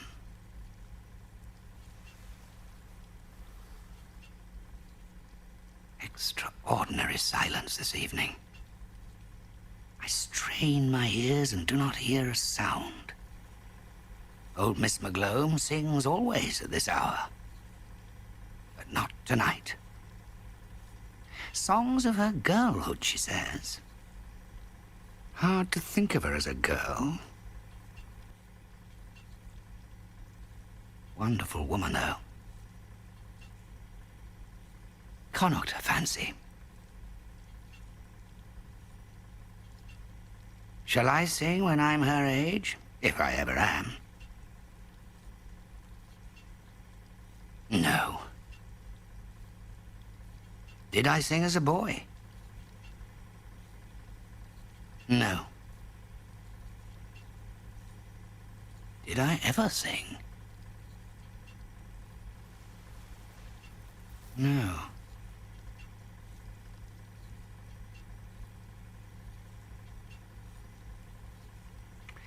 Just been listening to an old year, passages at random.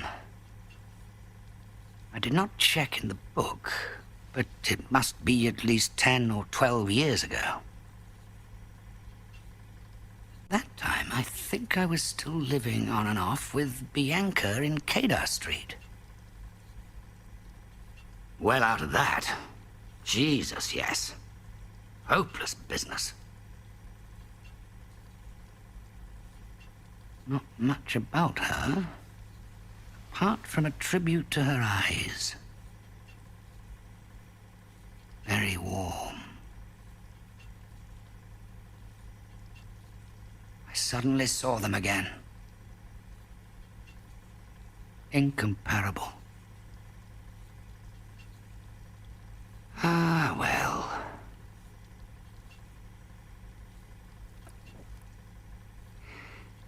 These old PMs are gruesome, but I often find them...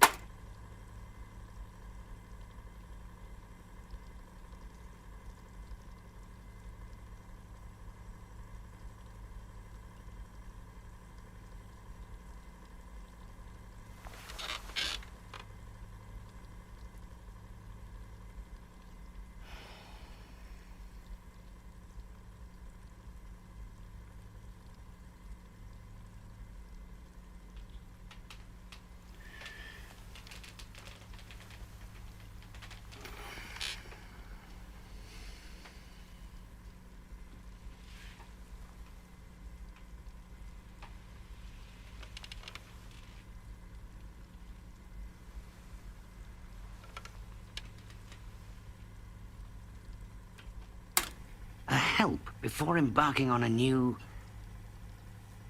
retrospect. Hard to believe I was ever that young whelp. The voice, Jesus. And the aspirations. And the resolutions. To drink less in particular.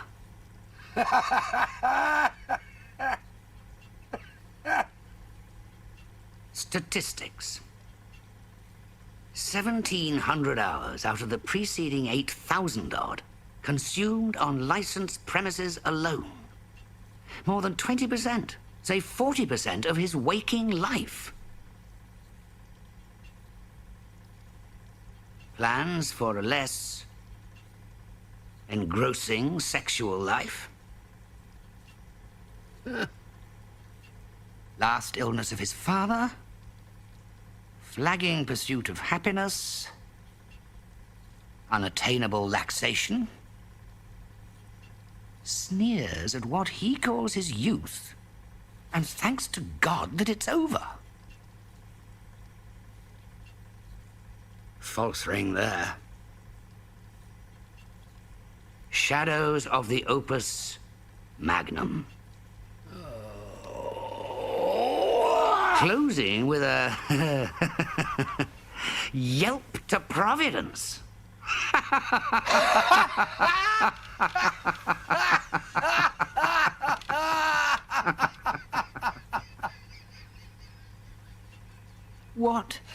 remains of all that misery? A girl in a shabby green coat on a railway station platform? No?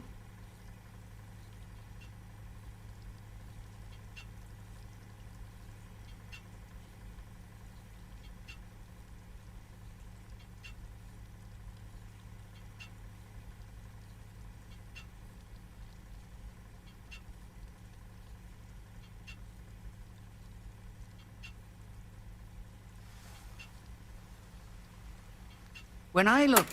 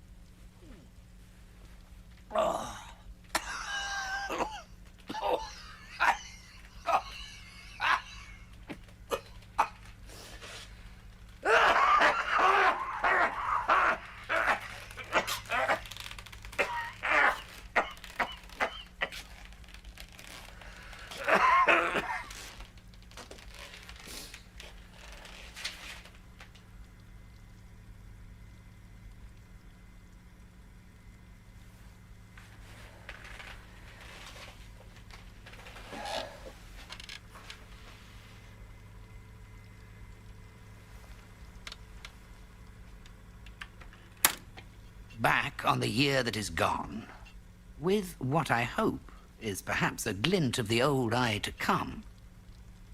There is, of course, the house on the canal, where Mother lay a-dying in the late autumn after her long viduity. And the...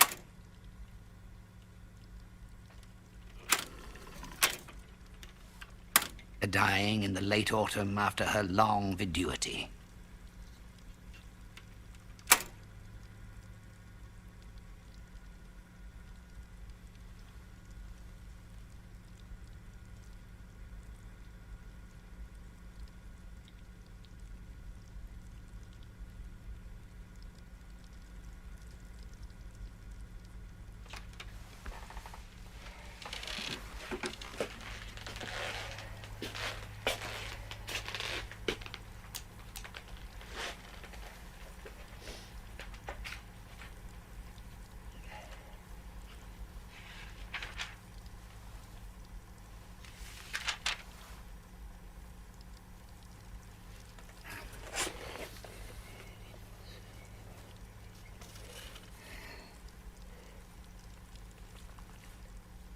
State or condition of being or remaining a widow or widower.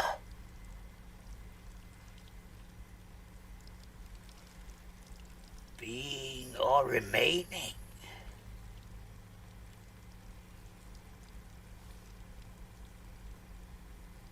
Deep weeds of viduity. Also of an animal, especially a bird. The viduer or weaver bird. Black plumage of male.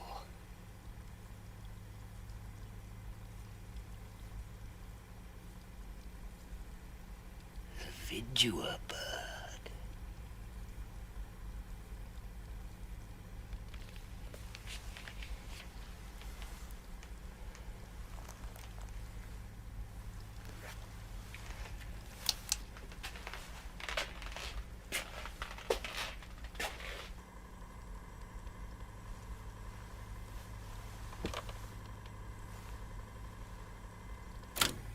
bench by the weir from where I could see her window. There I sat, in the biting wind, wishing she were gone. Hardly a soul, just a few regulars. Nursemaids, infants, old men, dogs. I got to know them quite well. Oh, by appearance, of course, I mean. One dark young beauty I recollect particularly. All white and starch.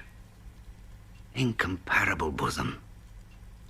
With a big black hooded perambulator. Most funereal thing. Whenever I looked in her direction, she had her eyes on me. And yet, when I was bold enough to speak to her, not having been introduced, she threatened to call a policeman, as if I had designs on her virtue. The face she had, the eyes, like chrysolite. Ah, well. I was there when...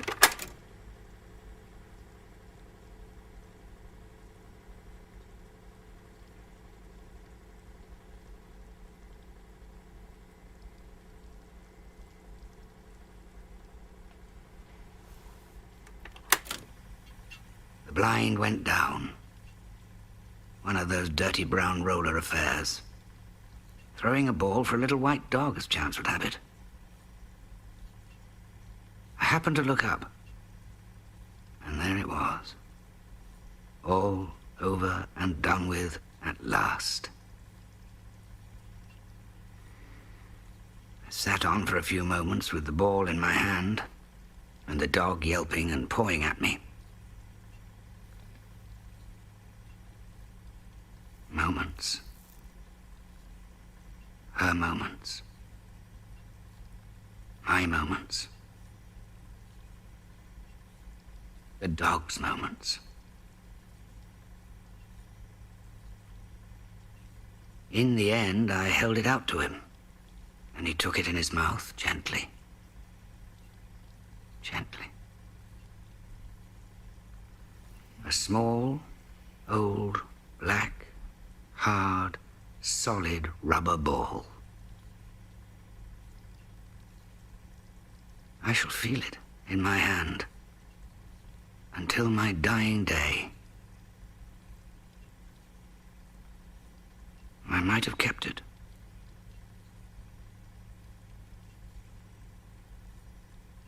But I gave it to the dog. Ah, well.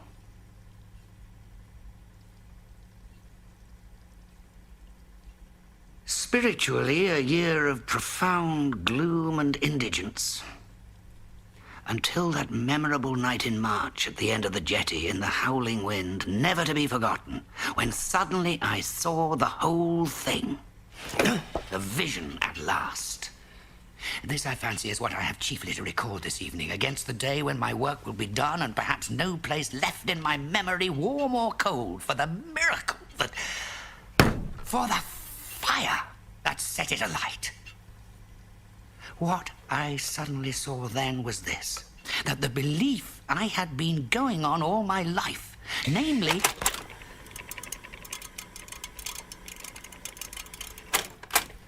great granite rocks, the foam flying up in the light of the lighthouse and the wind gauge spinning like a propeller. Clear to me, at last, that the dark I have always struggled to keep under is in reality my most... balls!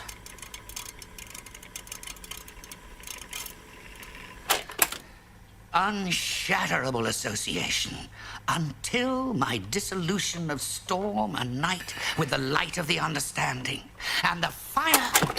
balls!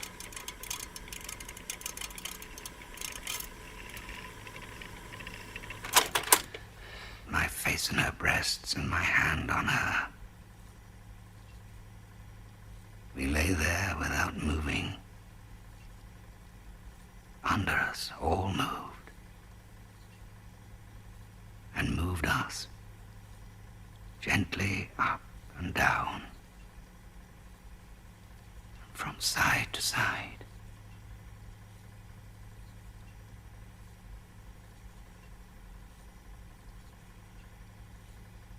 Past midnight.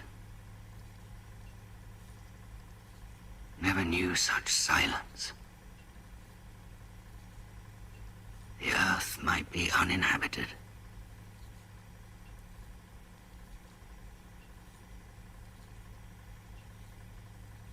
Here I end the...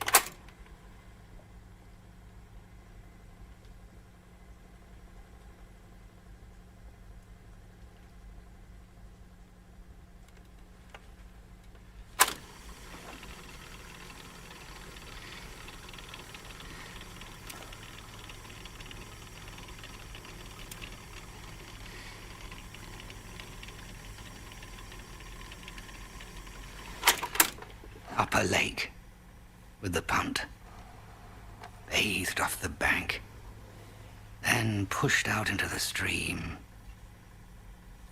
and drifted. She lay stretched out on the floorboards with her hands under her head and her eyes closed, sun blazing down, bit of a breeze, water nice and lively. I noticed a scratch on her thigh and asked her how she came by it. Picking gooseberries, she said. I said again I thought it was hopeless and no good going on, and she agreed, without opening her eyes. I asked her to look at me, and after a few moments,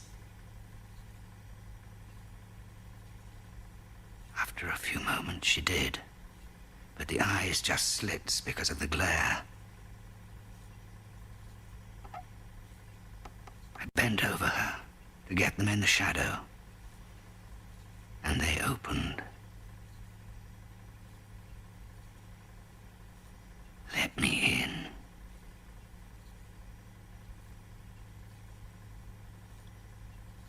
We drifted in among the flags and stuck. The way they went down, sighing before the stem.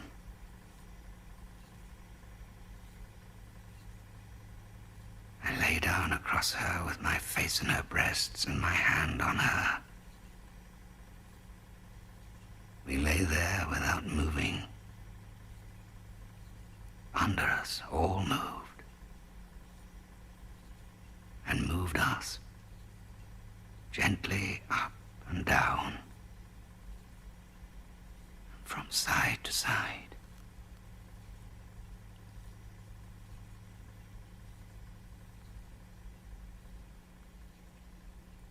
Past midnight.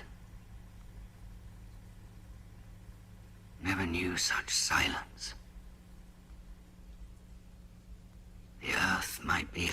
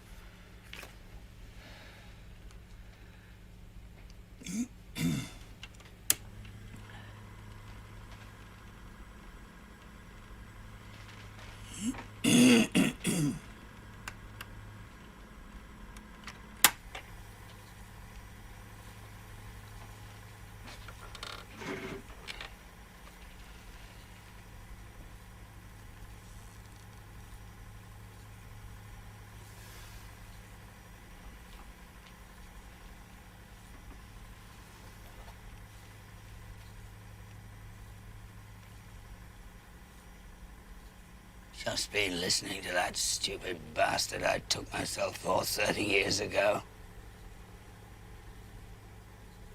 Hard to believe I was ever as bad as that. The voice? Jeez. Thank God that's all done with anyway.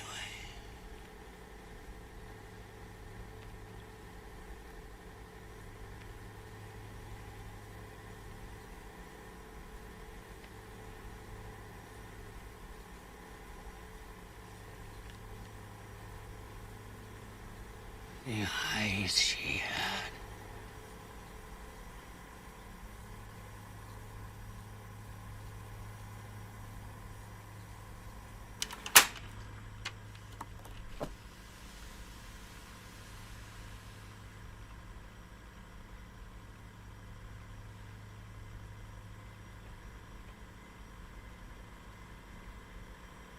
Everything there. Everything, all the...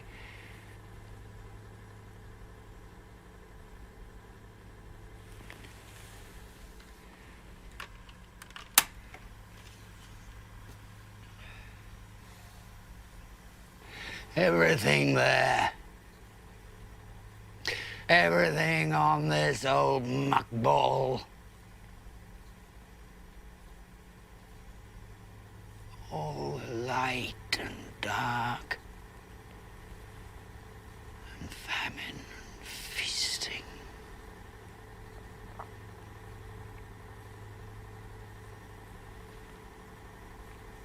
Of the ages.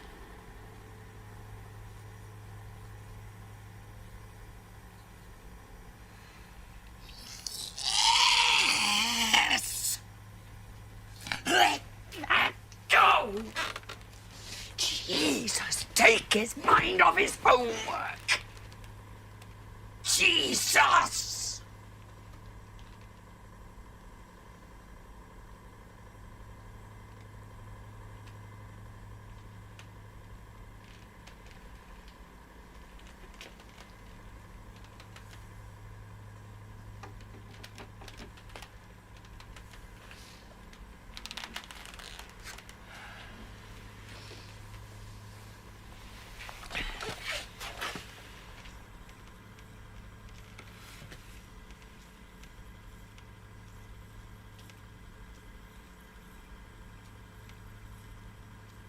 Maybe he was right.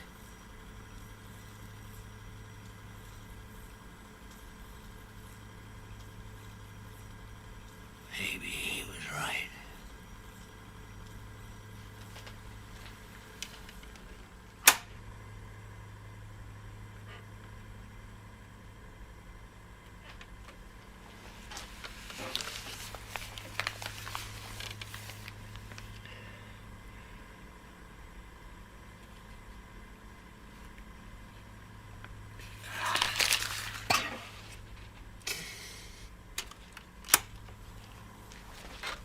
Nothing to say! A squeak!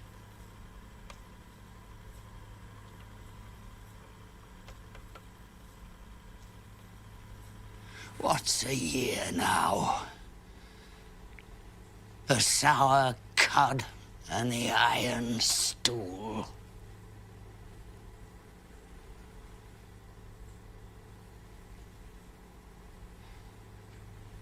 Revelled in the word spool. Spool.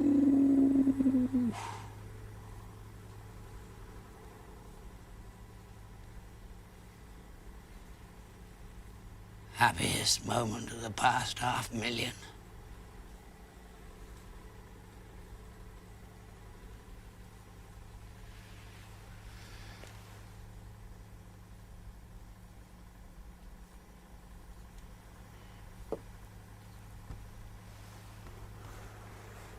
"17 copies sold, of which 11 at trade price to free circulating libraries beyond the seas. getting known.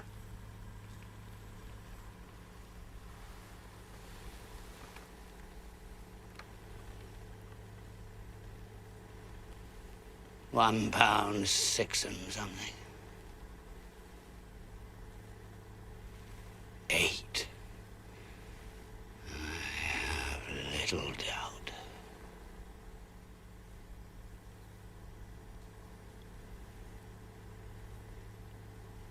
Crawled out once or twice before the summer was cold.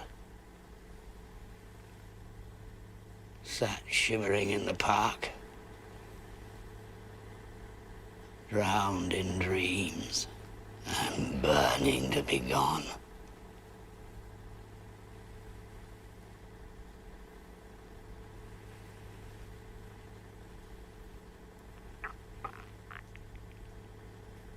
Not a soul.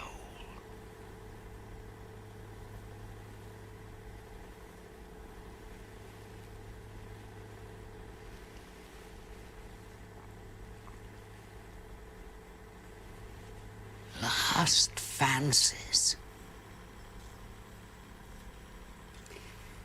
Keep 'em under. Scalded the eyes out of me reading Effie again.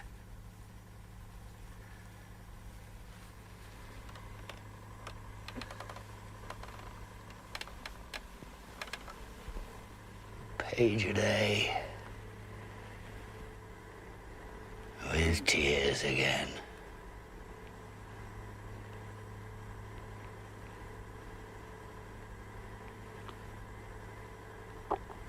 Effie. Could have been happy with her up there on the Baltic. And the pines. The dunes.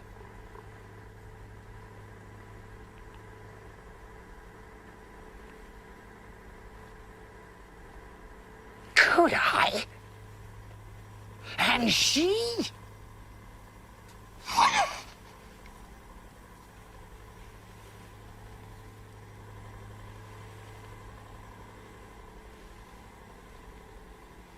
Fanny came in a couple of times.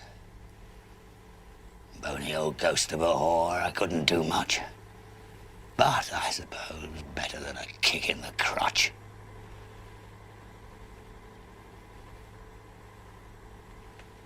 The last time wasn't so bad.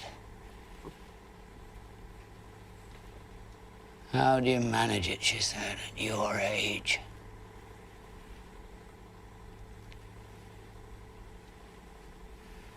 I told her I'd been saving up for her.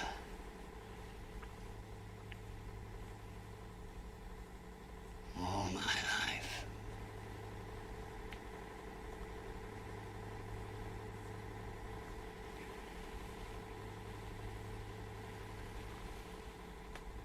Went to Vespers once.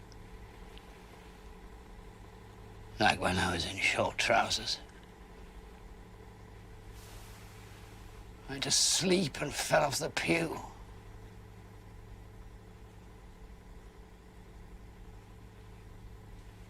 Sometimes wondered in the night if a last effort mightn't.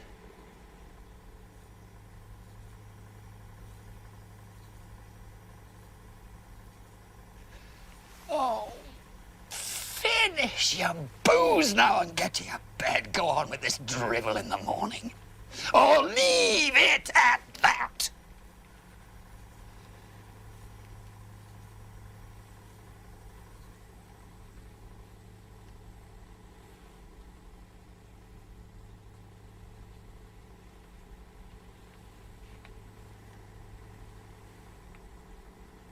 Leave it at that. Lie, propped up in the dark, and wander.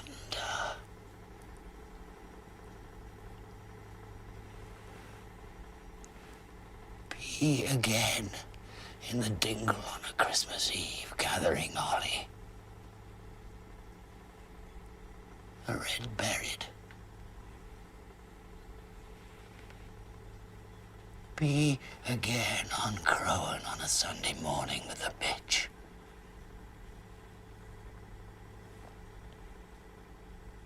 Stop.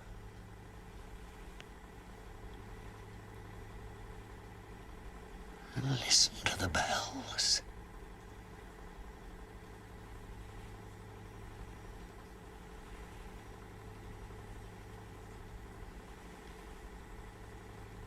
And so on.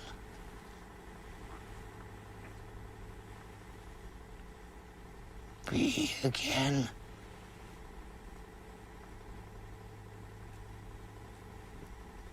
Be again.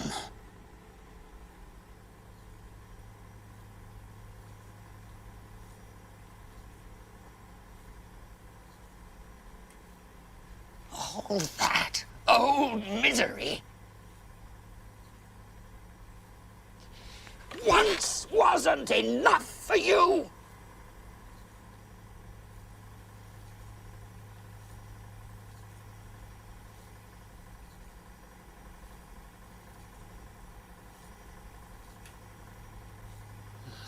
Lie down.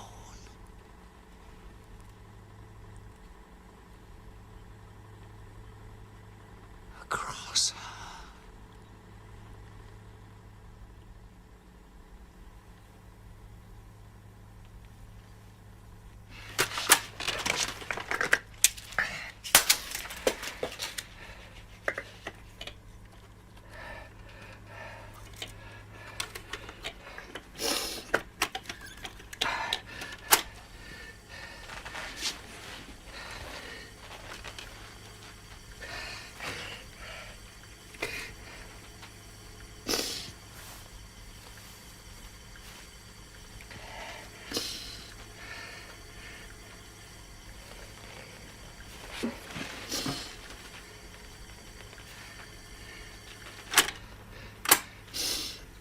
Gooseberries, she said. I said again I thought it was hopeless and no good going on, and she agreed, without opening her eyes. I asked her to look at me, and after a few moments,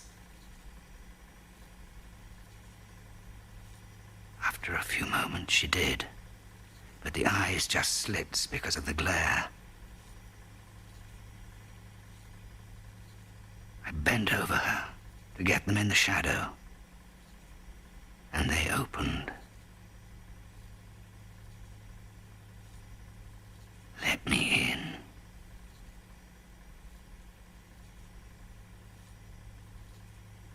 We drifted in among the flags and stuck. The way they went down, sighing before the stem.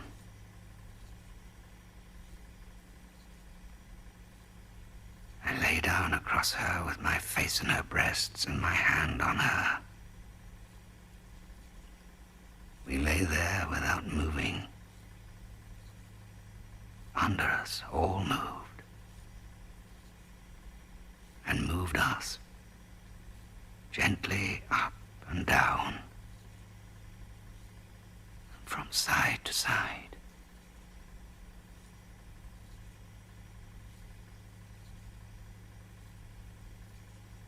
Past midnight.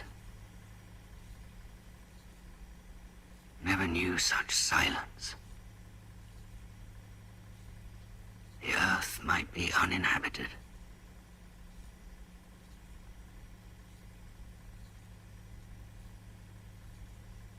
Here I end this reel. Box 3, spool 5.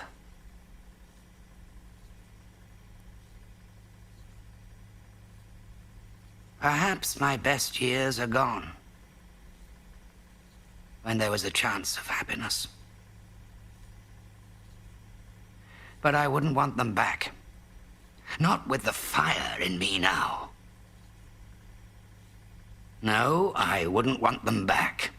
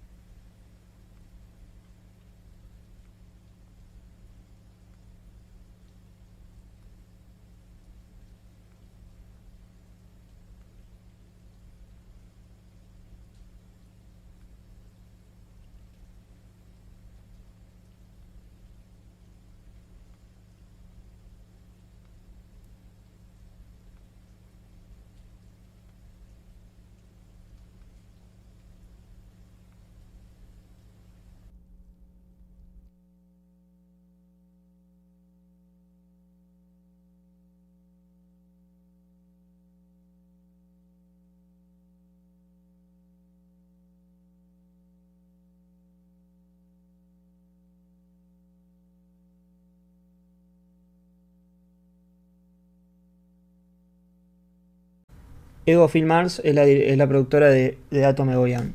Para quienes no sepan, vamos a hacerlo muy breve. Él tiene una forma de contar las historias, de narrar las historias de manera, entre comillas, desordenada, ¿no? O sea, podemos ver eventos del presente, después eventos del futuro, después eventos del pasado, y así intercalándose. Pero lo van a entender, no es que, no creo que se pierdan. Y en este caso tenemos una película de dos estrellas de la comedia o dos showman, medio Laurel y Hardy, medio esa onda, que años después una periodista decide es contratada para escribir un libro sobre la desaparición o la muerte de una mujer de la que no se sabe demasiada información y que teóricamente ambos la habrían conocido. Bien, esa es la trama, Where the Truth Lies. Y arranca la etapa de él, que si bien ya arrancó antes, pero bueno, la etapa de lo que sería el 2000 de él, o más o menos por ahí, es la etapa de la verdad. Son películas donde a él le importa la verdad bien, casi explícitamente, digo, acá está en el título. Está Ararat antes, 2002, está Adoration, y Devil Not más tarde, en la siguiente década. Así que bueno, arranquemos. Un gran thriller. Para mí es masterpiece nivel Never Look Away, pero bueno, cada uno juzgará. Veamos. Bien, la música de Dana es espectacular. Michael Dana es el compositor habitual del querido Atom. ¿Están en pausa? ¿Están en pausa? Díganme si están en pausa.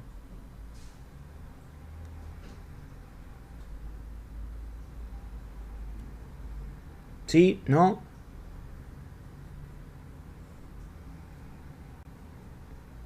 ¿Sí? Sí, están en pausa.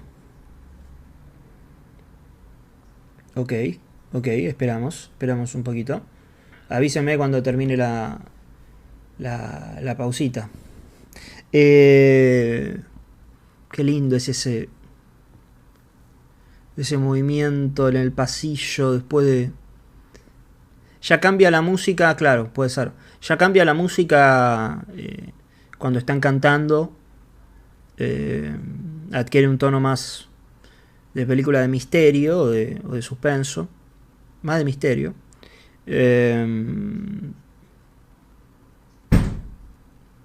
Buenas. Estamos recién arrancando. ¿Ya están todos fuera de la pausa? Me imagino que sí. Acá me dice pausa publicitaria terminando en 10 segundos. Así que esperamos un poquito.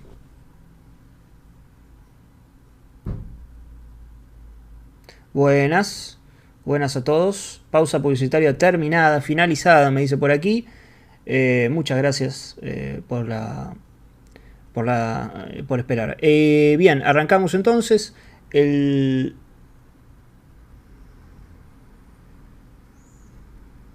La imagen que vemos, buenas a todos, la imagen que vemos es una chica muerta. O sea, toda la información que tenemos es dos actores o presentadores, porque lo que vimos es que son presentadores, que se ve que tienen un público, presentando una especie de evento, el Polio Day, y luego en una habitación de lo que parece ser un hotel,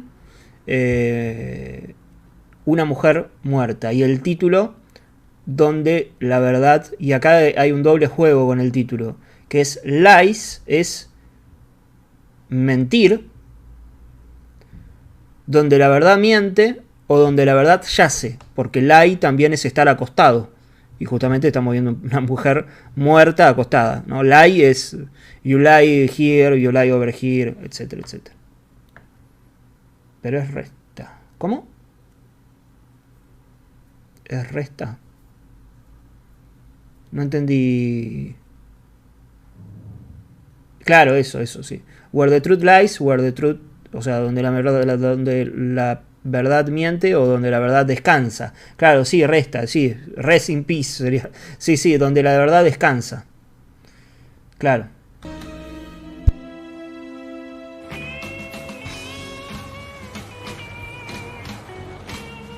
$15 años después, la música, un cambio, un giro que pega el auto.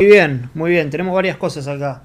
Tenemos que andar en puntita de pie, pero primero tenemos esta reunión 15 años luego de esto que estamos viendo, que es la periodista yendo a hacer su trabajo, tratando de convencer a Vince, a Vince, porque los dos comediantes son Vince y Lani, de que le pueda compartir sus memorias a efectos de poder publicar un libro. Y a ella lo que le interesa saber es las memorias de él, las memorias de Vince, y también qué pasó con una chica que falleció, que se llama Maureen. Esos son los datos que tenemos. No tenemos ninguna otra información más. Esto es muy clave porque van viendo cómo la información se va develando de a poquitos, de a partículas. Buenas noches. De a partículas. El manejo de información de él es, pero muy preciso, muy a cuentagotas, muy increscendo. Y tenemos que la chica, la periodista, nos enteramos ahora que ella estuvo el día de la publicidad de la Fundación contra la polio y contra el polio, y además estaba en el escenario. O sea, era la chica de ropa celeste que ven ahí. Y eran sus héroes, estos dos comediantes. O sea que ya tiene una vinculación personal también este trabajo que le encargan. A todo esto hay que sumarle que en la escena que vimos antes, donde estaba con Colin Firth, ella vestía de verde y tenía un rodete. Y aquí les vas a recordar, disculpen, 625, ahí está, no está ahí, ahí va. Aquí les puedo hacer recordar el verde y el rodete, ¿no? Por supuesto, a esa película que todos conocemos, que se llama Vértigo. Para tener en cuenta nomás. Muy bien, volvemos a donde estábamos.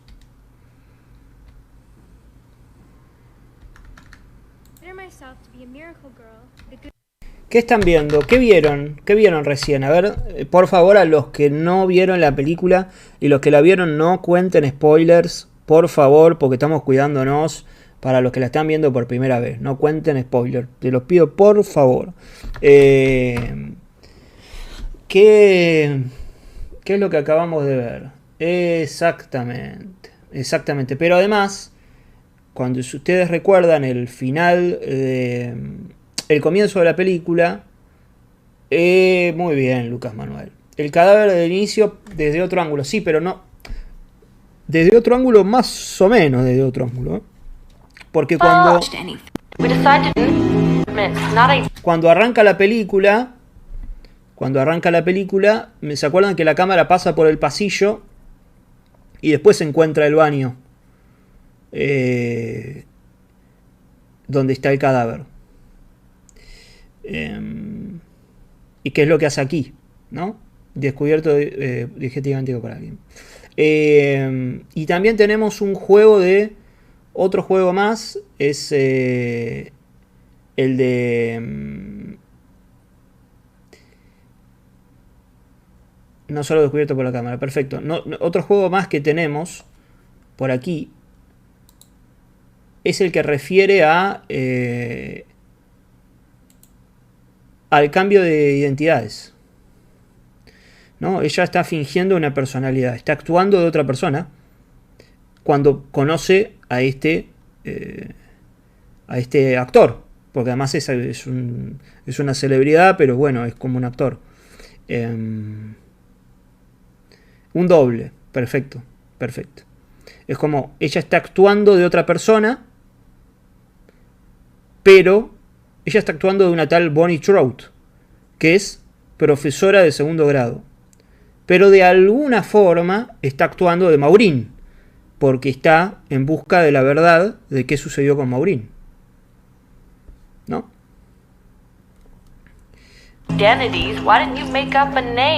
Es muy normal. Quien haya visto películas de Egoyan va a ver que el doble y el cambio de identidades es, pero un sello de él.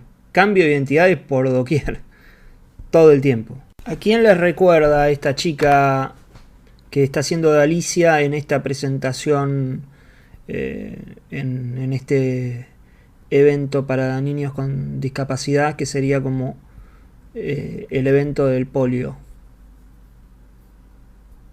¿A quién os recuerda?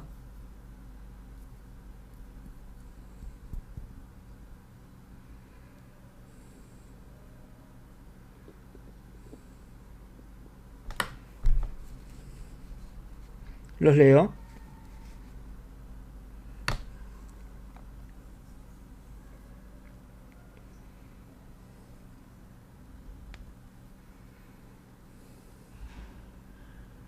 Pueden comentar.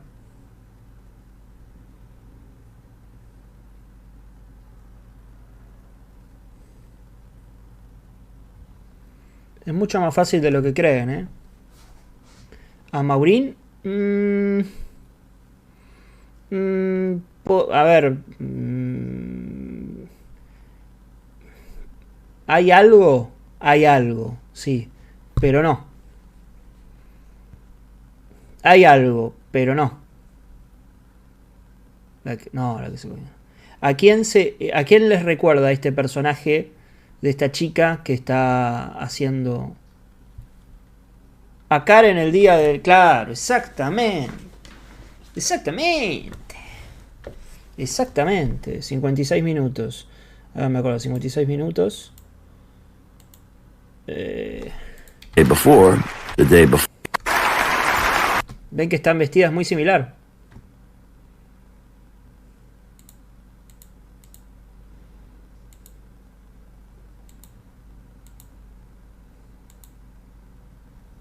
Kids with a variety of handicap. Once a year.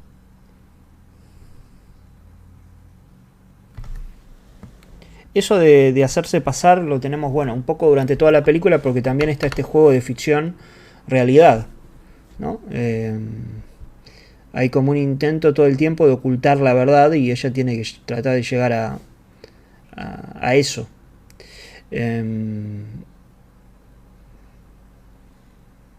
Después está el momento cuando Karen entrevista al policía que estuvo presente, no sé si se acordarán, más o menos debe ser por acá, y le dice que la mujer de relaciones públicas del hotel también murió en un accidente 2 semanas después. que es algo que imaginamos que también debe haber orquestado Rubén. Y también está el hecho de que, como decía antes, Vince tiene una pileta, que es donde supuestamente habría muerto la chica, que después vemos que es bastante distinto. Otra situación, creo que más por acá. A ver. Ahí. Acá. When he left you that morning, you may have missed have him step. When you may have it. Huge. You're being paid. It wasn't. Morning left you that morning to be treated women. Excuse. Está. Ven acá el cartel de ICE.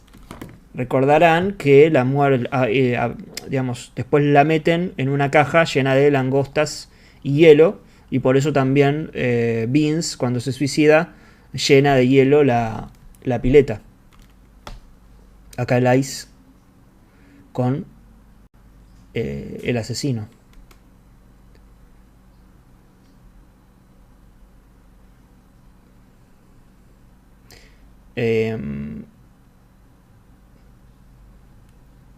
A ver qué dicen acá. En el avión también le dice que no estábamos en presencia de cualquier chica. Sí, lo del partner. Sí, también está lo del ex partner, pareja. Está también cuando le dicen que en el acto era como un acto de chico y chica.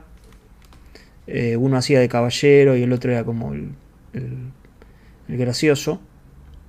Y recomiendo mucho, vamos a entrar por acá, esperen.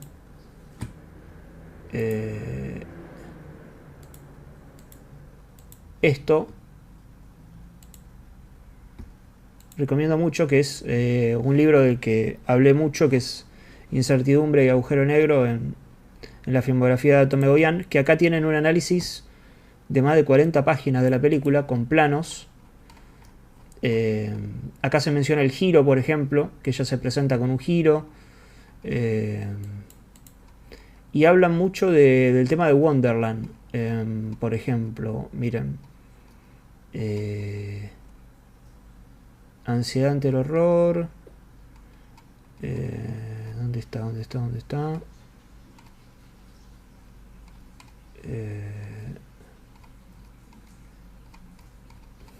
Acá. ¿Ven? Hablan de la canción White Rabbit, bla bla bla bla. Acá está la letra de la canción, que habla de pastillas, que bueno, ella después termina tomando una pastilla. También está esto de que Vince replica con ella la escena por la que pasó Maureen, porque es una escena de, en este caso antes eran dos hombres y una mujer que miraba, y después fueron dos mujeres y un hombre que miraba. Un hombre que miraba y que además extorsiona con eso que consigue, porque recuerden que la periodista extorsiona a Kevin Bacon, y en el caso de Colin Firth hace lo mismo. Vince entonces siempre creyó, claro, no,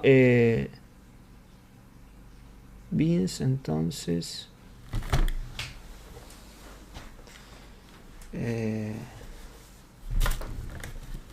¿dónde está esto? Hace mucho más sentido el rostro de dolor de Vince luego de decir you fuck my... Exacto, sí.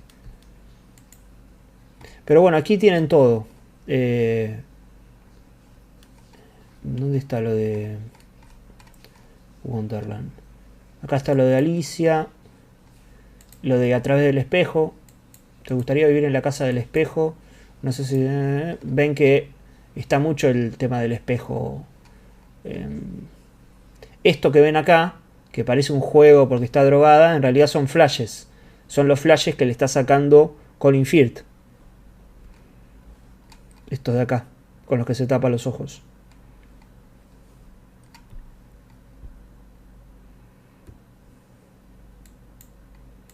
Está muy bueno todo esto. Y además incluye otras películas de él. Así que recomiendo mucho leerlo si tienen la posibilidad. ¿Ven? Acá está Nets of Kin.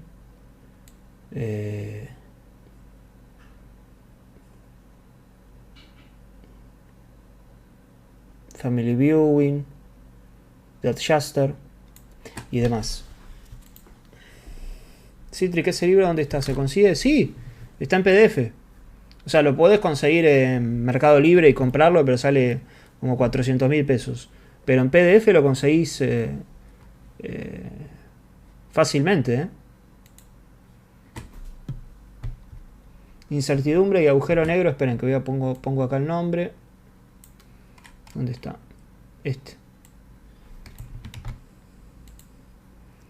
Ponen así, PDF, buscar en Google y les va a aparecer. Está buenísimo, está muy muy bueno. Así que bien, espero que hayan disfrutado la película, espero que la hayan pasado muy bien. Nos encontramos el lunes, este lunes a las 10 de la noche. Vamos a estar hablando de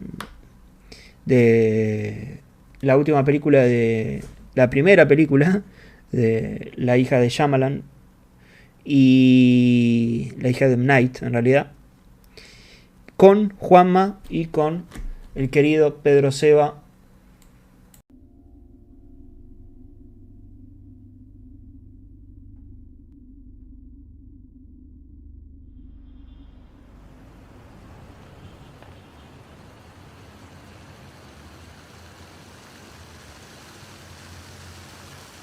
Yeveran quer dizer o visível.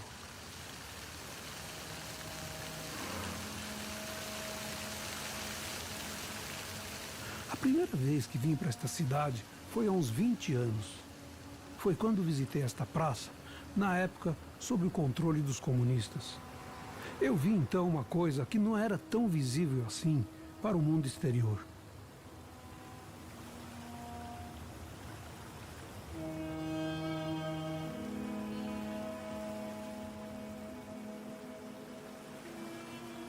O cartaz que estou segurando pergunta, em armênio, se alguém viu este homem. E este homem é o meu avô. Foi minha mãe que me fez prometer isso no fim da sua vida. Se um dia eu voltasse para a Armênia, eu procuraria pelo seu pai desaparecido. Depois da morte de sua mulher, meu avô estava vivendo em Nova York. Ele deixou sua filha única, minha mãe, com a avó dela, que tinha mais de 60 anos.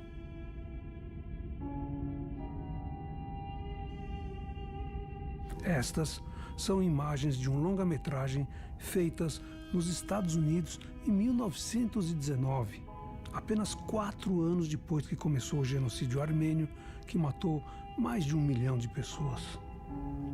Este filme mudo, que foi o primeiro a mostrar um extermínio em massa e atos de extrema atrocidade, estava desaparecido. Somente estas imagens sobreviveram e apenas um rolo, com cerca de 20 minutos, foi encontrado.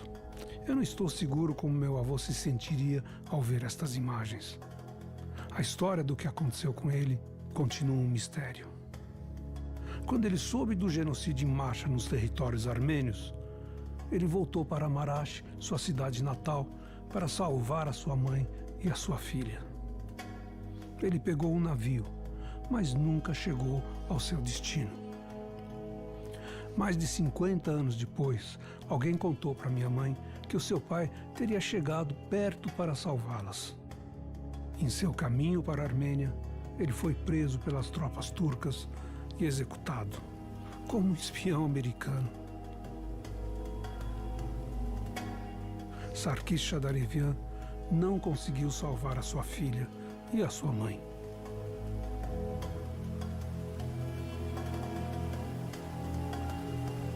Agora eu me encontro nesta mesma praça onde estive há mais de 20 anos. Em 1988, eu fui ao Festival de Cinema de Tashkent. Soubemos lá que uma greve gigante estava acontecendo em Yerevan. Uma grande parte da delegação em Tashkent, no Uzbequistão, pediu visto para ir para a Armênia. Eu dei como desculpa que queria fazer uma pesquisa nos arquivos da Cinemateca da Armênia sobre filmes mudos armênios. Eu tinha em mente fotografar os grevistas que protestavam silenciosamente na Praça Lenin. Assim que cheguei a Yerevan, eu disparei 36 fotos em diapositivo com a minha velha câmera Nikormat. Tive depois disso uma semana terrível, imaginando que também eu poderia desaparecer em meu caminho para a liberdade. De volta para o futuro, como eu costumava dizer, depois de sair de um país socialista naqueles tempos, eu cheguei a Paris com meu precioso filme. E dei ele para uma agência de imprensa e no dia seguinte minhas fotos e os grevistas armênios estavam nas primeiras páginas de 54 jornais ao redor do mundo.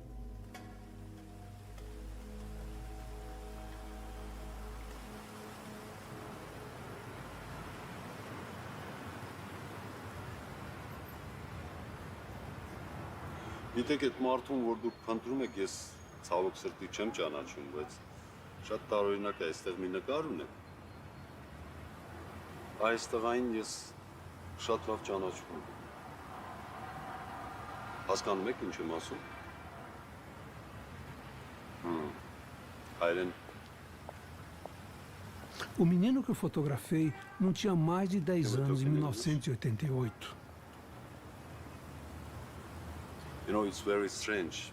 I didn't know a man that you're looking for, but I know this boy. Agora, mais de 20 anos depois, ele deveria ter uns 30. 20 years ago, but 2 years ago, this man was killed here. Right here in this area.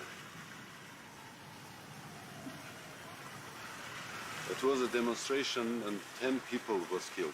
No one talking about that right now, you know, because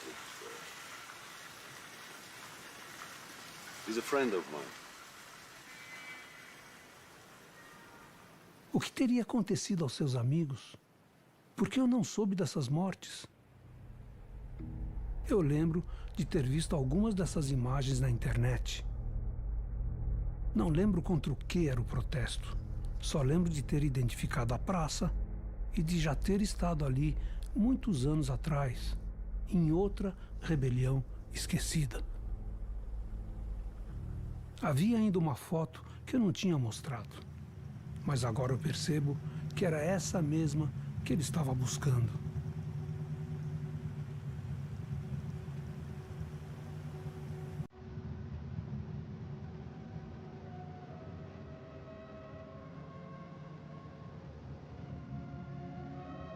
Essa música se chama Quieras.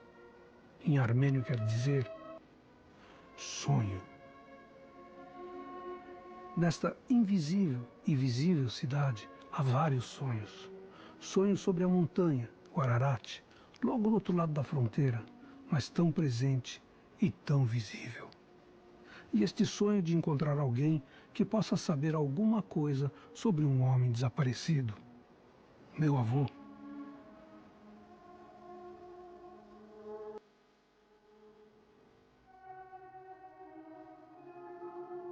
Greve silenciosa, filmes mudos, genocídio esquecido, protestos esquecidos, filmes perdidos. Qualquer coisa para estar mais perto do passado. Qualquer coisa para afirmar a minha crença no poder das imagens.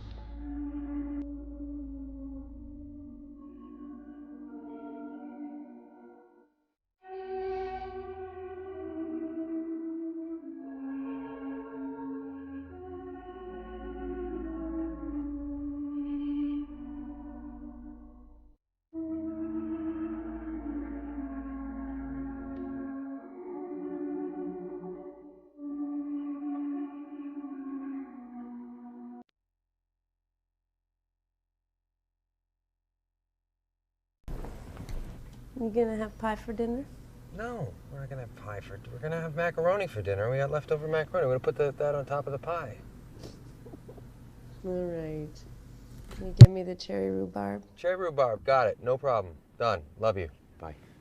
And ice cream. What kind of ice cream? Chocolate. On your macaroni? Ew, not macaroni. That might be the grossest thing I've ever heard. This is gonna be an awesome dinner. Esto de la precisión en los encuadres, el tiempo de los planos, es todo tan...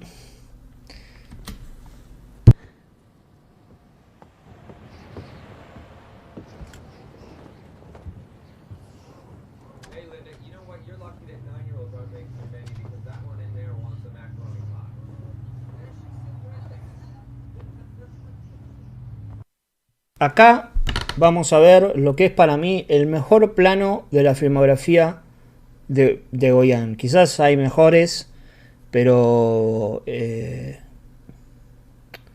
haber mejores, lo que sea. Pero bueno, uno de los mejores. Si no es el mejor, es uno de los mejores.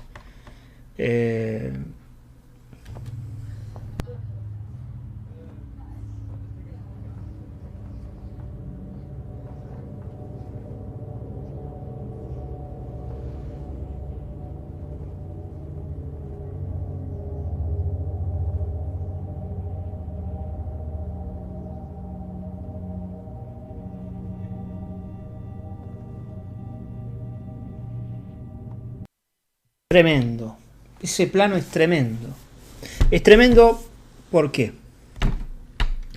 Porque... Have chocolate ice cream. ¿Quieres? ¿Cas? Llega él al auto y bueno, no la encuentra. Pero...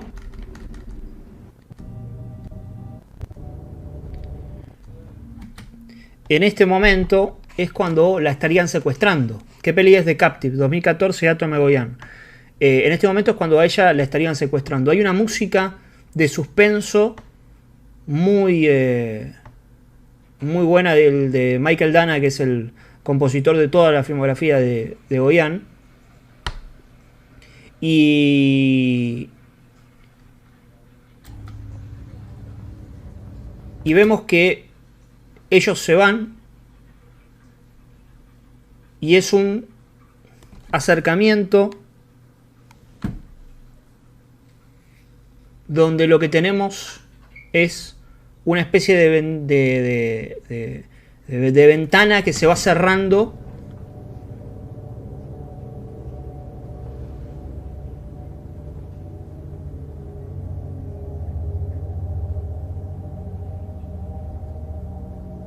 casi como si estuviéramos viendo